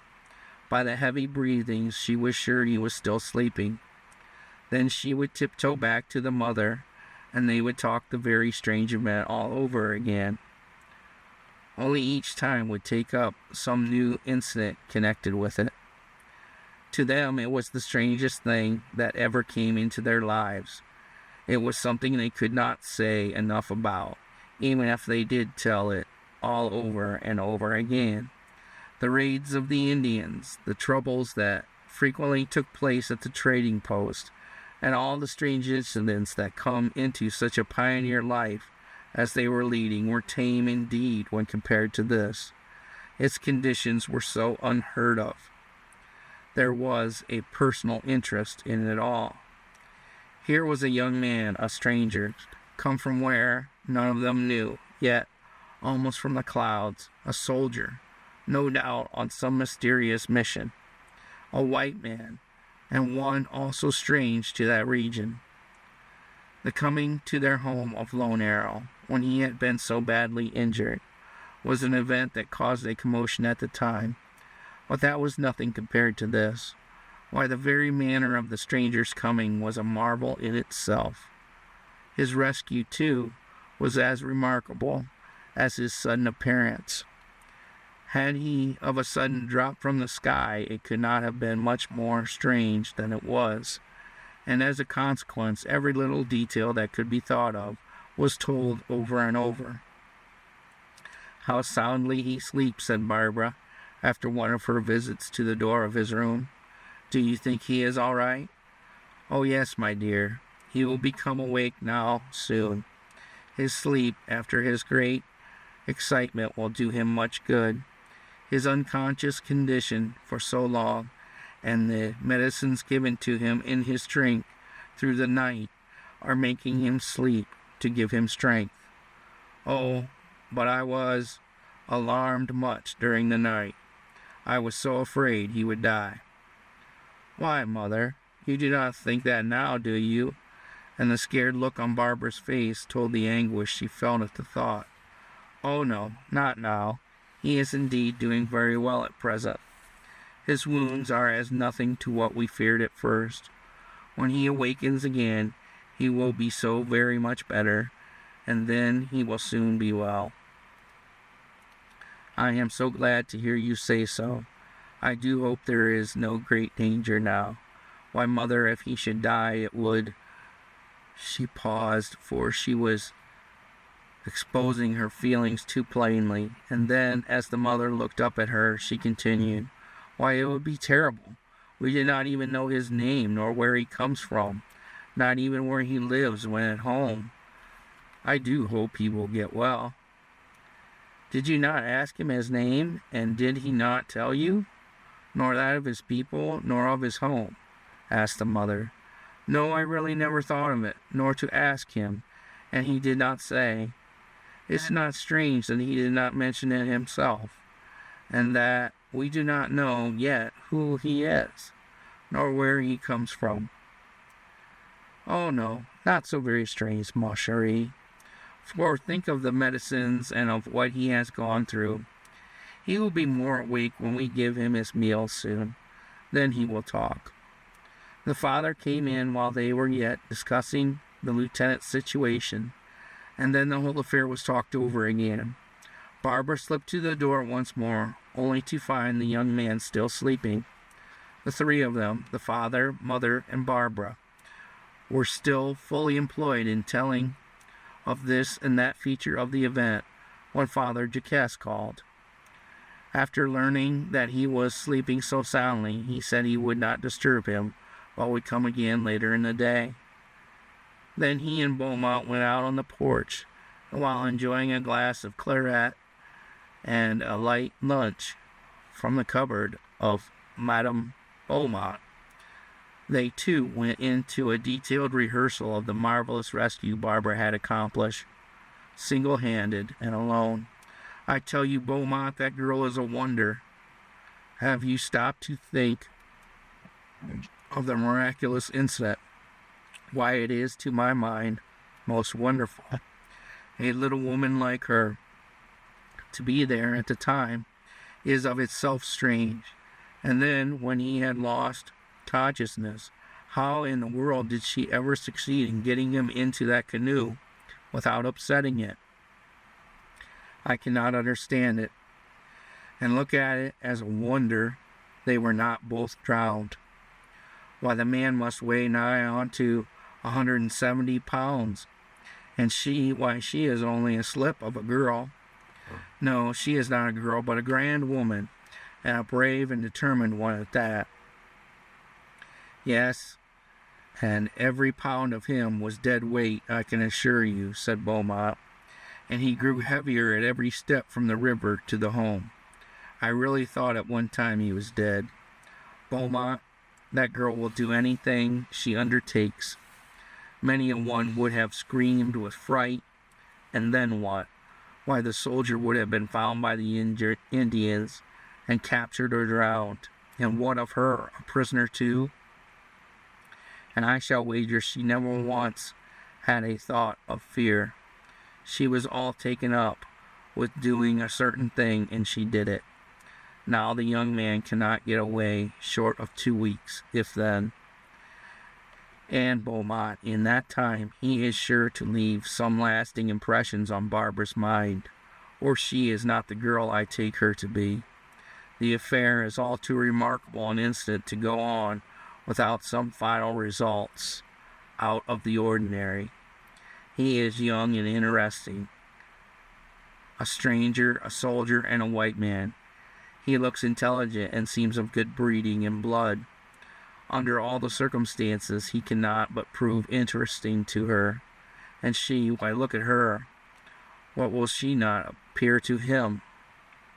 We must learn who he is and what he is, and then, if all is well, let circumstances govern all things accordingly. Why, what in the world do you mean? Asked Beaumont, for he had utterly failed to catch the meaning of the priest's thoughts. Just this, that young folks, strangers, thrown together as these two will now be for a time, even under the most ordinary circumstances, are likely to form attachments for each other that have but one ending. It has always been so, and always will be.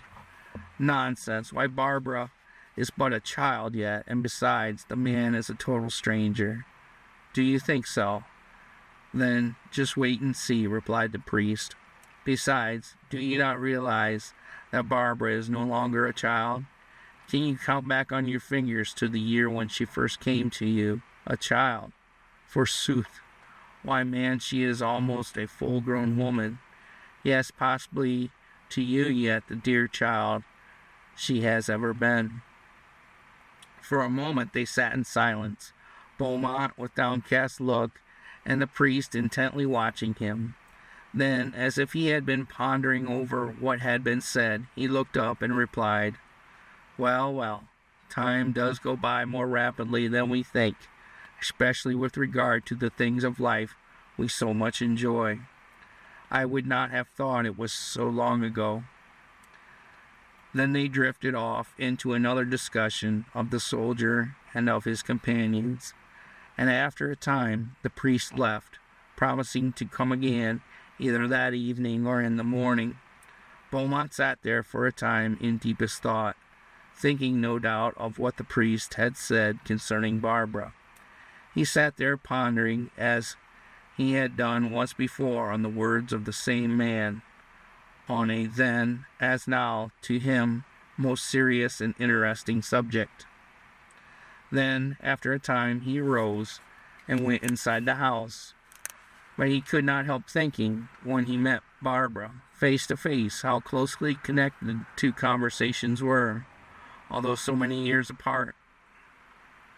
Then it was, should the little one come into their hearts and home to be loved by them and become part of their very beings.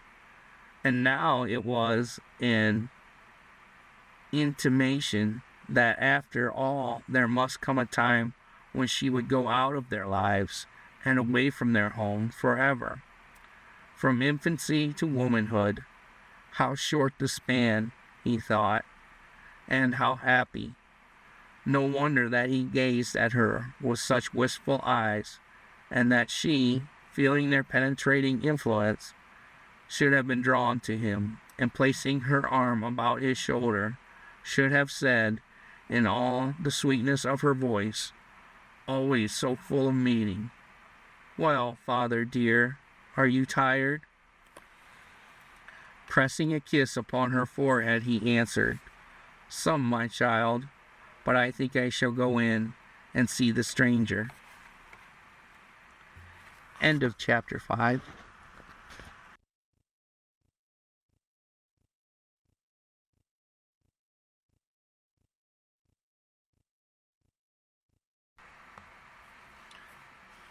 Chapter 6 of Barbara.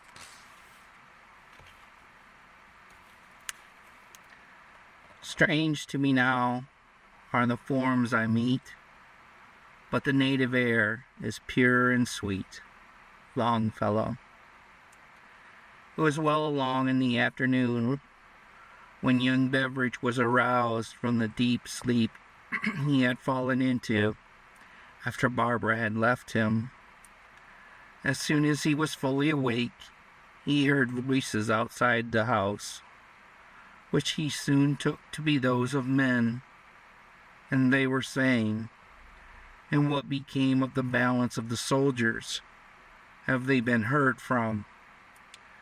They must have succeeded in crossing the stream far up the country, and after riding down this way, and not finding their companions, must have concluded they had either been captured or killed, and then rode off to the south again.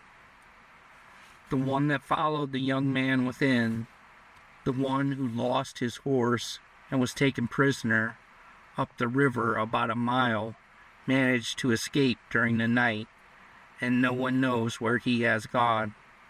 His getting away was quite mysterious. It is thought he had some assistance, but from whom no one seems to know. Have you any idea whom it could have been?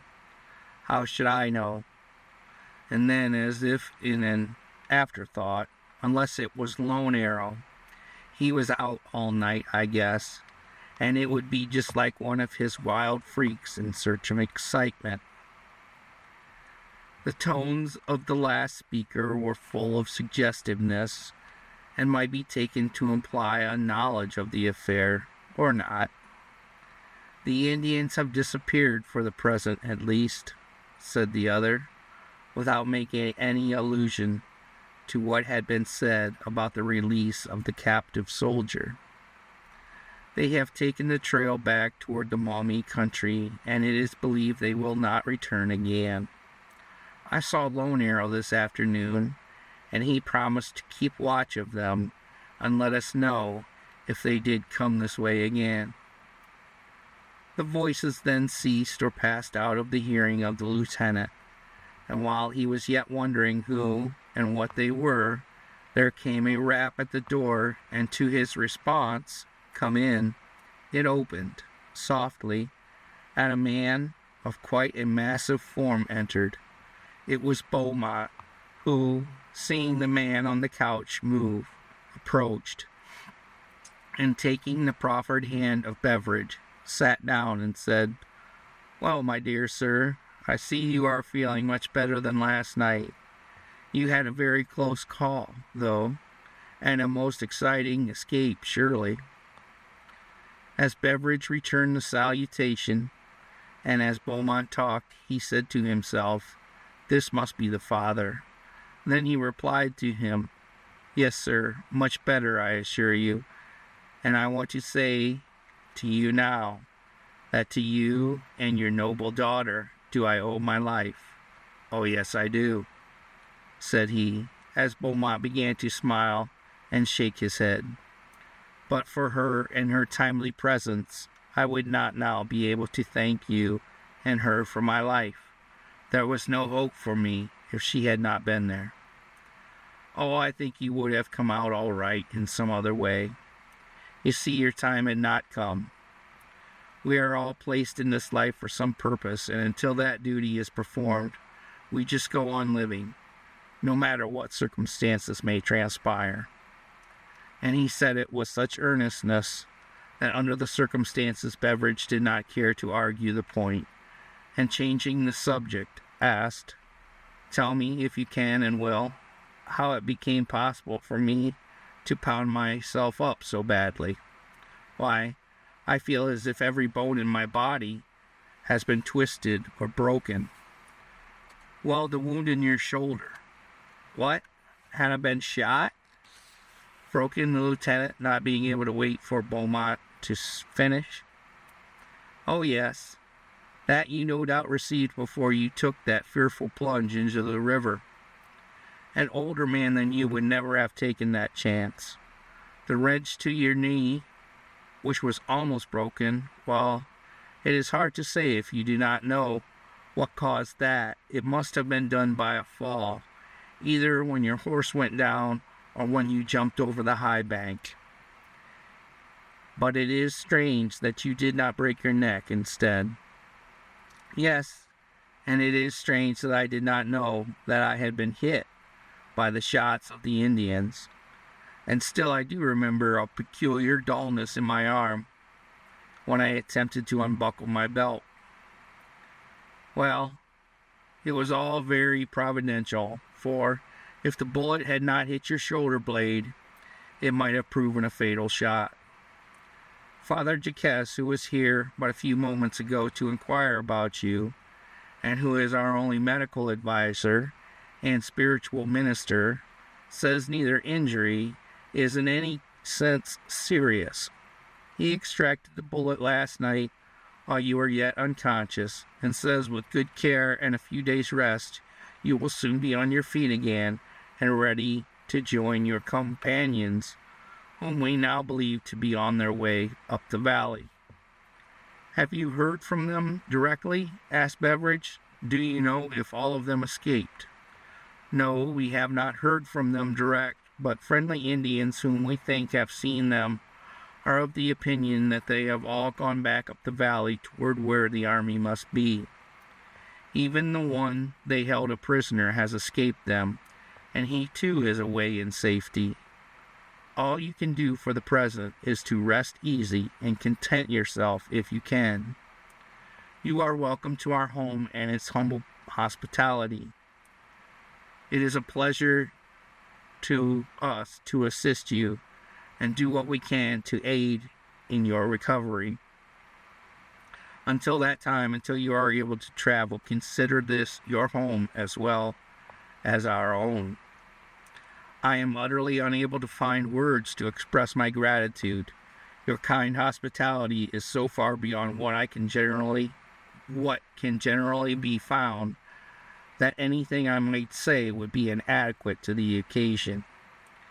And I can only hope some day, some way, other than by mere words, to show my appreciation.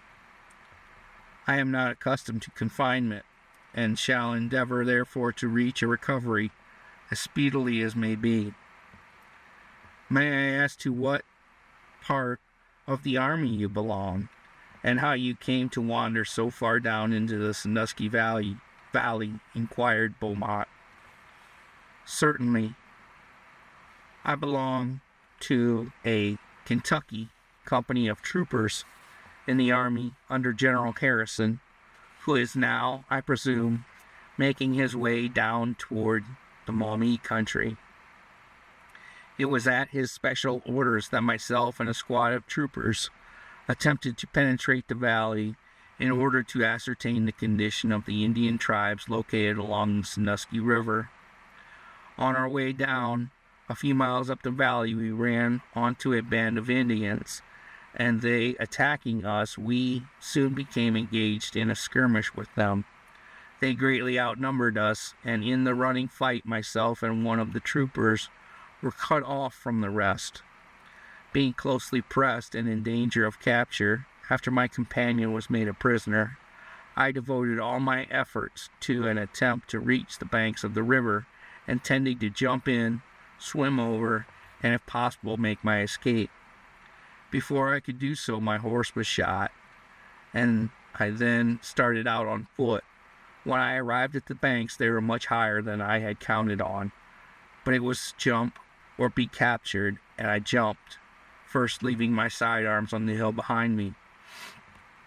It was a great risk to take, and if you had attempted to make it on your horse, there is no telling what the consequences might have been under the circumstances.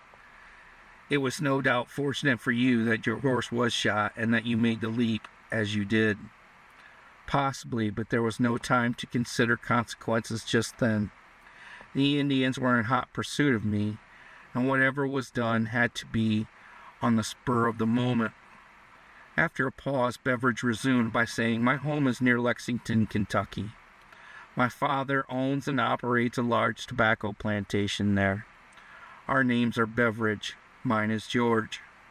Father was with General Wayne when he was down in this region in 1794, and you see I was trying to follow in his footsteps and to be a soldier too, but somehow I am just now quite a ways off the track.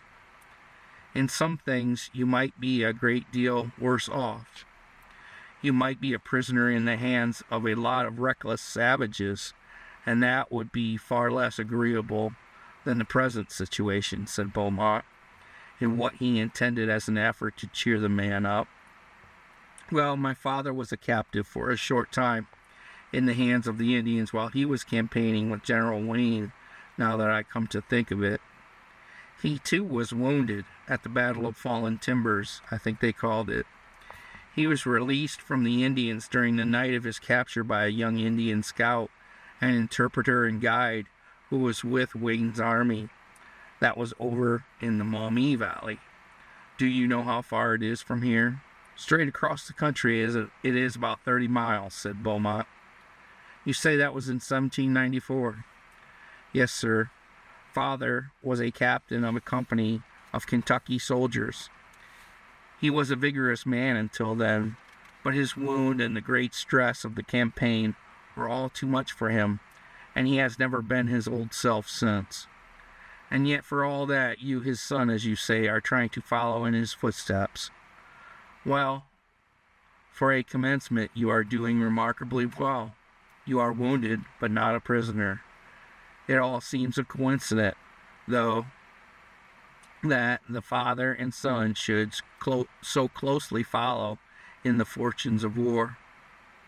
"Yes, and if I am not mistaken, I have heard father say his rescuer was a young Sandusky brave whose home was here somewhere in the valley, and that in releasing him and in aiding him to escape, the Indian himself must have been captured or killed, as he was never again seen in the army." "You say he was rescued by a young Sandusky Indians?" asked Beaumont. And then, without waiting for a reply, added, "The Sanduskys, some of them at least, have their homes here on the banks of the river. Let me see, that was in 1794.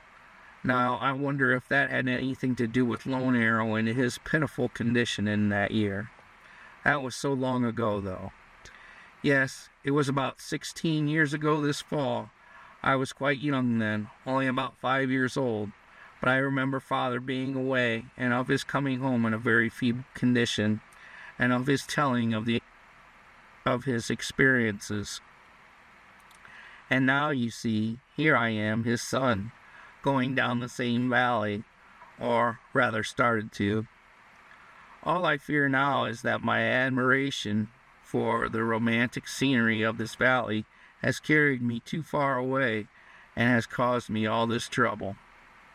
Then he said in a sort of ruminative way, "I might have stood and fought them to a finish, perhaps ought, but there were so many of them, and from the start it was a running fight with all of us, and then when they cut me off from the others, why, it left me to fight the best I might, and to get away from them if I could." You did some pretty effective work in that running fight, young man, said Beaumont, with much expression. And if they had captured you, they would, no doubt, have made it most interesting to themselves in working out their vengeance. Lone Arrow, one of the friendly Indians, who has been up along the banks of the river, either last night or this morning, said 3 dead Indians lay between here and Ball's Ford, put hors de combat after your companion was captured. And is my companion safe, do you know? The one they captured up the stream. Did he reach the other troopers? It is pretty certain that he is safe, and with the other soldiers, for his escape in the night meant that practically. Yes, I think it is safe to say he reached them before they left the valley. Who is this Lone Arrow of whom you speak so frequently? Is he an Indian, and one of those with whom we had the skirmish? Asked the lieutenant with much interest. He is an Indian, but not of the ones you had the trouble with. His tribe live on the banks of the river about a mile below here, and are a part of what are known as the neutral nations, always at peace with all if left alone. They hunt, fish, and trap, gather their crops of corn, rice, and berries, and deal fairly with all who come to them in peace. It was by his shrewdness, I think, that your pursuers were put off the right track, by making them believe you had gone on down the river. After their departure, he returned, and finding you safe at our home, he went away again, promising to keep track of them. He is a most peculiar fellow, the most so of any I have known in a lifetime with them. He loves excitement, adventure, and while his tribe remains peacefully at home, he is ambitious for war and the wild chase, or anything else that will bring him into danger.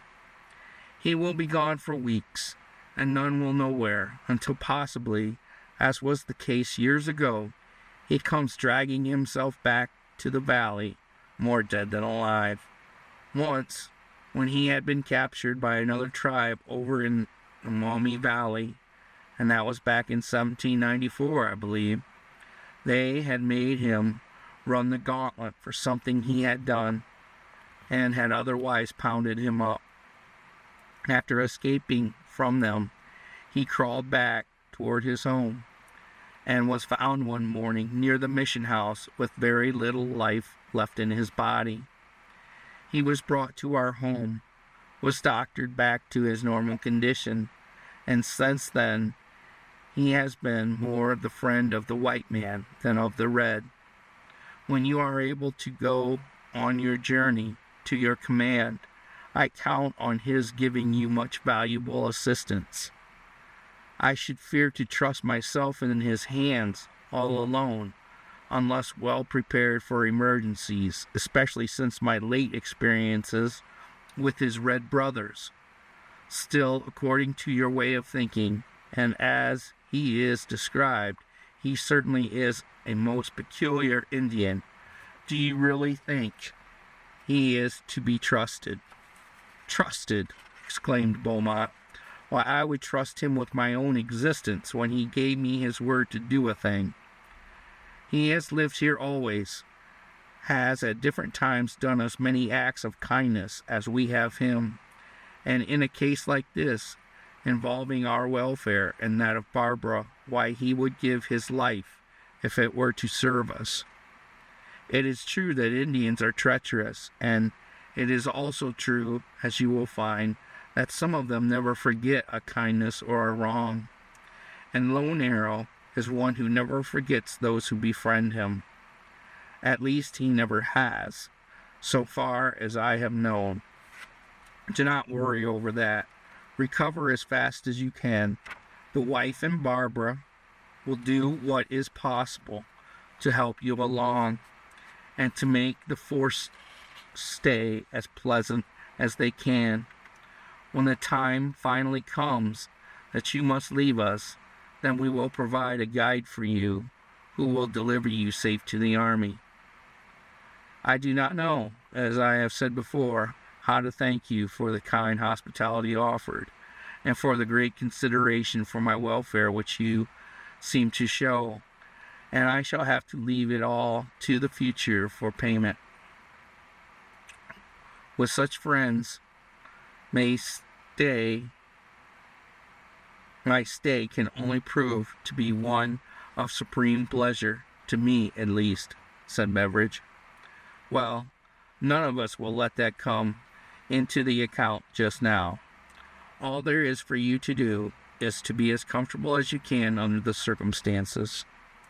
Beaumont, rising from the chair, took the hand of the young lieutenant, promising to see him again soon, and then went from the room, leaving the curtain to the window up. Beveridge was now able to more clearly note his surroundings, and was struck with the neatness of every object in the room. The home might be rude, the walls were of rough-hewn logs, but certainly it looked homelike and comfortable. The room in which he lay was large and airy. It had in one corner a high-posted bedstead of a most peculiar pattern, all surrounded with a fancy-colored curtain. The chairs were of a rather unique style, the pictures on the wall of strange designs, while about the floor were laid fur skins of different animals which, together with rugs, almost completely enveloped the puncheons and made the tread as soft as the most costly and elaborate carpet. The coverings on the bed and those on the cot were not only neat, but he observed that they showed the work of clever hands in their construction. The lieutenant was musing thus when the mother and Barbara appeared with refreshments, of which, when they were set before him, he partook with great relish. His light meal in the morning and his heavy sleep had produced an appetite somewhat appalling for an invalid, and while he ate, he gave them a brief outline of his now worse than useless expedition, telling, as he had told the father, of the fight and of his separation from his companions. He talked to them of his home, where he said an aged father, a doting mother, and a loving sister awaited his return when his services were at an end. Our home, the home of the Beveridges, is one of the oldest in that part of Kentucky. It was built, I have been told, by my great-grandfather early in the colonial days, and has since descended from father to son. It is one of those old-fashioned plantation homes, half surrounded in the rear by the Negro quarters, built more for real comfort than from any particular architectural beauty or design. It is near Lexington, and yet far enough away to give us the pleasures of the town and the country both in one.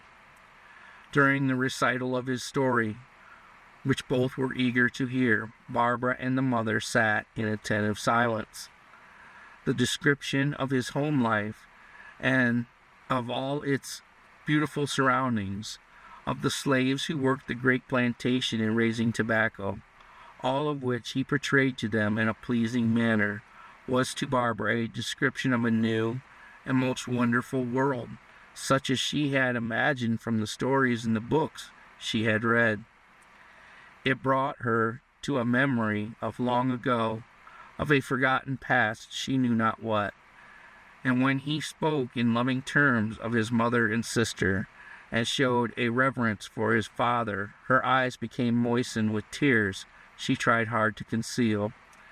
And all the while Lieutenant Beveridge was studying her face, his eyes scarcely leaving her for an instant. He was comparing her in his mind with the father and mother, and nowhere could he find a trace of resemblance in her features. The mother talked but little.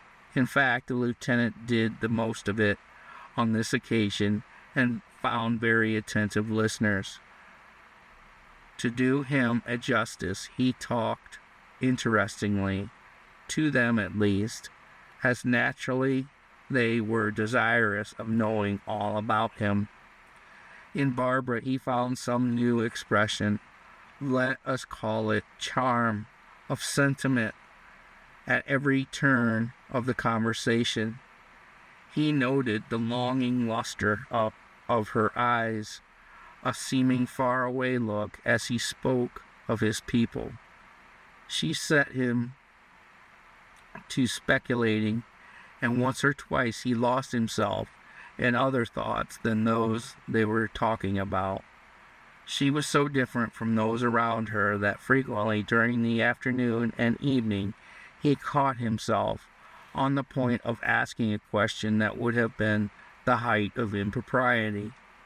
But he managed each time to check his words, and neither then nor afterward did he in the least manner encroach upon a subject he longed to discuss, to solve. And why should he? He was supremely happy and entirely unconscious of his pain or condition when Barbara was present and talked, telling of her wild and happy but lonely life, of her outdoor enjoyments, her love for the stream and its beautiful banks. Her description of it all made it appear more like a romance than a real-life experience to the lieutenant. When she talked, all the finer outlines of her features were brought out and into perfect play, while her varying moods from grave to gay made smiles follow despondent looks, like the shimmer of the moon on the bosom of peaceful waters. She told him of how she had grown up there in the beautiful valley, of her education obtained through the assistance of Father Jacques, and of how little she knew and longed to know of the outside world, knew of it only as she had learned it from books. She spoke of her one girlfriend, Janice, of the earnest devotion of the Indian lone arrow for her and her friends, and of her own friendship for him and his people. She talked of her great admiration for the beautiful Sandusky River, of her rambles along its picturesque shores, of her favorite nook at the Blue Banks, and of how she came to be there on that particular afternoon and evening. And all the while Beveridge was drinking in every word she uttered, growing more fond of her each moment. Around both was being woven an invisible web of unbidden affection, a reaching out of one soul to another, an affinity, we cannot say what. It was fast mastering them both, and they knew it not. Yet all the while they felt a subtle power overcoming them at every turn and change of the seconds. Just suppose now that you had not been there, said Beveridge, when she had related to him her trip to the Blue Banks on that afternoon. Then I wonder what would have happened. Oh well, in such an event as that, you would most likely have found more courage and strength, and would have saved yourself. Most probably you would have clung to the bushes for safety, but it was not to be that way. It was to happen just as it did, as Father Beaumont is in the habit of saying. Now, I don't know about my saving myself at that time, for although a fairly good swimmer under ordinary circumstances, it is very doubtful if I could have kept myself afloat just then. No, if you had not been there, my sweet little deliverer, as you were, then the dear old mother would have waited in vain for the return of her only wayward son. Please do not say that. Do not even think of anything that would bring sorrow to her heart, said Barbara, with some warmth of feeling. No, God bless her, she will not have that to bother her soul just yet, but she has you to thank for its being as it is. But for you, your strange presence there just then, it would all have been so different through all the years to come in that dear old Kentucky home. To you, and to you alone, do I owe my life, and to you forever must she and I be indebted." Barbara really liked to hear him say what he did, not from any personal pride in the matter, but because it was pleasing to hear him say it and to hear him talk. It was for that reason, possibly more than any other, that she persisted in arguing the point. If I had not been there, then someone else would or might have been, and you would not have drowned. Why, the Indians might have captured you. They probably would have, and then you might have escaped, as did your companion. No, continued Beveridge, and he too appeared anxious to prolong the conversation. No, there would have been no escape, for had I been in a condition to elude them, it would not now be necessary for me to be lying here, helpless as I am, almost, and arguing the question with you. I had not thought of it in that way, Barbara replied. As it is, you will be able, for a while yet, to help fight the battles of our country, and then make the hearts of your people glad with your return home. And besides, do let me enjoy the pleasure of thinking how much I am indebted to you, continued Beveridge, for I assure you it does bring a tinge of joy to think of you performing the rescue. So much so that while I do not care just at present to repeat the process, still, if I were sure of coming out all right, as in this instance, and was certain the pleasures would be as great, as enjoyable as they have been so far, why, I believe, if the circumstances required it, I should not hesitate to make the venture again. For what is life at best, save for the joy to be derived from it?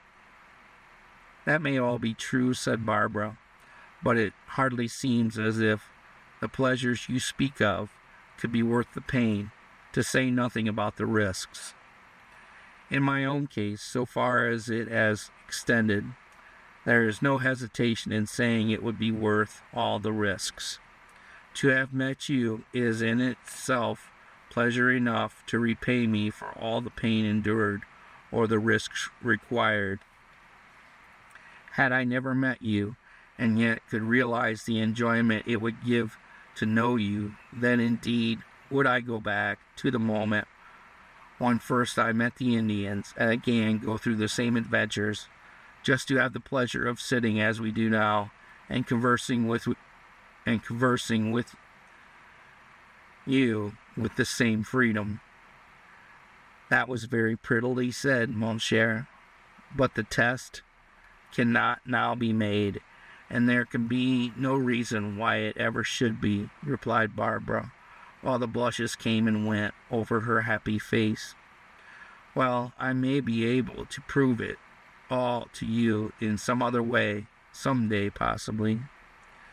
If you ever undertake it, if you attempt any such feat as that again, please try and not be so quiet right after, for candidly, I do not like anyone who cannot or will not be social on first acquaintance.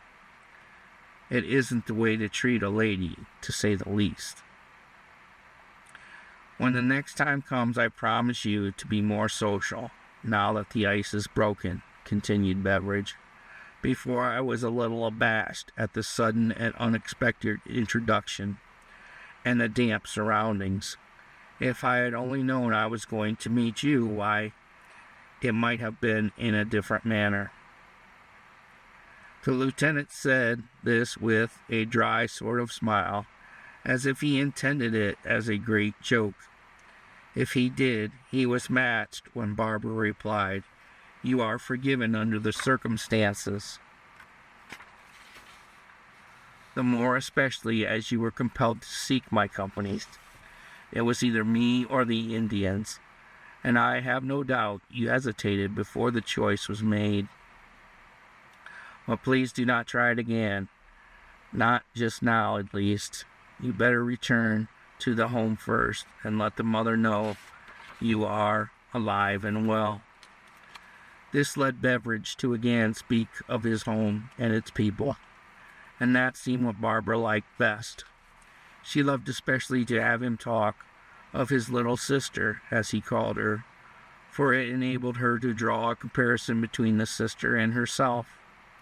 "Is she beautiful, your little sister, as you call her?" she asked. "I would dearly love to see her." "Why, I think she is, of course, for the reason that she is my sister. She is the life of our home, so kind and gentle, sincere and true, as I believe you are. Not quite so tall as you, not with the same beautiful hair. Hers is a very dark brown, not quite as black as mine, but of a most luxuriant growth, much as yours, and with blue eyes. The Beveridges all have blue eyes, save Mother. Hers are of that deep hazel color, so hard to define.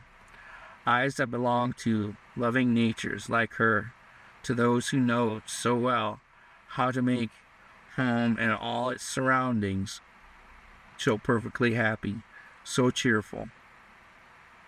Do you know, if Mother were young like you, for instance, I am sure I should fall in love with her. And until I met you, until I looked into your hazel eyes, I always declared that Mother's eyes were the most beautiful I had ever beheld.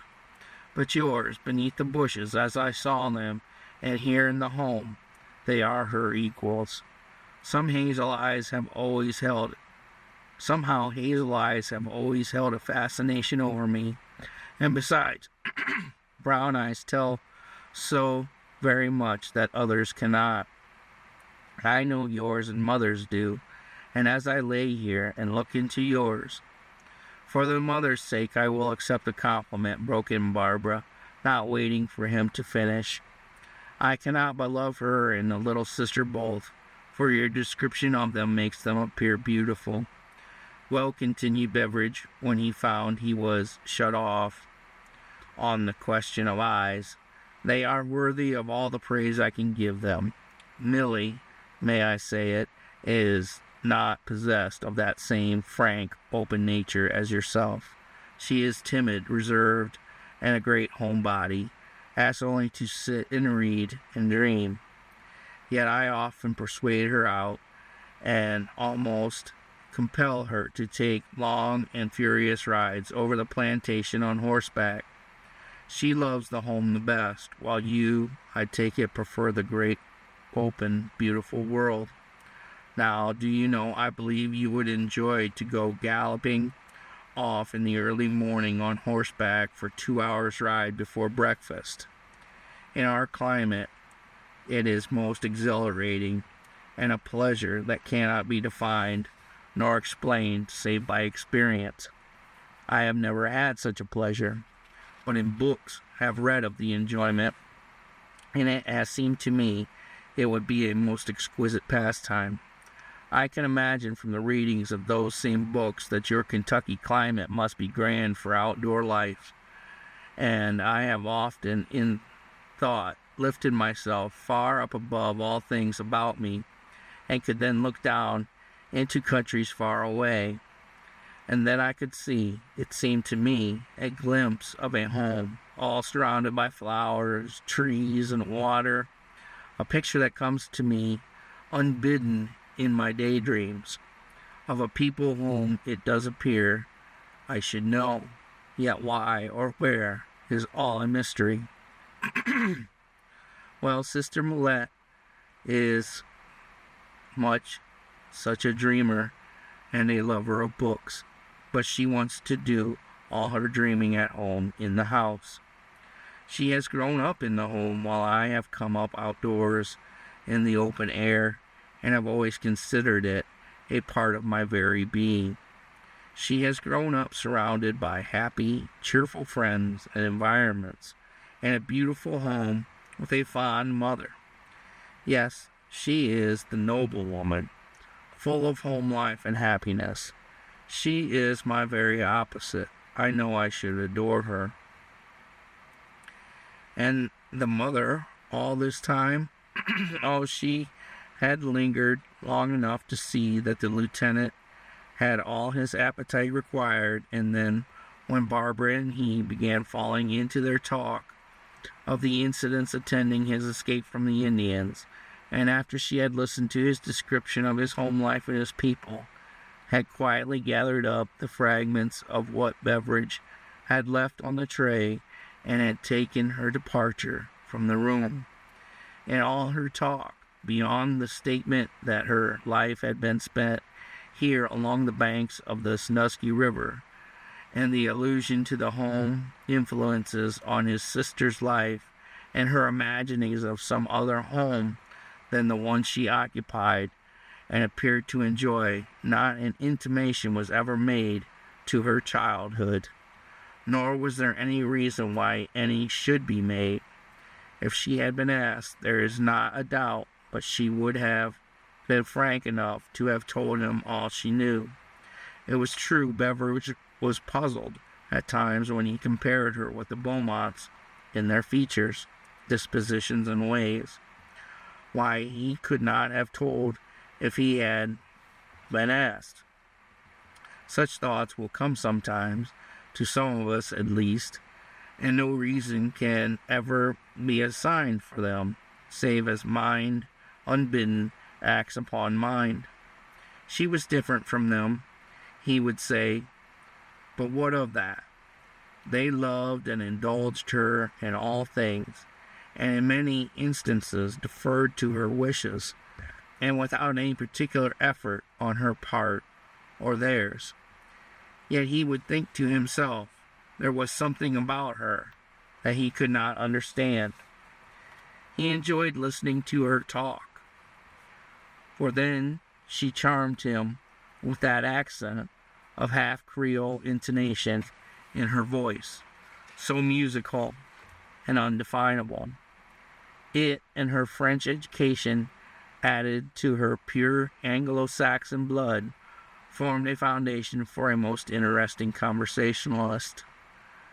And thus, in this sort of pleasure, each enjoying the talks of the other for the knowledge of a new life it gave, the days gradually drifted by, the lieutenant convalescing much more rapidly than he or the people about him had hoped for. His wound was nothing after a few days, and but for his crippled limb, he would have been able to go about with ease. As it was, he was compelled to be confined to the house and porch, when he would have much preferred going out and up and down the banks of the river. Day by day they were being drawn closer and closer together. Each acknowledged it secretly to themselves, but strove to keep it hidden for a long time. Meantime, both were happy, full of that great enjoyment of life that in after years will come up and appear so heaven-like in its pleasures and far-away sentiment. That happiness that causes a sort of misery when, if even for a moment, the other is away. Never for an instant did Beveridge stop to think that his newfound happiness would not go on forever. He longed to recover, and did quite rapidly, and it was not until the second week of his stay that he began to comprehend that his recovery meant a separation from this new enjoyment of life. Then he actually began to dread the day when he should be able to walk about without leaning on the back of a chair, or using the great clumsy stick Beaumont pronounced as a cane. This going away was the only thing that seemed to disturb his mind, and he gave just as little thought to it as was possible. End of chapter 6.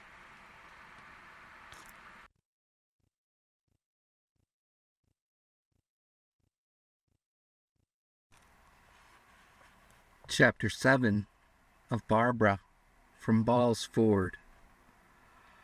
For ages, on the silent forests here, sunbeams did fall before the red man came to dwell beneath them.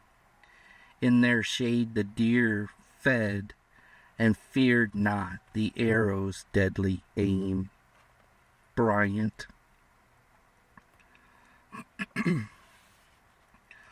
Long and happy were the hours Barbara and the lieutenant spent together on the broad, old-fashioned porch when he was able to leave the room, the first trip having been made with one hand on Barbara's shoulder and the other on the back of a chair.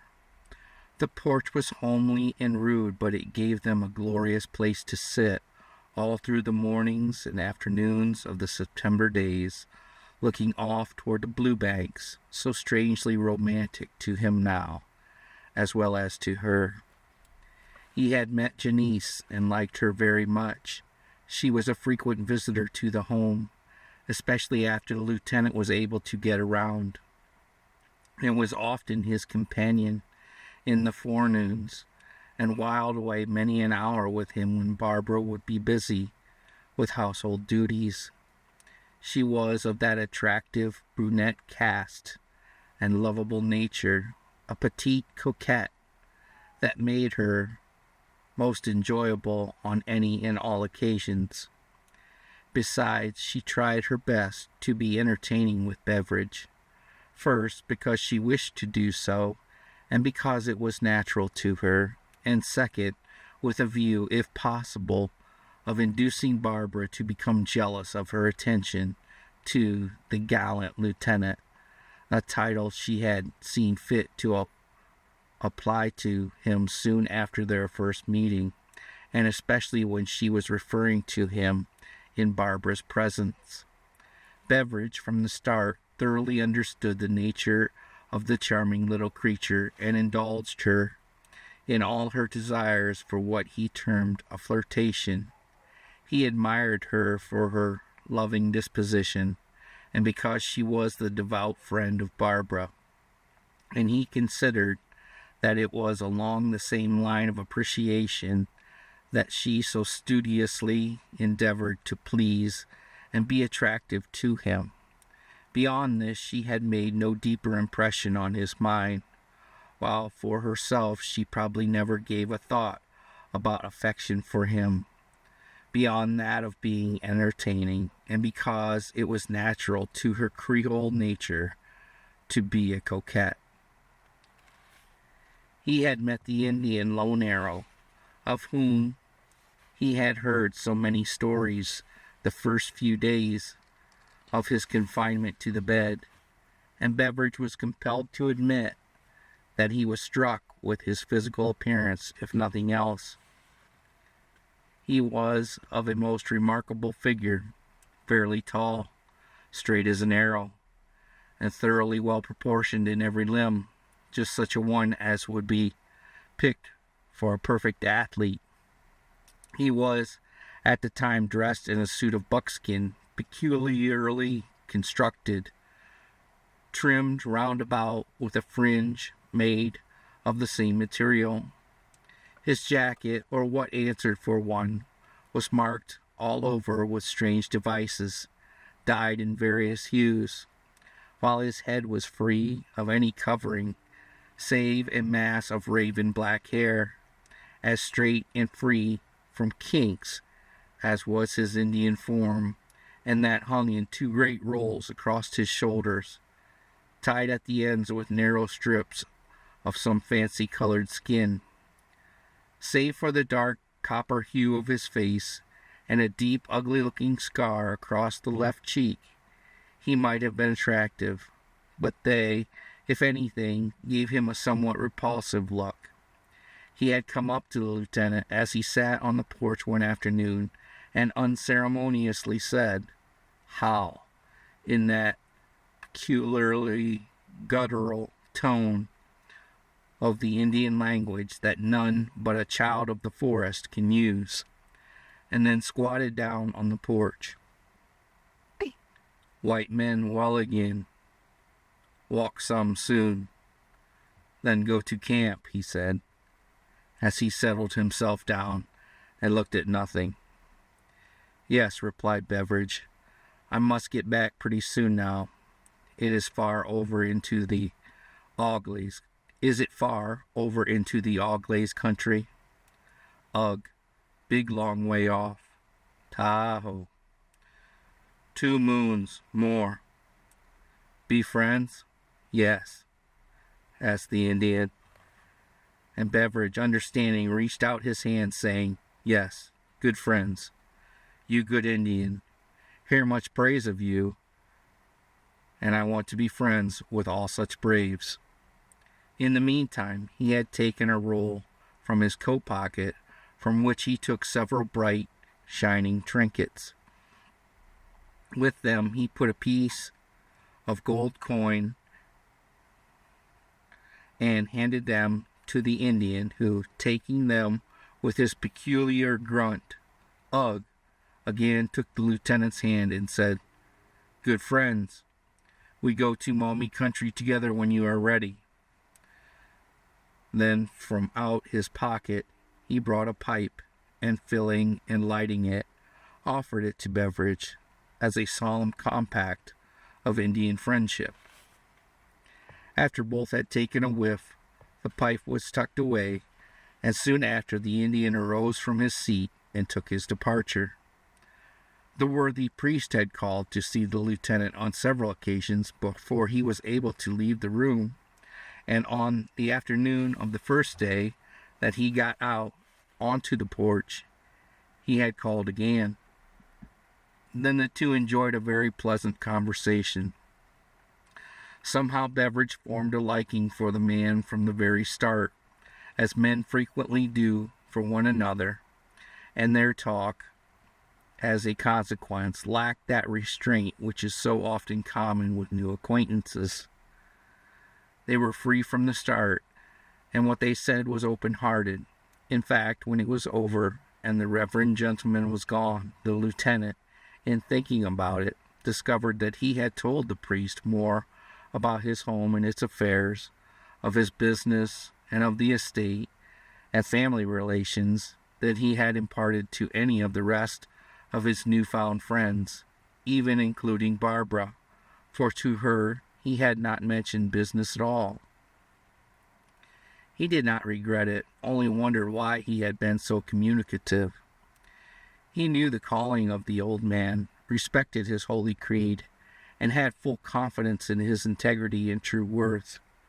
With him, as with all of us, he could only have a reverent regard for the men whose souls are filled with the small, sweet voice coming down from the time when shepherds watched their flocks by night on the hills of old Judea, and in converse with them.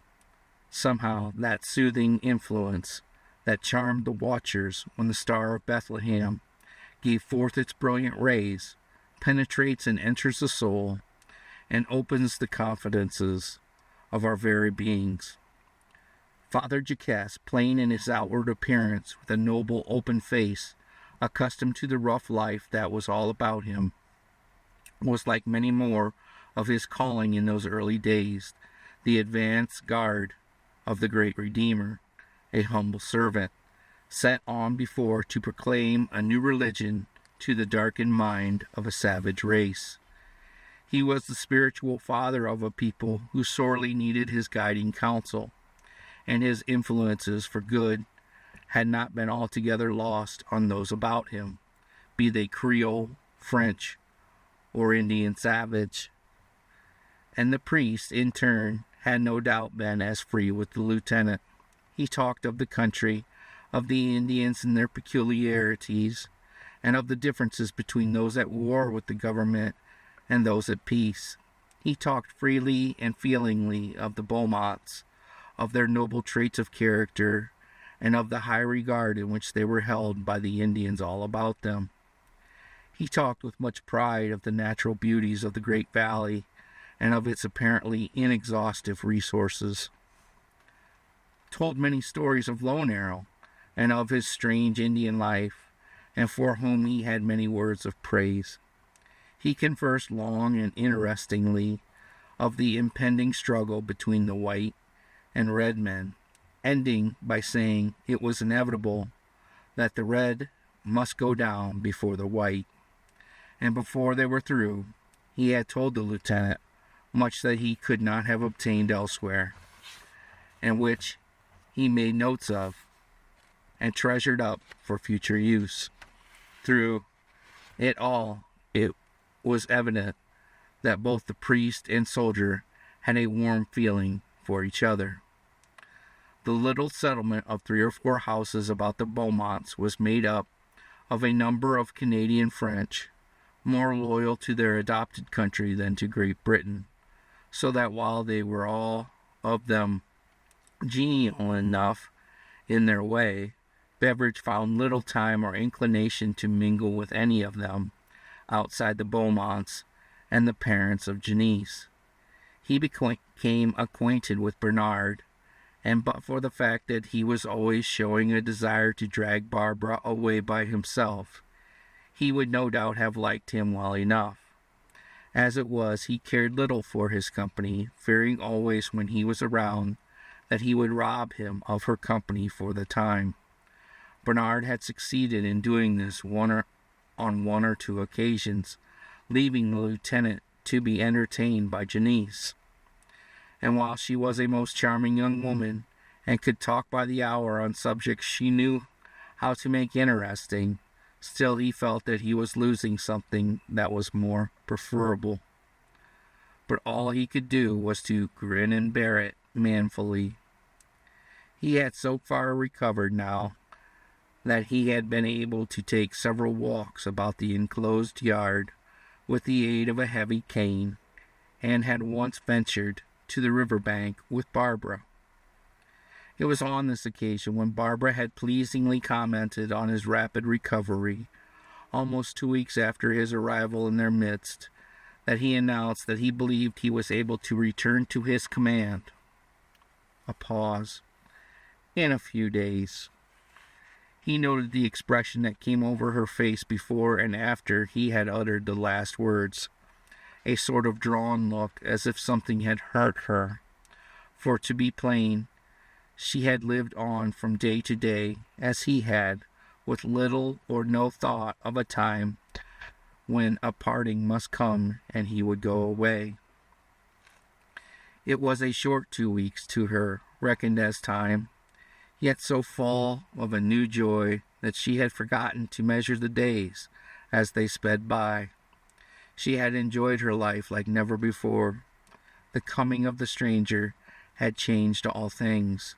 The times when Janice and Bernard would spend the evenings together with them at their home gave her more of pleasure than they formerly did, because then, when all were together, the lieutenant talked more of a world that was all so new to her, of life in Kentucky, of his daily duties, and of his people and those around them. And the evenings and the days were all so full of pleasures that she had never given a single thought to their ending so soon. And when he, for the first time, made a reference to his departure, it cut into her heart like a keen-pointed knife before she was aware of it. "You must not think of leaving yet," was her reply in a subdued tone, after she had made a sort of effort to speak. "Why, you cannot walk without a limp, and how could you travel through the woods on foot, and so far?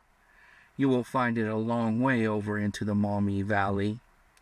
Even now you can scarcely walk to the river and back with me, let alone going off on such a trip as that will be. I have asked your father to secure a horse for me to make the journey on," replied Beveridge. They had just reached the porch, having returned from a walk to the river, and he had certainly done considerable limping before they had reached the home. After a pause in the conversation, Beveridge asked, "Will you be lonesome when I am gone? Will you miss me very much, Barbara?" When she looked up at him, her face bore an expression he had never seen there before, and for an instant he regretted having put such an absurd question to her. When she answered, her words had a deep, peculiar tone, and came from her as if by a great effort. It was evident she was doing all in her power to control herself and hide her emotions. Then, however, the lieutenant did not understand it correctly. Lieutenant Beveridge, my life has always been a lonely one, and it cannot help but be still more so when you have left us." He hesitated himself before he attempted to make a reply, hoping she might say more. Then, "Well, Barbara, I too shall be lonesome indeed. It will be a long, yes, many long years before the memories of these to me happy days spent here with you in this peaceful valley retreat shall begin to grow dim, and while my life lasts, they will linger in my mind as a most gracious happiness.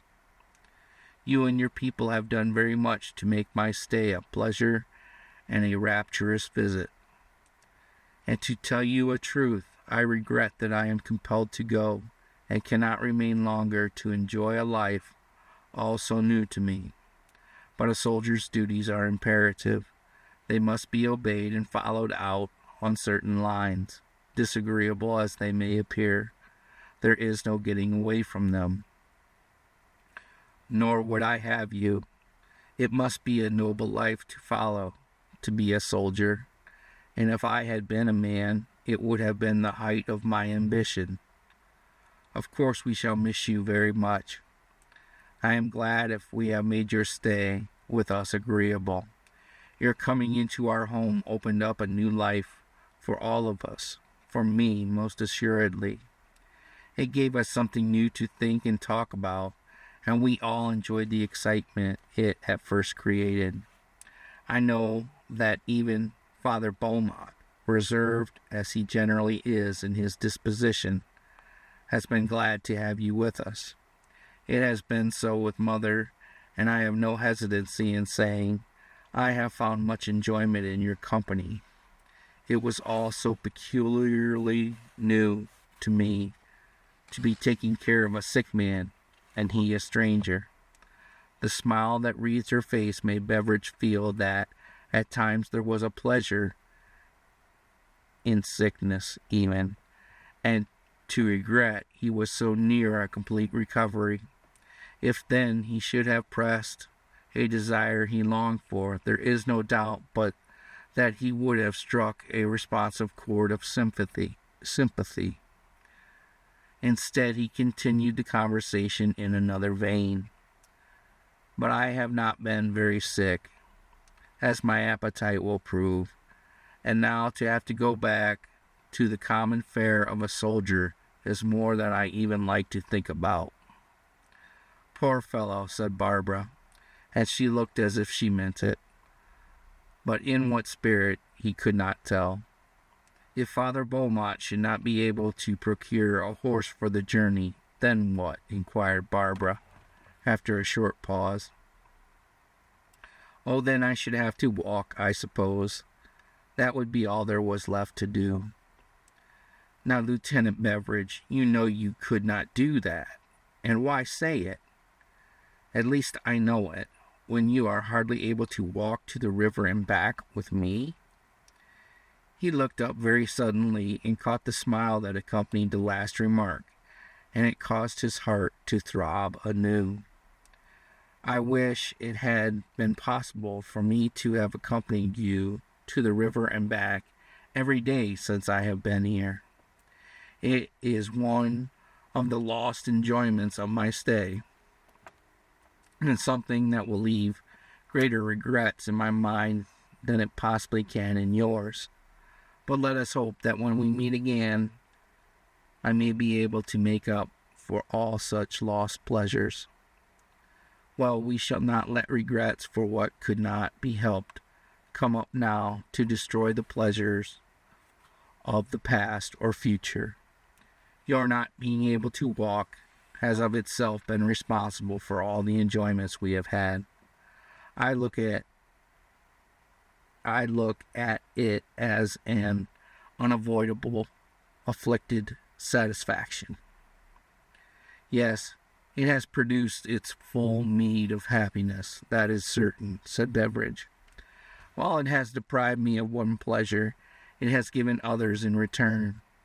It has enabled me to have your almost constant companionship, and that has been very much to me. It might not have been so if I could have walked. It is one of those cases where pain brings its pleasures, and I have been content to sit here on the porch and in the home and live in an atmosphere of pure satisfaction and contentment. Listening to your tales of life and peace here in the valley, so far removed from the outside world. I think you know we have all enjoyed having you with us, Lieutenant, and I fear that when you are gone, Mother and myself will scarce know how to put in our time for a few days. It has been so very unusual to us to have a stranger about that when you do leave, it will seem quite lonesome for a time until we get used to the old ways again. I shall regret being the cause of your loneliness, said Beveridge, and still, do you know it is a pleasant thought to feel that you are missed? It is better to have it so than to be so soon forgotten. It is the true friendships of life that fill our souls with pleasant recollections of the past. But for our memories, what would life be worth? But for our friendships, what use of thoughts? And still the mind lives on without them, at times. Here in my valley home, all the friends I have ever known have been my almost daily, hourly companions, but my thoughts went out to those I knew not.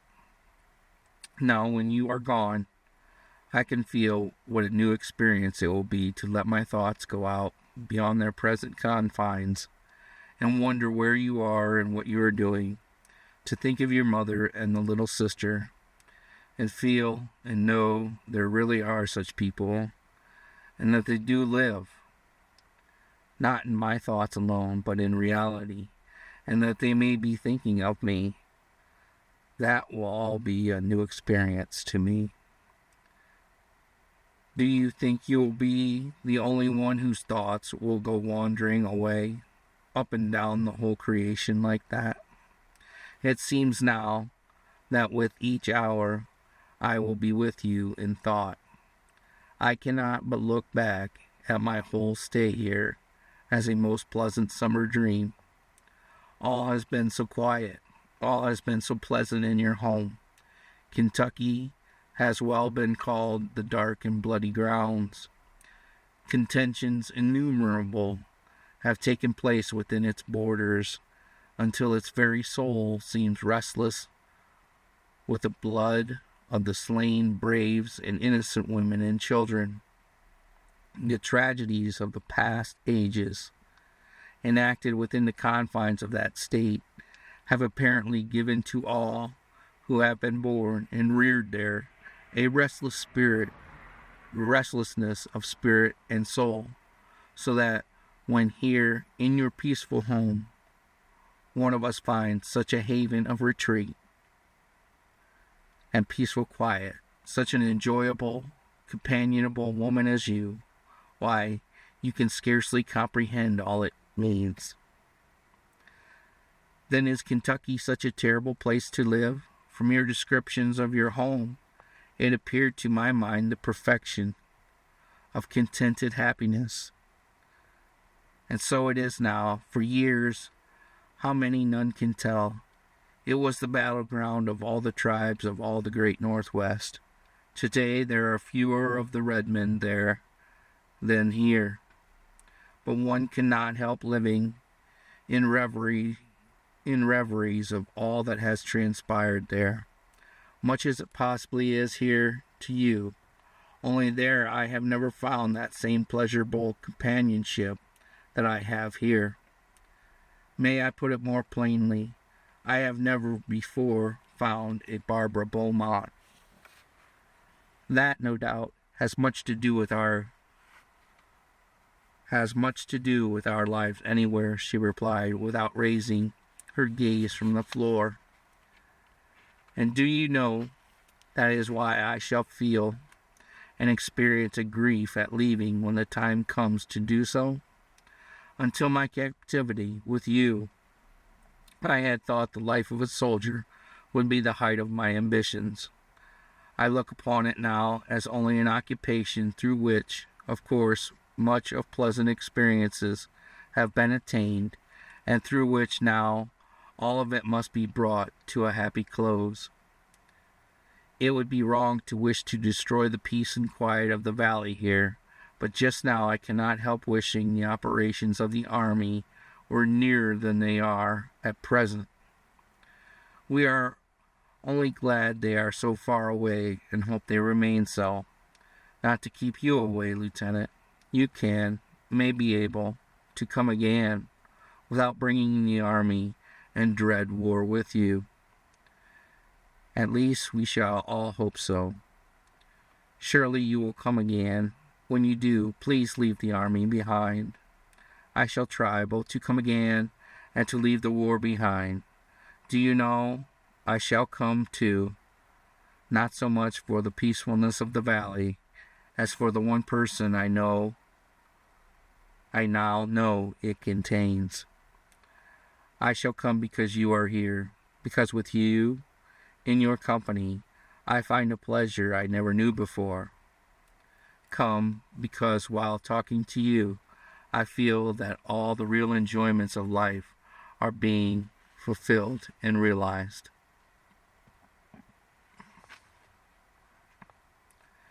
As he spoke, he reached out and took her hand in his, and as she stood near him, and as each looked into the other's eyes, there was an evident commingling of soul with soul, to each an ecstasy of peaceful joy which neither had ever before experienced or realized. It was that unseen yet visibly felt bond of love, such as binds heart to heart, and that in spite of all obstacles and distance overcomes all and finally triumphs in peaceful holiness. Just then the mother appeared, and the conversation took on a more general character which, perhaps not so personal and pleasurable to the lieutenant, was still most agreeable, for the reason that it held Barbara within the charmed circle, and he could listen to her voice and know she was near.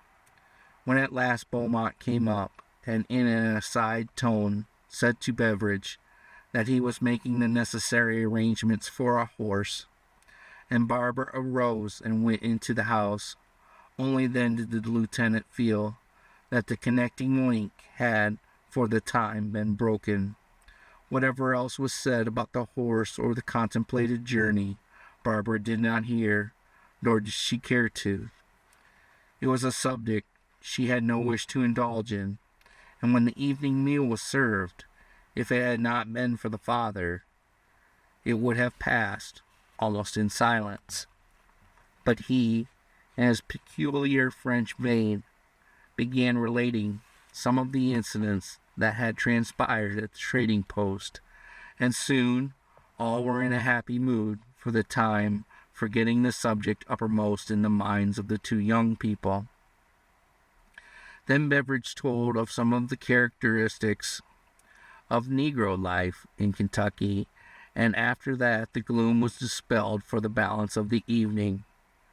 No occasion after that was let go by when the lieutenant did not manage in one way or another that Barbara and himself should be together. But try as he would, it seems destined that one thing or another would arise to thwart his desires. When they were alone, and he would proceed to so arrange the conversation that it should run in a channel he had marked out, some way it would either go astray by some occurring incident, or by the interruption of Janice's presence, or that of someone else.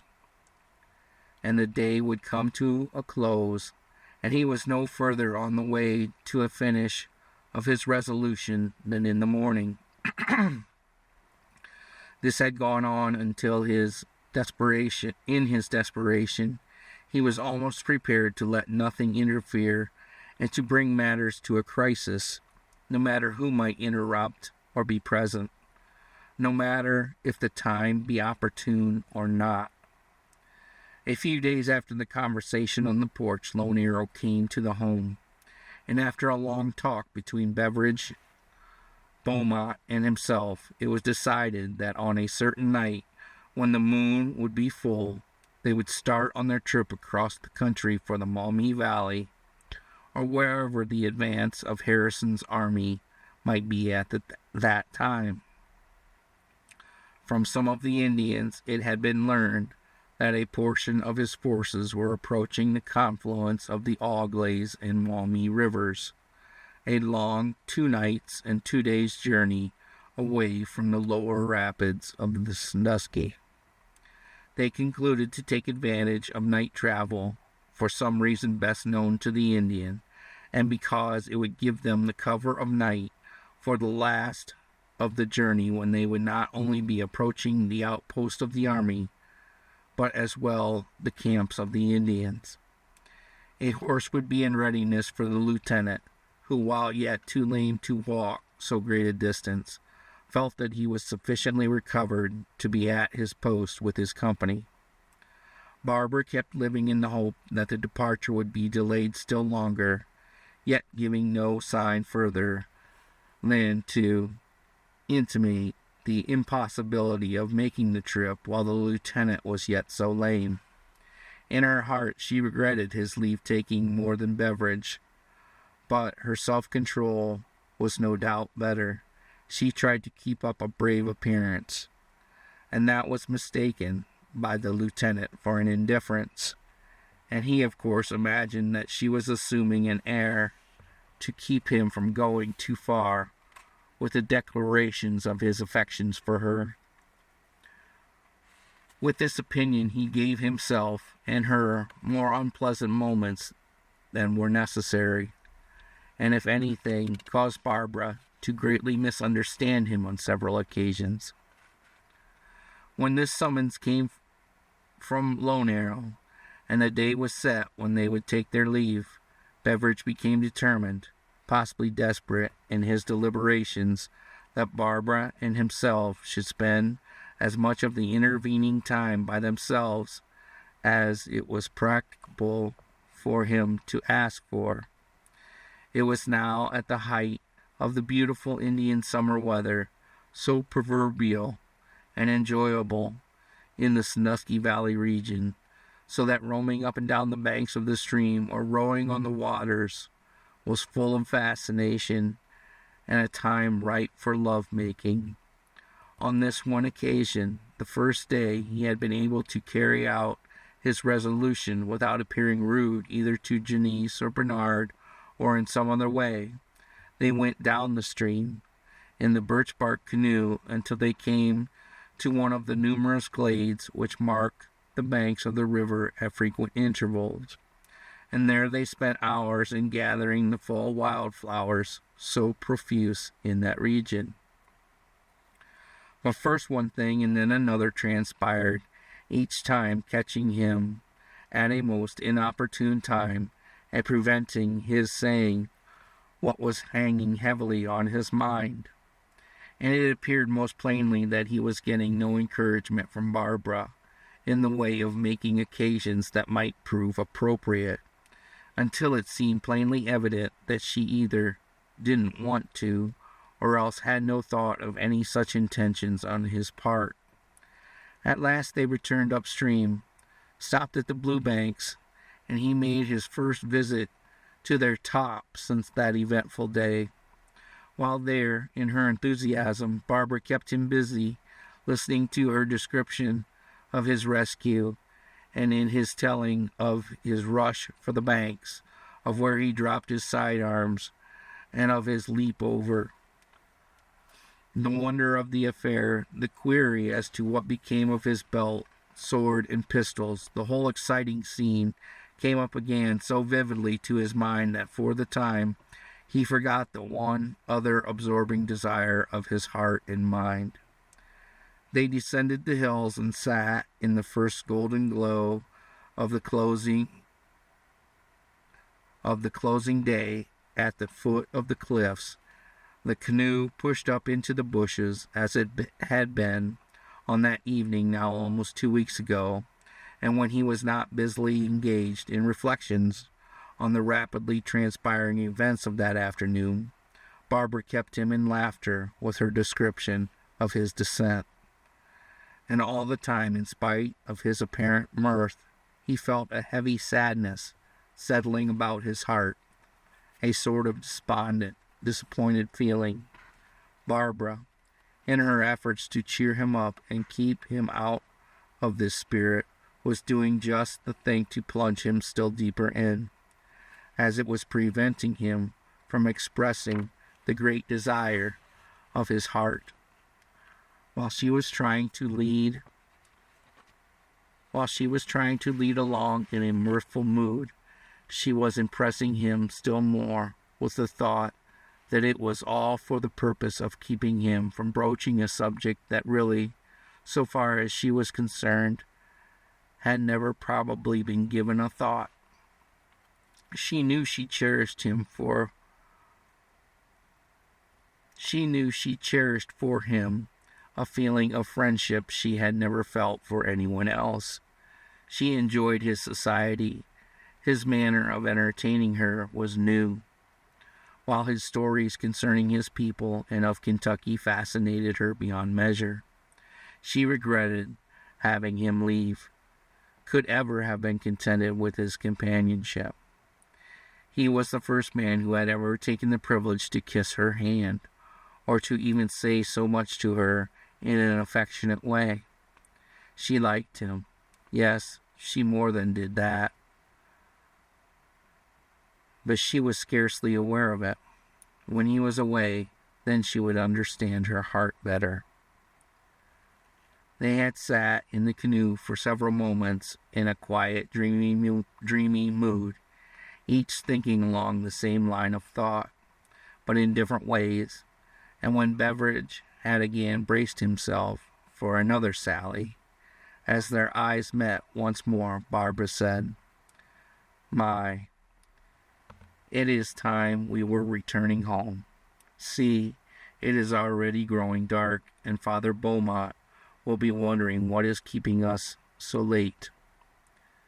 And without another word, she gave the paddle a stroke in the water and sent the frail craft out toward the middle of the stream. With two in the birch bark canoe and on a stream of water of indefinite depth, Beveridge felt that any attempt at love-making might at any instant upset the boat and spill them both out in the water. And then they were at the mouth of the creek before he was hardly aware of it, where Beaumont met them, as full of talk as he ever had been in his life, so that occasion was lost forever. In the evening, Janice and her brother Bernard came over to the Beaumont home and spent the hours until bedtime in pleasant conversation and in a game of cards known among them as grabouche. After that, Bernard suggested a walk down to the river, but the lieutenant, knowing full well the relative positions the four would assume, said he was too lame to undertake it. He ventured to offer this slight objection more from a look he received from Barbara than from any disposition to be sulky, though, to tell the truth, he did feel just a little bit that way from having been balked at every turn all through the day, so that when the suggestion had been made, he said, "I hardly think I'd better walk any more tonight. I shall have a long ride before me ere I reach my destination, and I must begin the journey tomorrow night. Still, if you, Barbara, and Janice desire it, that I shall go with pleasure." After a look at Barbara, Janice came to the rescue by saying, "I really do not care to go. It is more pleasant to sit here, or we can all talk together. I think it much more enjoyable here on the porch. What do you say, Barbara?" "Oh, let's sit here and talk. Lieutenant Beveridge, tell us something about your home in Kentucky, and about the people you call slaves on your father's plantation." And talk they did, and although it was late when Bernard and Janice departed for their home, Beveridge did manage, before They retired for the night to get a few words with Barbara. As they came back to the porch from the gate where they left their departing guests, he took her hand, and as they reached the porch, he said to her, "Tomorrow at this time I shall be well on the way toward the Maumee, with none but Lone Arrow for company. I can easily imagine now how lonely the ride will be, and how I shall wish to be back here in the valley once more, and with you. But there never was a joy without a sorrow to accompany it. I have heard my old colored mammy say so often, and I guess she was right about it. We shall certainly miss you, Lieutenant Beveridge. I think more than you will us. The strangeness of the ride will bring many new incidents, such as will attract your mind, and then, when it is over, you will be with the Army again, where startling events are everyday occurrences. All that will help to fill in and keep your thoughts busy.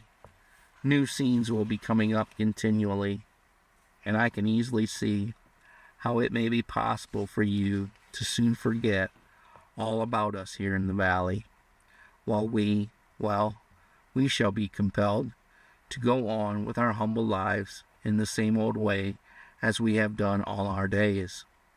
"Yes," she continued, as a sigh escaped her lips unawares, not however unheeded by the young soldier. "Yes, I believe we shall miss you the more."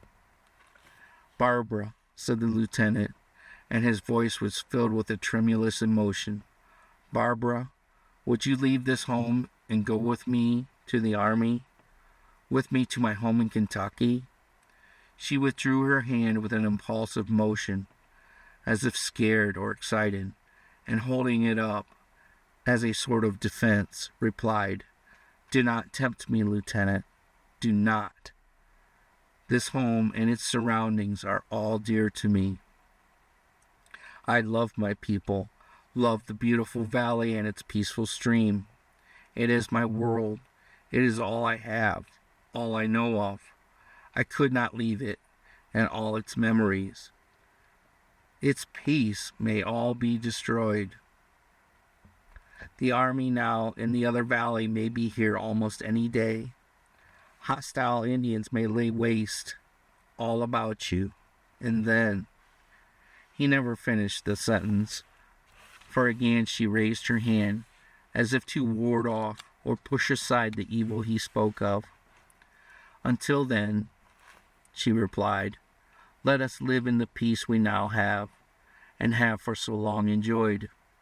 If those evil times come, may the Lord protect us all, and send you back again." He feared he had offended her in some way, and did not then follow up the intention he had in view, and in which, if it had been pressed, might have brought him a joy he had been seeking for several days. As it was, he somehow lost his vantage ground, and taking her hand in his again, was content to press it to his lips as she said good night, and went into the house for the evening. The lieutenant sat there where she had left him for a long time, pondering over the situation and his failure to bring about a more satisfactory result. And then he too retired, but with a determination in his mind that he would be more successful the next time, or know the reason why. End of chapter 7.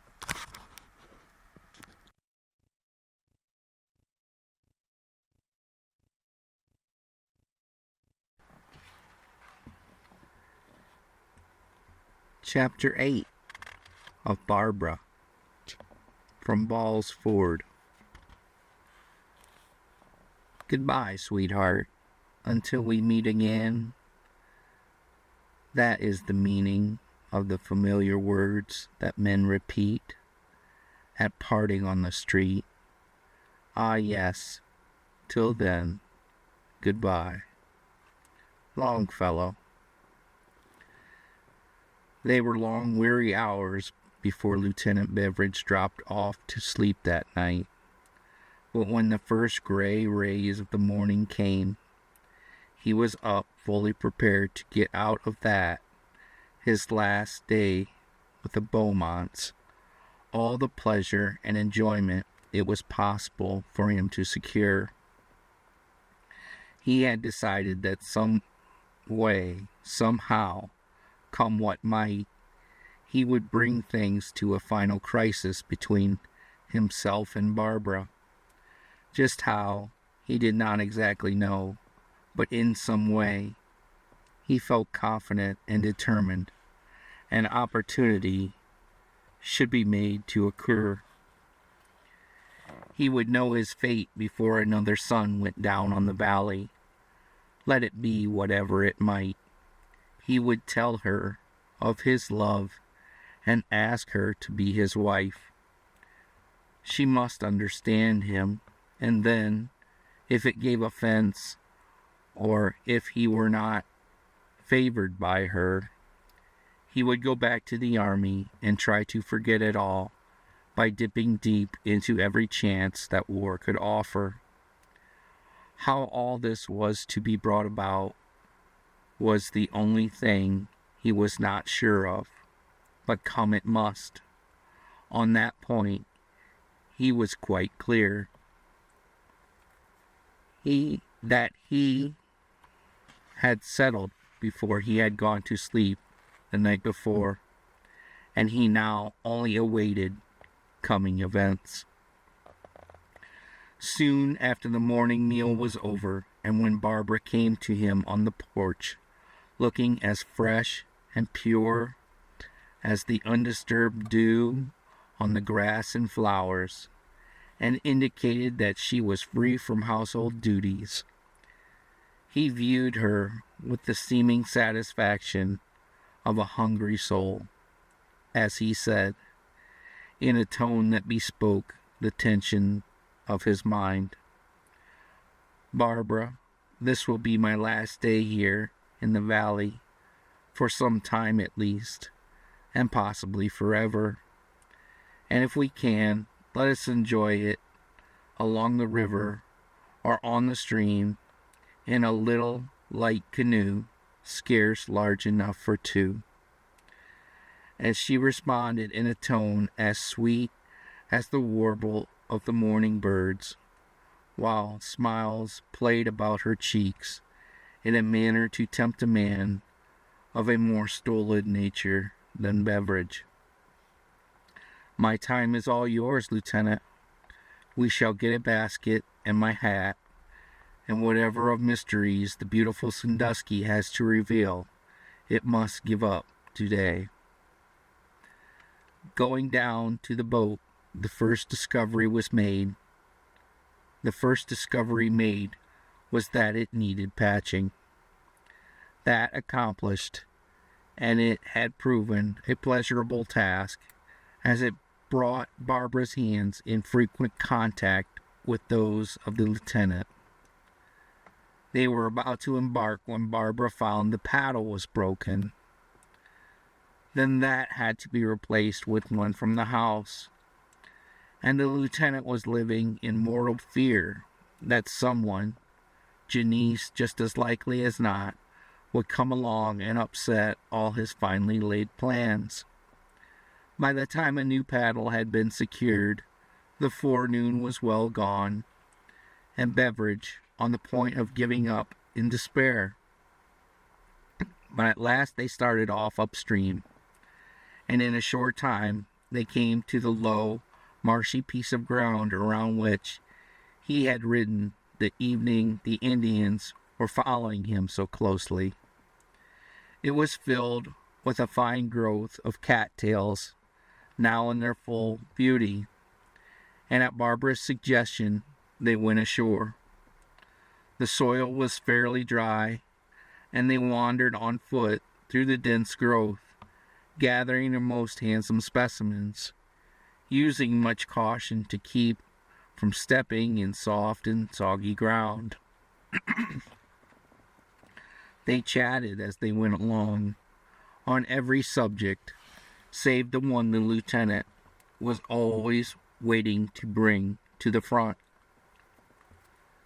After they had secured all the boat would safely hold, and after loading them into the canoe, and the two were seated, the little craft was permitted to float downstream with the current, being guided only by the oar in the hands of Beveridge, while Barbara occupied a seat in the center among the cattails. At last the boat was turned toward the shore once more, and when near the vine-covered tree, a landing was made. The canoe was pulled up out of the water, the cattails unloaded, and Barbara began an arrangement of the best of the trophies they had gathered. Waiting for a few moments, Beveridge finally took her by the hand, saying, "Come, Barbara, let them go for a while. Let us go and sit in the shade beneath the vine yonder. I have something to tell you." She arose, and the two were soon seated. Now, when the opportunity was come, and there was not another subject on earth to engage the thoughts of the lieutenant, he could not, to save himself, think of a single word to say that in any way would seem appropriate. Both were silent for the moment, Beveridge endeavoring to broach a subject that was consuming him with its desire, and Barbara with the thought that this was the last of her boat rides with the lieutenant. It was likely to grow monotonous when at last, in a most commonplace way, not at all as he had intended, Beveridge remarked, "Barbara, our first meeting was so strange, so out of the ordinary, that I have been wondering for a moment how the next one will come about. I have been thinking, too, of all it has revealed to us. To me, it has opened up a new life. In me, it has created a new hope, a new desire, and an expectancy for the future never before experienced. It has given me a longing wish, the earnest desire that when next we meet, it may be under brighter and happier circumstances. And yet, it could not bring to me more of the happiness than I have known the past 2 weeks while in your presence. Only that our next meeting may, in some way, terminate differently. All this hope, all this longing, and all this happiness have implanted in my heart a yearning to come again, someday soon, and then feel and know that I have come into your life, as you have into mine, to remain forever. A determination, dear Barbara, to ask that someday you will become my wife." As he spoke, he took her hand in his, and he felt its tremor as he had that day when she had stood beside the couch whereon he lay, and for a time he awaited an answer to his appeal. None came, for he had not asked a question calling for one. Instead, Barbara sat with downcast look, like one in a trance. It had come to her, this announcement, as another and a newer revelation of life, and she was trying to evolve it in her mind and to say the right thing, the word she ought. "Barbara, can you not give me one little word of promise on which to rest a hope? Surely, Barbara, you cannot be angry with me for my assumption. You certainly cannot wonder at my request. How could it be otherwise? How keep from loving you?" It was evident her whole being was in a whirlwind of commotion. She could not speak then, not until she had mastered her emotion. Her disengaged hand was pressed heavily upon her breast, as if to still her heart, and with a slight effort she attempted to free the other, but he would not let go his hold, feeling if he did she might again escape him. At last, as if by a mighty effort, as if through a mastery of her very soul, she managed to say, "Lieutenant Beveridge, you have asked me a question I was not expecting to hear. For a promise, a word, I am not now prepared to give. And before I can answer you, before I can give the promise you seek, I feel for your sake and for my own that you must know more of me than now. You must be made aware. Barbara, dear, I know enough of you now.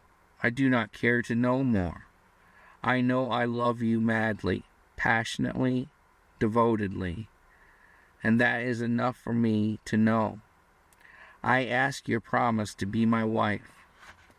Her hand was up, and it checked his fervent declarations. That motion seemed a command, and he obeyed. "Let me speak, do, while I may. I am what you see me, what you have found me, a child of nature, reared here in the valley, with no knowledge of the world, save as it has come to me through books. For several weeks you have lived here, within my presence and influence, and possibly have formed an attachment that when you are away will be forgotten. If in the time to come, days, weeks, months, or years, we meet again, and I say to you in all sincerity, I hope we may. If then you feel free to ask me for a promise, I may give it.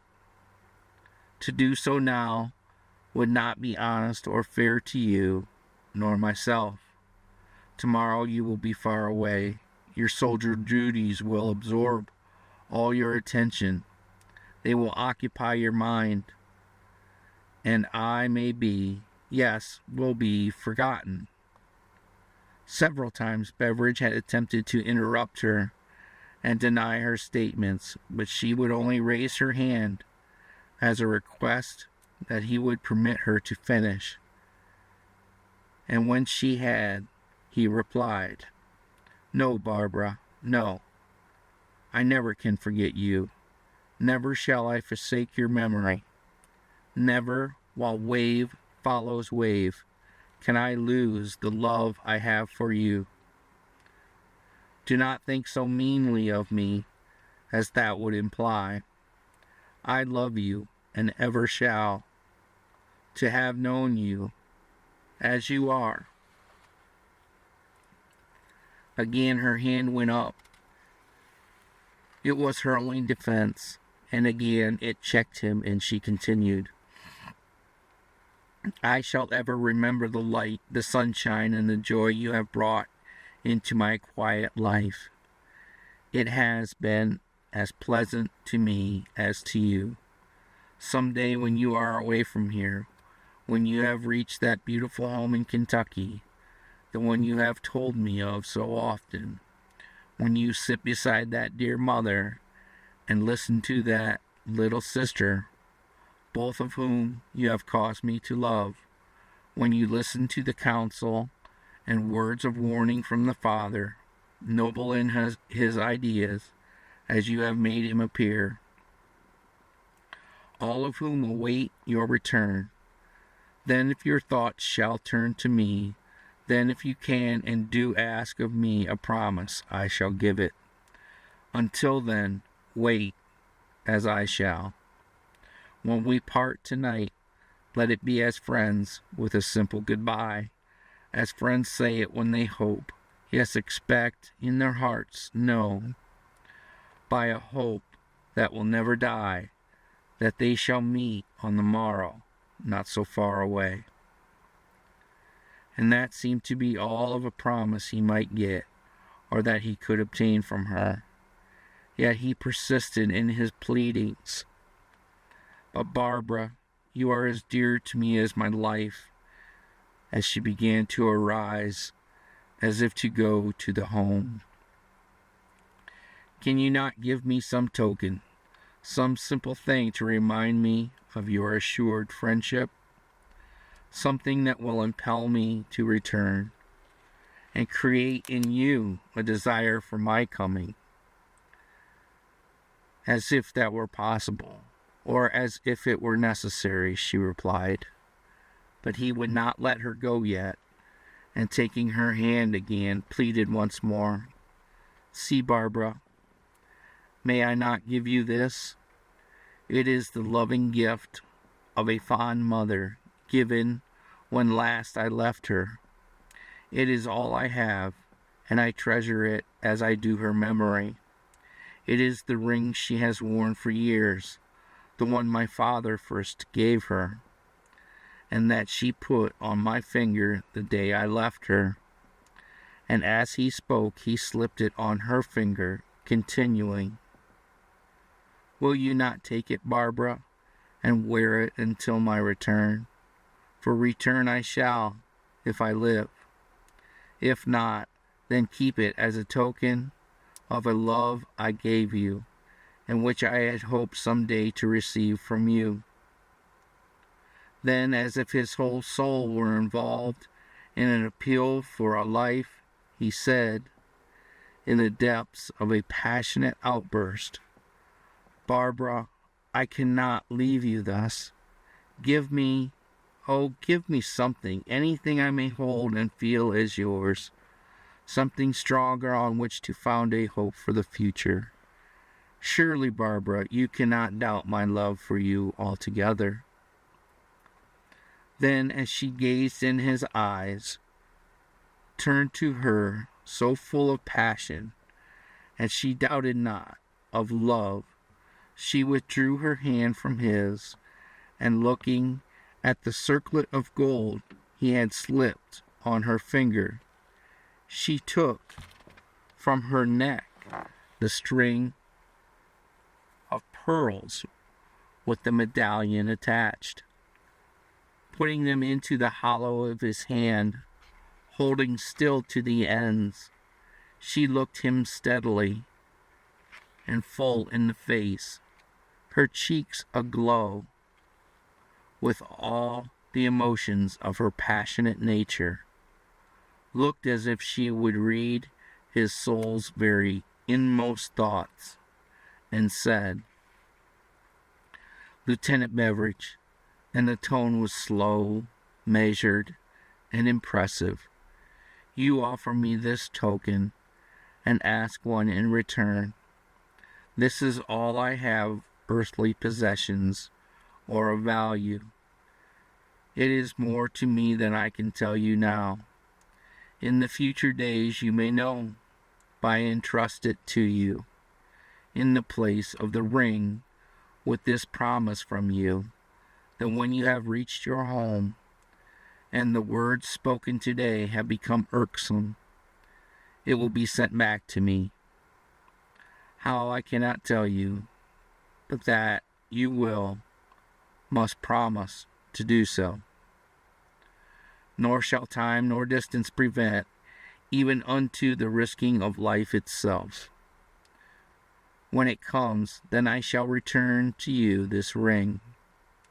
Nor must you be more careless of the safety of my token than I shall be of the ring. It is my only jewel. It is all I possess that can in any way tell me of a home that to me is now only like a long ago half-forgotten dream. Guard it even with your life. Give me this promise, as you say you love me, and I will take your token and give you mine. Barbara, dear, my life, if my life will at any time make sure and keep safe this jewel and bring it back to you, it will be secure unto you until next we meet. I shall wear it always as you have next to my heart. if my life should go out in battle, or if I die in peace before we meet again.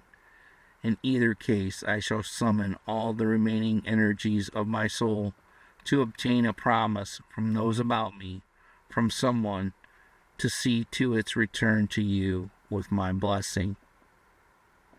So help me God, and keep me steadfast unto my promise to you. But Barbara dear, I shall bring it myself. Yes, you must fetch it back to me yourself. I know you will. Saying which, she let go the beads and dropped them and the medal in his hand.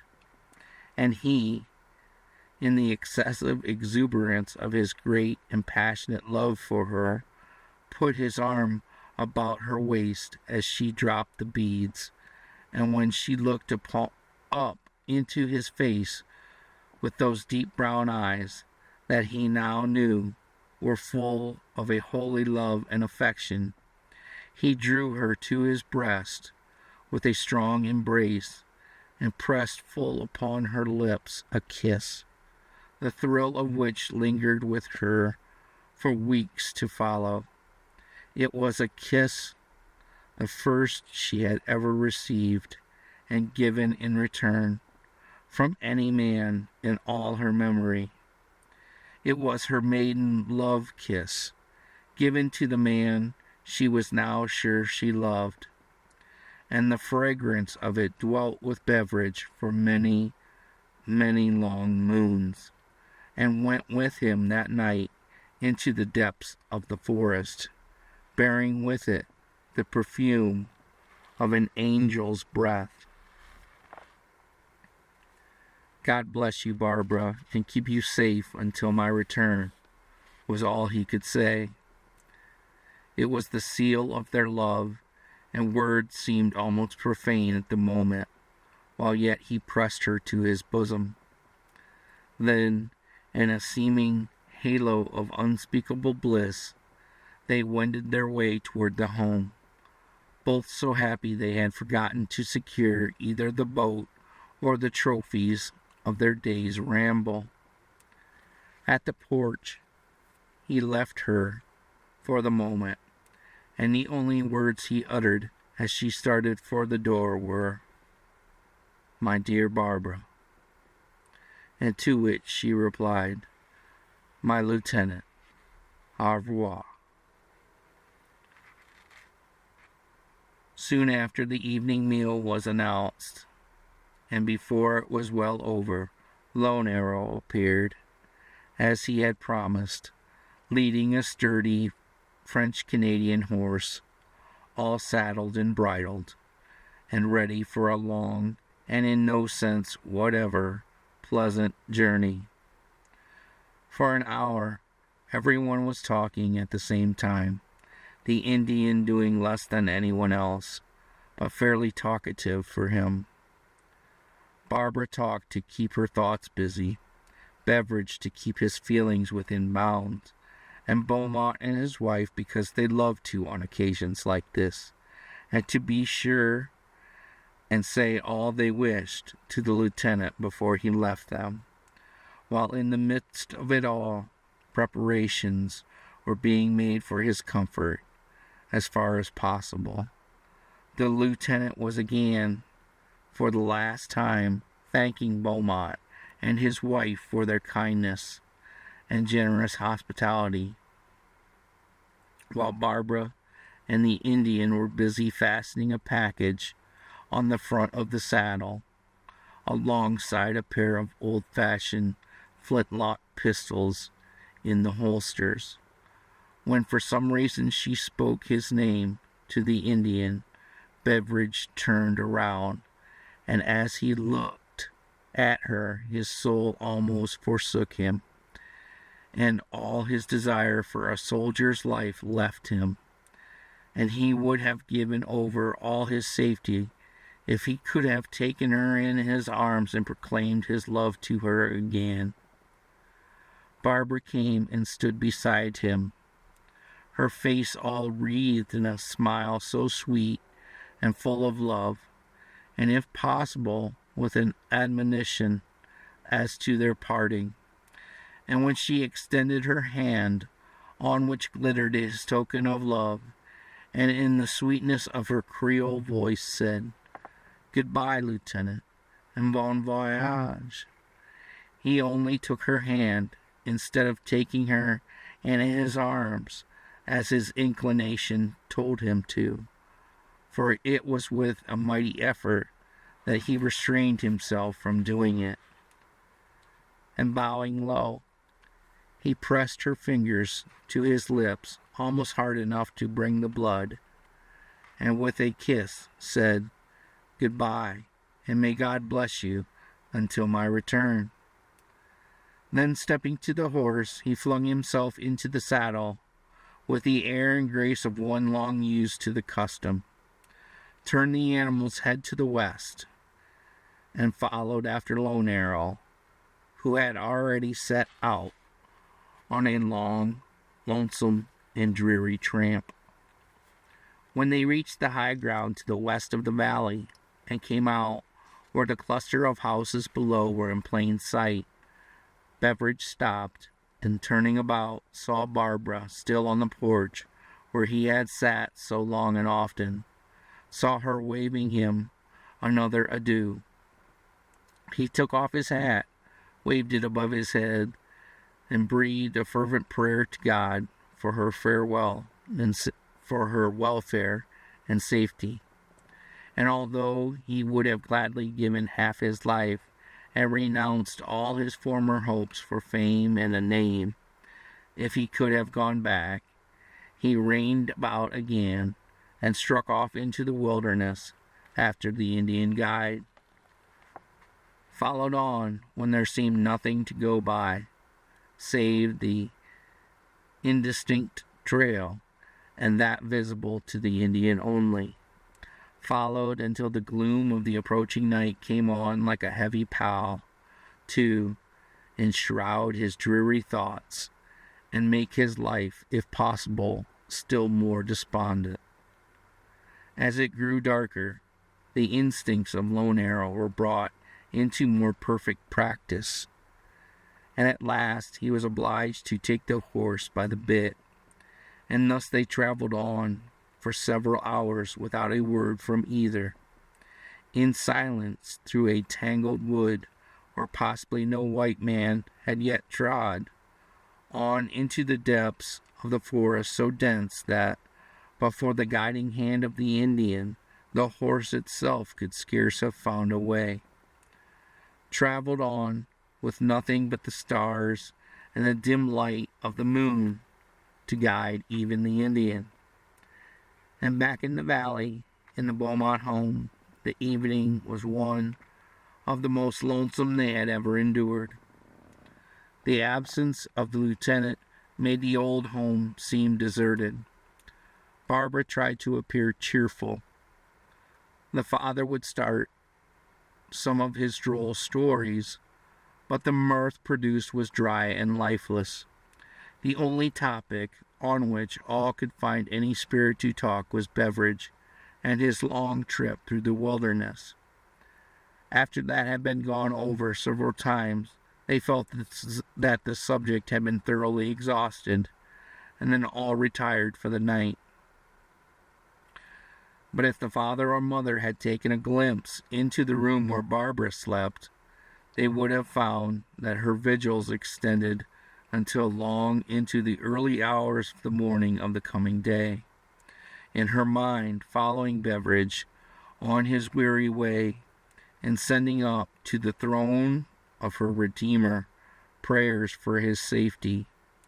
Yet when she came into their presence in the morning, she was to all appearances as fresh and cheerful as was her former custom. But she did not go out that day on her accustomed ramble, remaining at home and doing many odd things she had neglected the past 2 weeks.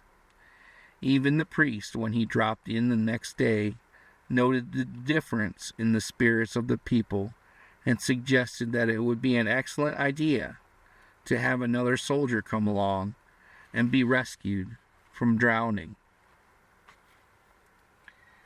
End of chapter 8.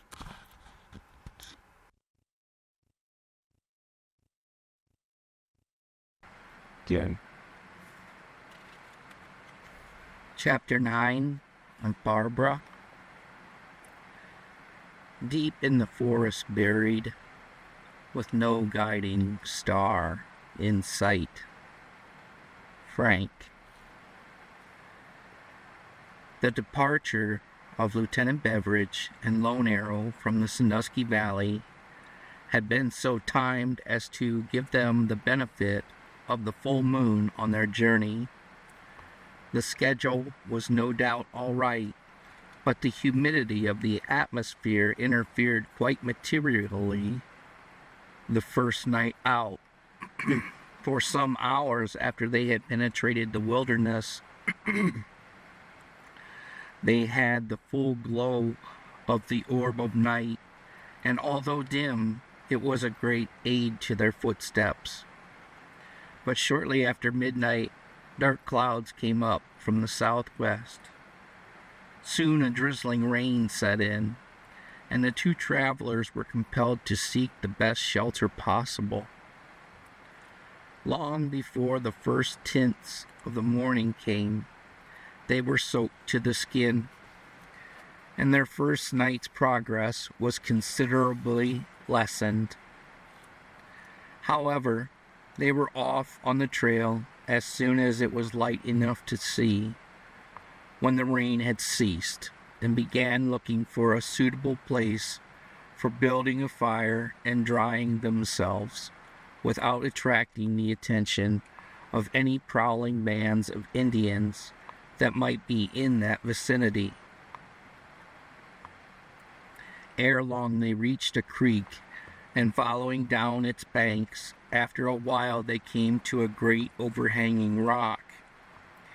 Here they halted, and beneath built a rousing fire, by which they made an effort to dry their clothes. The water in the creek was quite roily from the rain of the night, so they proceeded still farther before stopping to take their breakfast, something the lieutenant had not given a thought to yet, as he had been kept busy with other reflections. When they finally reached a clear stream near a spring, they halted and prepared their morning meal. All night long, little or no conversation had been indulged in between the two. The lieutenant had attempted on various occasions through the early hours of their journey to draw Lone Arrow out and get him to talk, but the effort had not been a success. He had asked him how he knew his way, about the people in the valley behind them, about the weather, a subject anyone but an Indian is prepared to say something about. But to all of it his guide had answered either with short replies, guttural grunts, or with supreme silence. At one time the lieutenant thought he heard him say something like, "Damn talk," and so after that he gave himself up to his own thoughts and tried to content his mind with reveries of the past 2 weeks.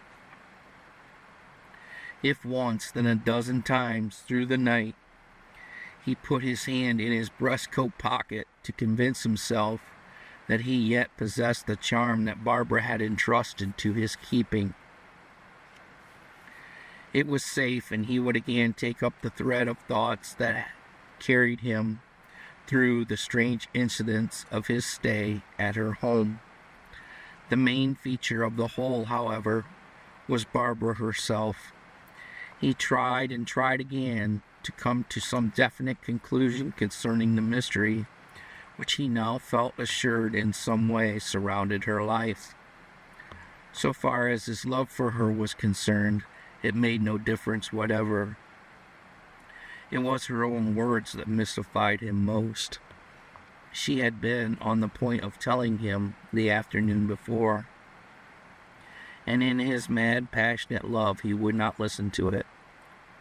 She had said to him he must know more of her life, and he had waved it aside. Then, as he pondered these things and her words, he would again put his hand in his pocket to make sure the medal was there. Then again he would ask himself what connection, what bearing the thing could possibly have on her young life. She had said, when giving it to him, "It is my only jewel. It is all I possess that tells me of a home that to me is now but a happy dream." Prophetic words, he thought. He had repeated them through the night until they had burned themselves into his memory like living coals of fire. A home that to her is now but a happy dream, he would repeat to himself. Then surely the valley had not always been her home. Perhaps she was not a Beaumont.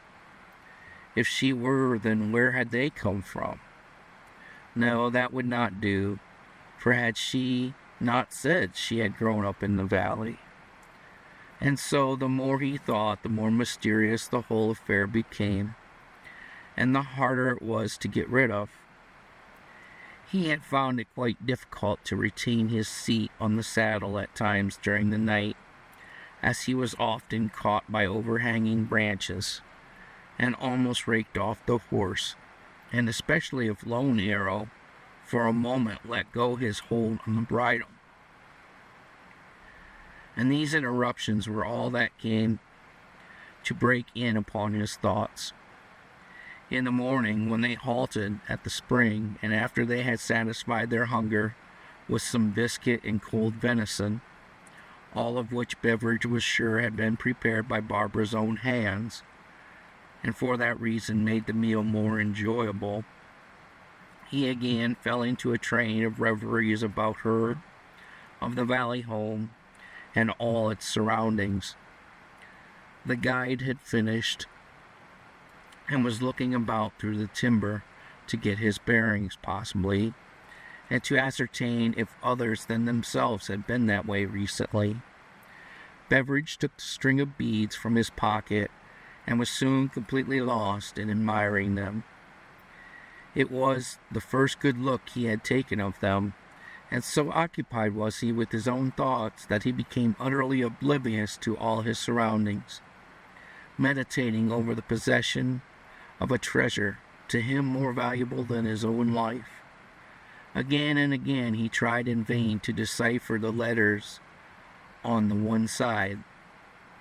They were, to the best of his knowledge, Celtic characters, but what was their meaning? The towered castle on the other side, with its embattled walls and drawbridges, did it all point to some old feudal days when kings held sway in their own constituted domains? And then the date, that was so far away, 1623. He had just put the string of pearls about his neck, carried the medal to his lips, and kissed it, for he felt it yet retained the touch of Barbara's hand, and then looking at it, said to himself, yet aloud, "Barbara, with my life will I guard and keep safe your token of love." Right. He was then about to put it in his pocket again, next his heart, when his hand was seized at the wrist, and a gruff voice he did not recognize demanded, "How you get that? It belongs to White Flame. How you have it now? Is white man damn thief?" His wrist was held as in a vice of iron, yet slowly, against the apparent will of the Indian, Beveridge raised himself up, looking Lone Arrow steadily in the eyes, and saw that his face was livid with an inward rage. For an instant he knew not what was best to do or say, to shake the savage off, or to humor his curiosity and satisfy his interest. For a few seconds they stood face to face. Then Beveridge made up his mind and replied, "Yes, it is Barbara's. It belongs to her yet, She gave it to me to keep until I return again to the valley. Ugh, White Flame foolish. Suppose you not come back.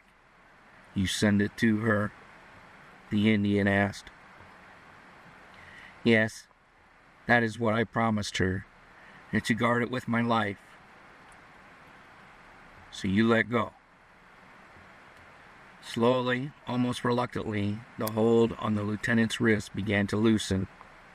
The two stood gazing into each other's eyes, as if trying to read the mind, the intent of the other. The soldier and out of the Indian, and the Indian in turn trying to satisfy himself of the truth of the statement made.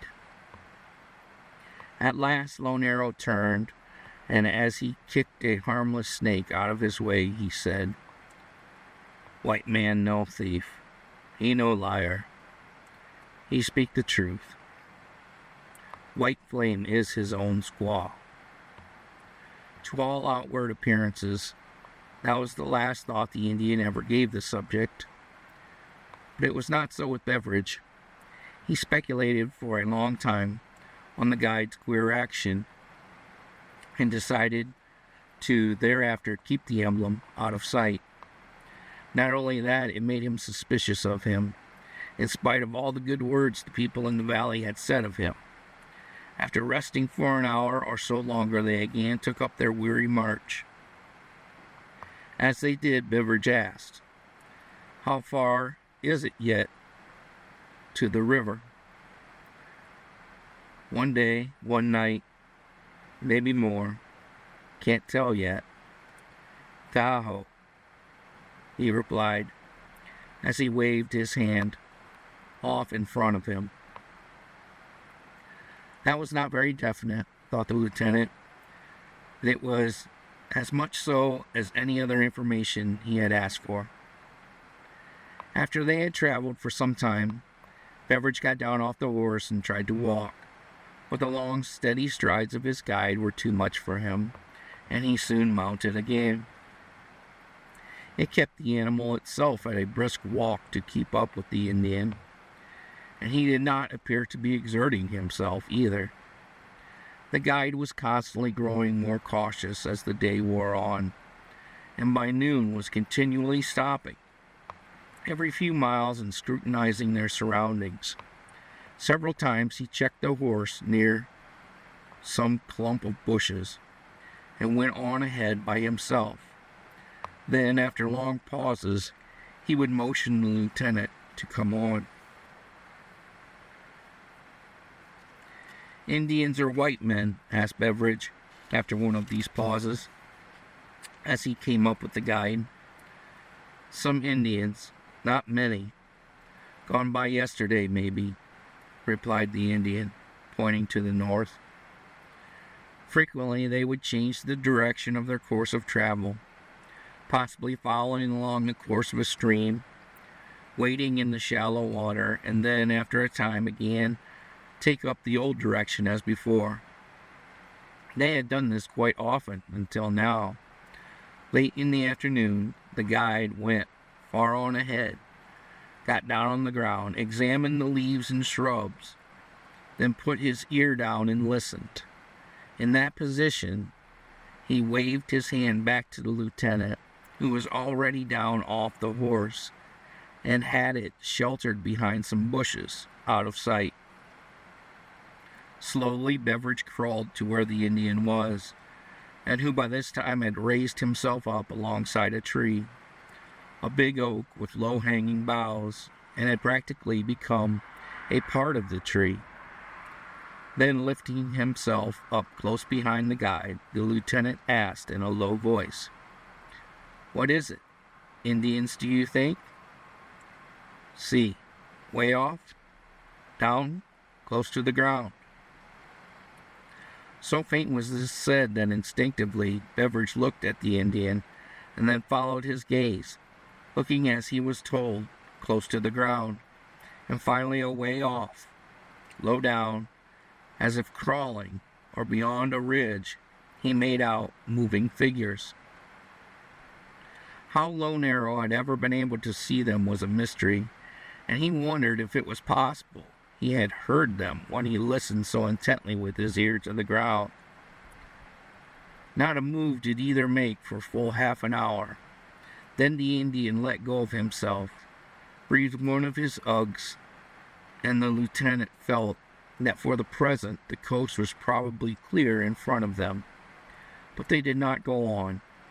Lone Arrow sat down and let the next half hour pass by in supreme indifference. Then, when Beveridge was growing impatient, he aroused and said, "Come, we go now again." Not far away they came to a clear stream of water flowing from a spring where they halted, and after watering the horse and then putting it out of sight where it could graze, they sat down and finished the refreshments they had brought with them from the valley.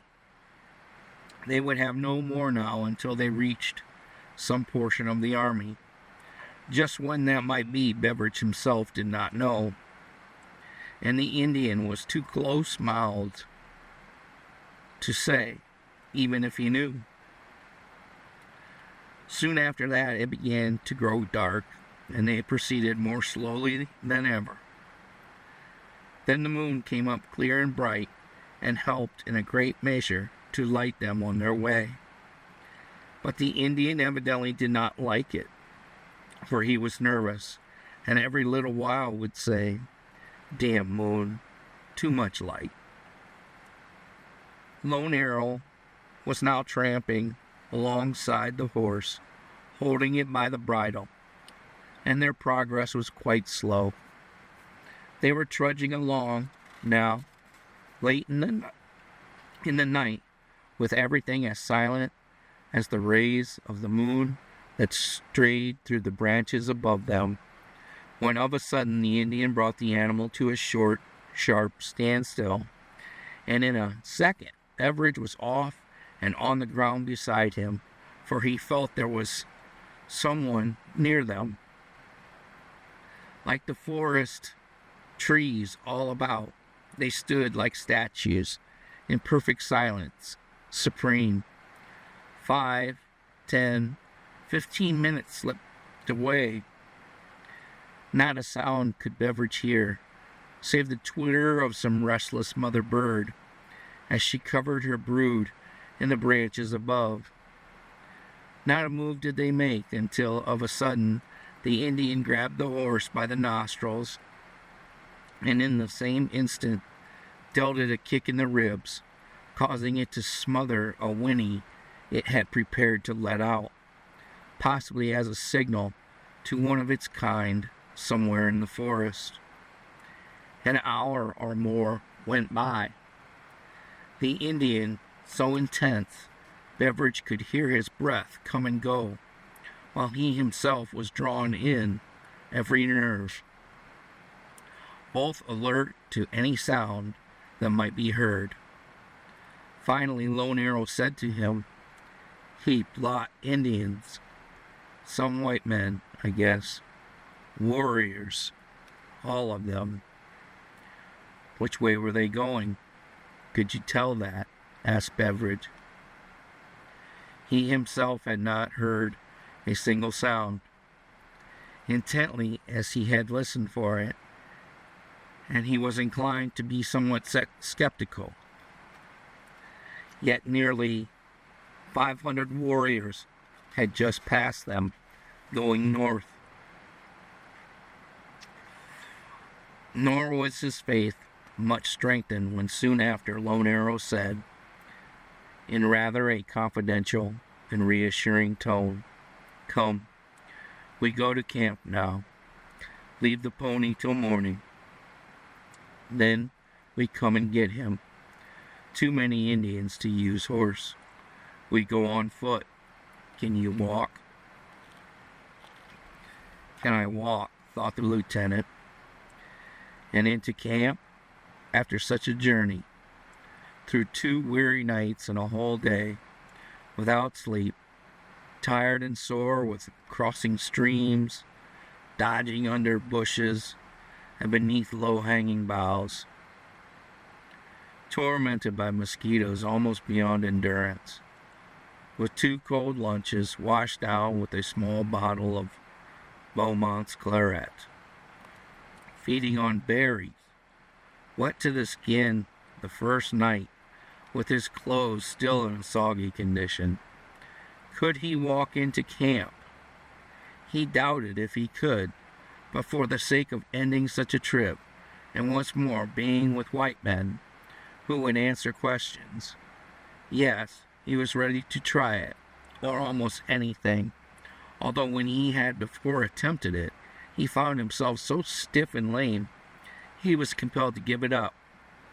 But to get to camp, "Oh yes, I can walk to camp all right enough," he replied, and suiting the action to the words, he dismounted and hobbled the animal, removed the pistols and the saddle from its back, placed the latter at the foot of a tree, and with a wonderful effort to make his limbs obey, he drew himself together and followed after the Indian, who said, "Camp of soldiers not far away now." Beveridge was somewhat incredulous, yet hoping the camp was no farther away than Lone Arrow seemed to think it was. For the next few miles they traveled most of the time along the bed of a creek, and about daybreak, to the astonishment of the lieutenant, they came suddenly on one of the outposts of Colonel Jennings' portion of Harrison's army, where he was in camp on the banks of the Auglaize River, some 15 miles in advance of the main force, and not far up the river from Fort Defiance, at the junction of the Maumee and Auglaize. So completely taken aback was Beveridge that for the moment he forgot to answer the challenge of the sentinel. It was hard for him to understand how an Indian who could neither read nor write was able, in the darkness of the forest, to so accurately discern his whereabouts and all about him, with apparently nothing to guide him. And it was not until the challenge of the soldier picket was repeated that he thought to reply to it. "We are friends," without the countersign. Then, at the order, he and the Indian advanced, one at a time, with their hands above their heads. Beveridge gave his own name and that of the command he belonged to, and explained why he was in the company of an Indian and out so early in the morning. All sorts of questions were put to him and cheerfully answered, and at last both were taken into camp, the lieutenant being greeted as one from the dead after his long absence. They were just in time to partake of a warm breakfast, the coffee acting as a great stimulant to their exhausted conditions after so long a fast and so tedious a journey. Beveridge was the worst used up of the two, but with a few days' rest, he was ready for service, and entered once again into his duties with his old-time vigor. During the afternoon of their first day in camp, the pony they had left in the woods came wandering in, and was soon a part of the army itself, and served the Indian on his return to the Sandusky Valley a few days later. Before he left, and before Beveridge had reported for duty with his own command, he had entrusted the Indian with a long and fervent letter addressed to Barbara. It was given to the Indian with many misgivings on the part of the lieutenant as to its ever being delivered, but as it was the only means at hand, he was compelled to take the chances and trust to Barbara reminding the Indian of his having it. He had promised her he would send her a note by Lone Arrow, and the thought that she would ask for it was the only hope he had that it would reach its proper destination. He cautioned the Indian to be sure and deliberate, but his stoicism was so dense that he gave no satisfaction whatever that he understood what was meant. Before they parted for good, Beveridge slipped several gold pieces into his hand and hoped they might prove a gentle reminder if all else failed. He tried, in the contents of the letter, to give Barbara a graphic account of their trip through the wilderness and of their final safe arrival at the camp of Colonel Jennings. It was, however, taken up almost wholly with a renewal of his declarations of love for her, of his earnest desire to again visit her, and finally of his hope to so completely win her love that when they next met, she would consent to become his wife and go with him to his home in Kentucky. It was in all particulars a strictly confidential love letter, honest, open, and frank. The first he had ever written to any woman save his mother or sister, and it was just such a sensible, straightforward one as Barbara would rejoice at receiving. On the day of his departure, Lone Arrow and Beveridge bade each other goodbye, the Indian starting on his return journey well provided for, and the lieutenant leaving the camp to join his own command, to take up his active duties as a soldier. His first act on arriving at his destination was to report to his commander, General Harrison, whom he approached with much humiliation of spirit, for he felt somehow that his mission had proven a failure. The general met him, took him by the hand in a much more confidential manner than he expected, and sitting down listened to all Beveridge had to say. After giving him a complete detail of his capture, his being wounded, and of his almost miraculous escape, he entered into a full account of his interviews with the various tribes of Indians. He told him of the friendly relations of the Indians and French settlers in the Sandusky Valley, and related much that the priest had told him in their interviews. And then he added, "I feel, General, that in all respects my journey has been a complete failure, so far as the mission on which I was sent is concerned. If I had it to do over again, I would probably know better how to do some things, and above all, not to get myself into such a trap." "Then your mission would most assuredly have proven a failure, Lieutenant. Had you turned about and come back to camp when the balance of the troopers did, you would have returned with some information, but not with what you have. Your detention was unfortunate in one sense, and fortunate in another. The return of the troopers gave me the story of your escape and of your being wounded. Your stay in the valley among the people who are familiar with all the conditions of the Indians enabled you to learn much more concerning the peaceful dispositions of the tribes there, and of the moral influence of the settlers, than you could otherwise have obtained. So give yourself no uneasiness on that account. Your report is satisfactory in every particular, and will prove of much value in the future actions of the army. Your escape was quite miraculous. I am glad you are back at last and ready for duty." "Thank you, General," Beveridge replied, much relieved. "My one great fear all along has been that my being wounded had prevented my trip from resulting in any particular good whatever." Then, when he had met the comrades who had started out with him on the expedition, he was surprised to be told that the corporal who had been captured had that same night been released by another Indian who had stolen into their camp and who accompanied him up the valley until they fell in with the rest of the troopers. Who the Indian was, they did not know, but when they said he had told them their lieutenant was safe, but so badly wounded that he could not be moved, and for them not to wait for him, Beveridge exclaimed.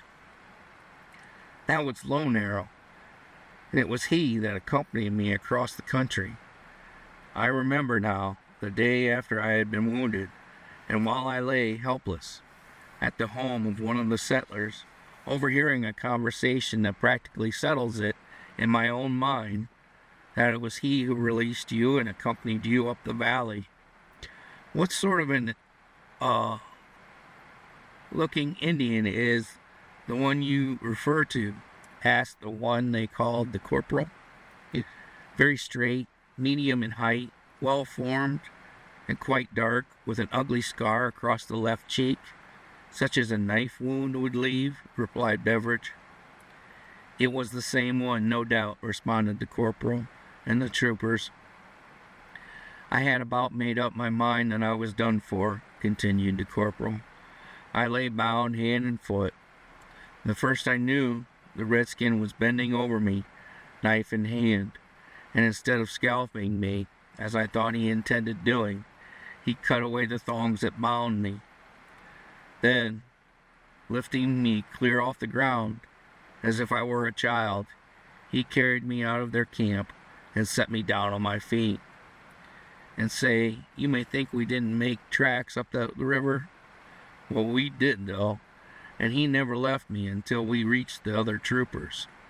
Then, when he told us of your condition, that you were not able to travel, and that you were in good hands, we just went on up the valley and off to the west, and fell in with some of the army the next day. Well, said Lieutenant Beveridge, that is an Indian I cannot understand. He takes more interest in the whites than he does his own people. End of chapter 9.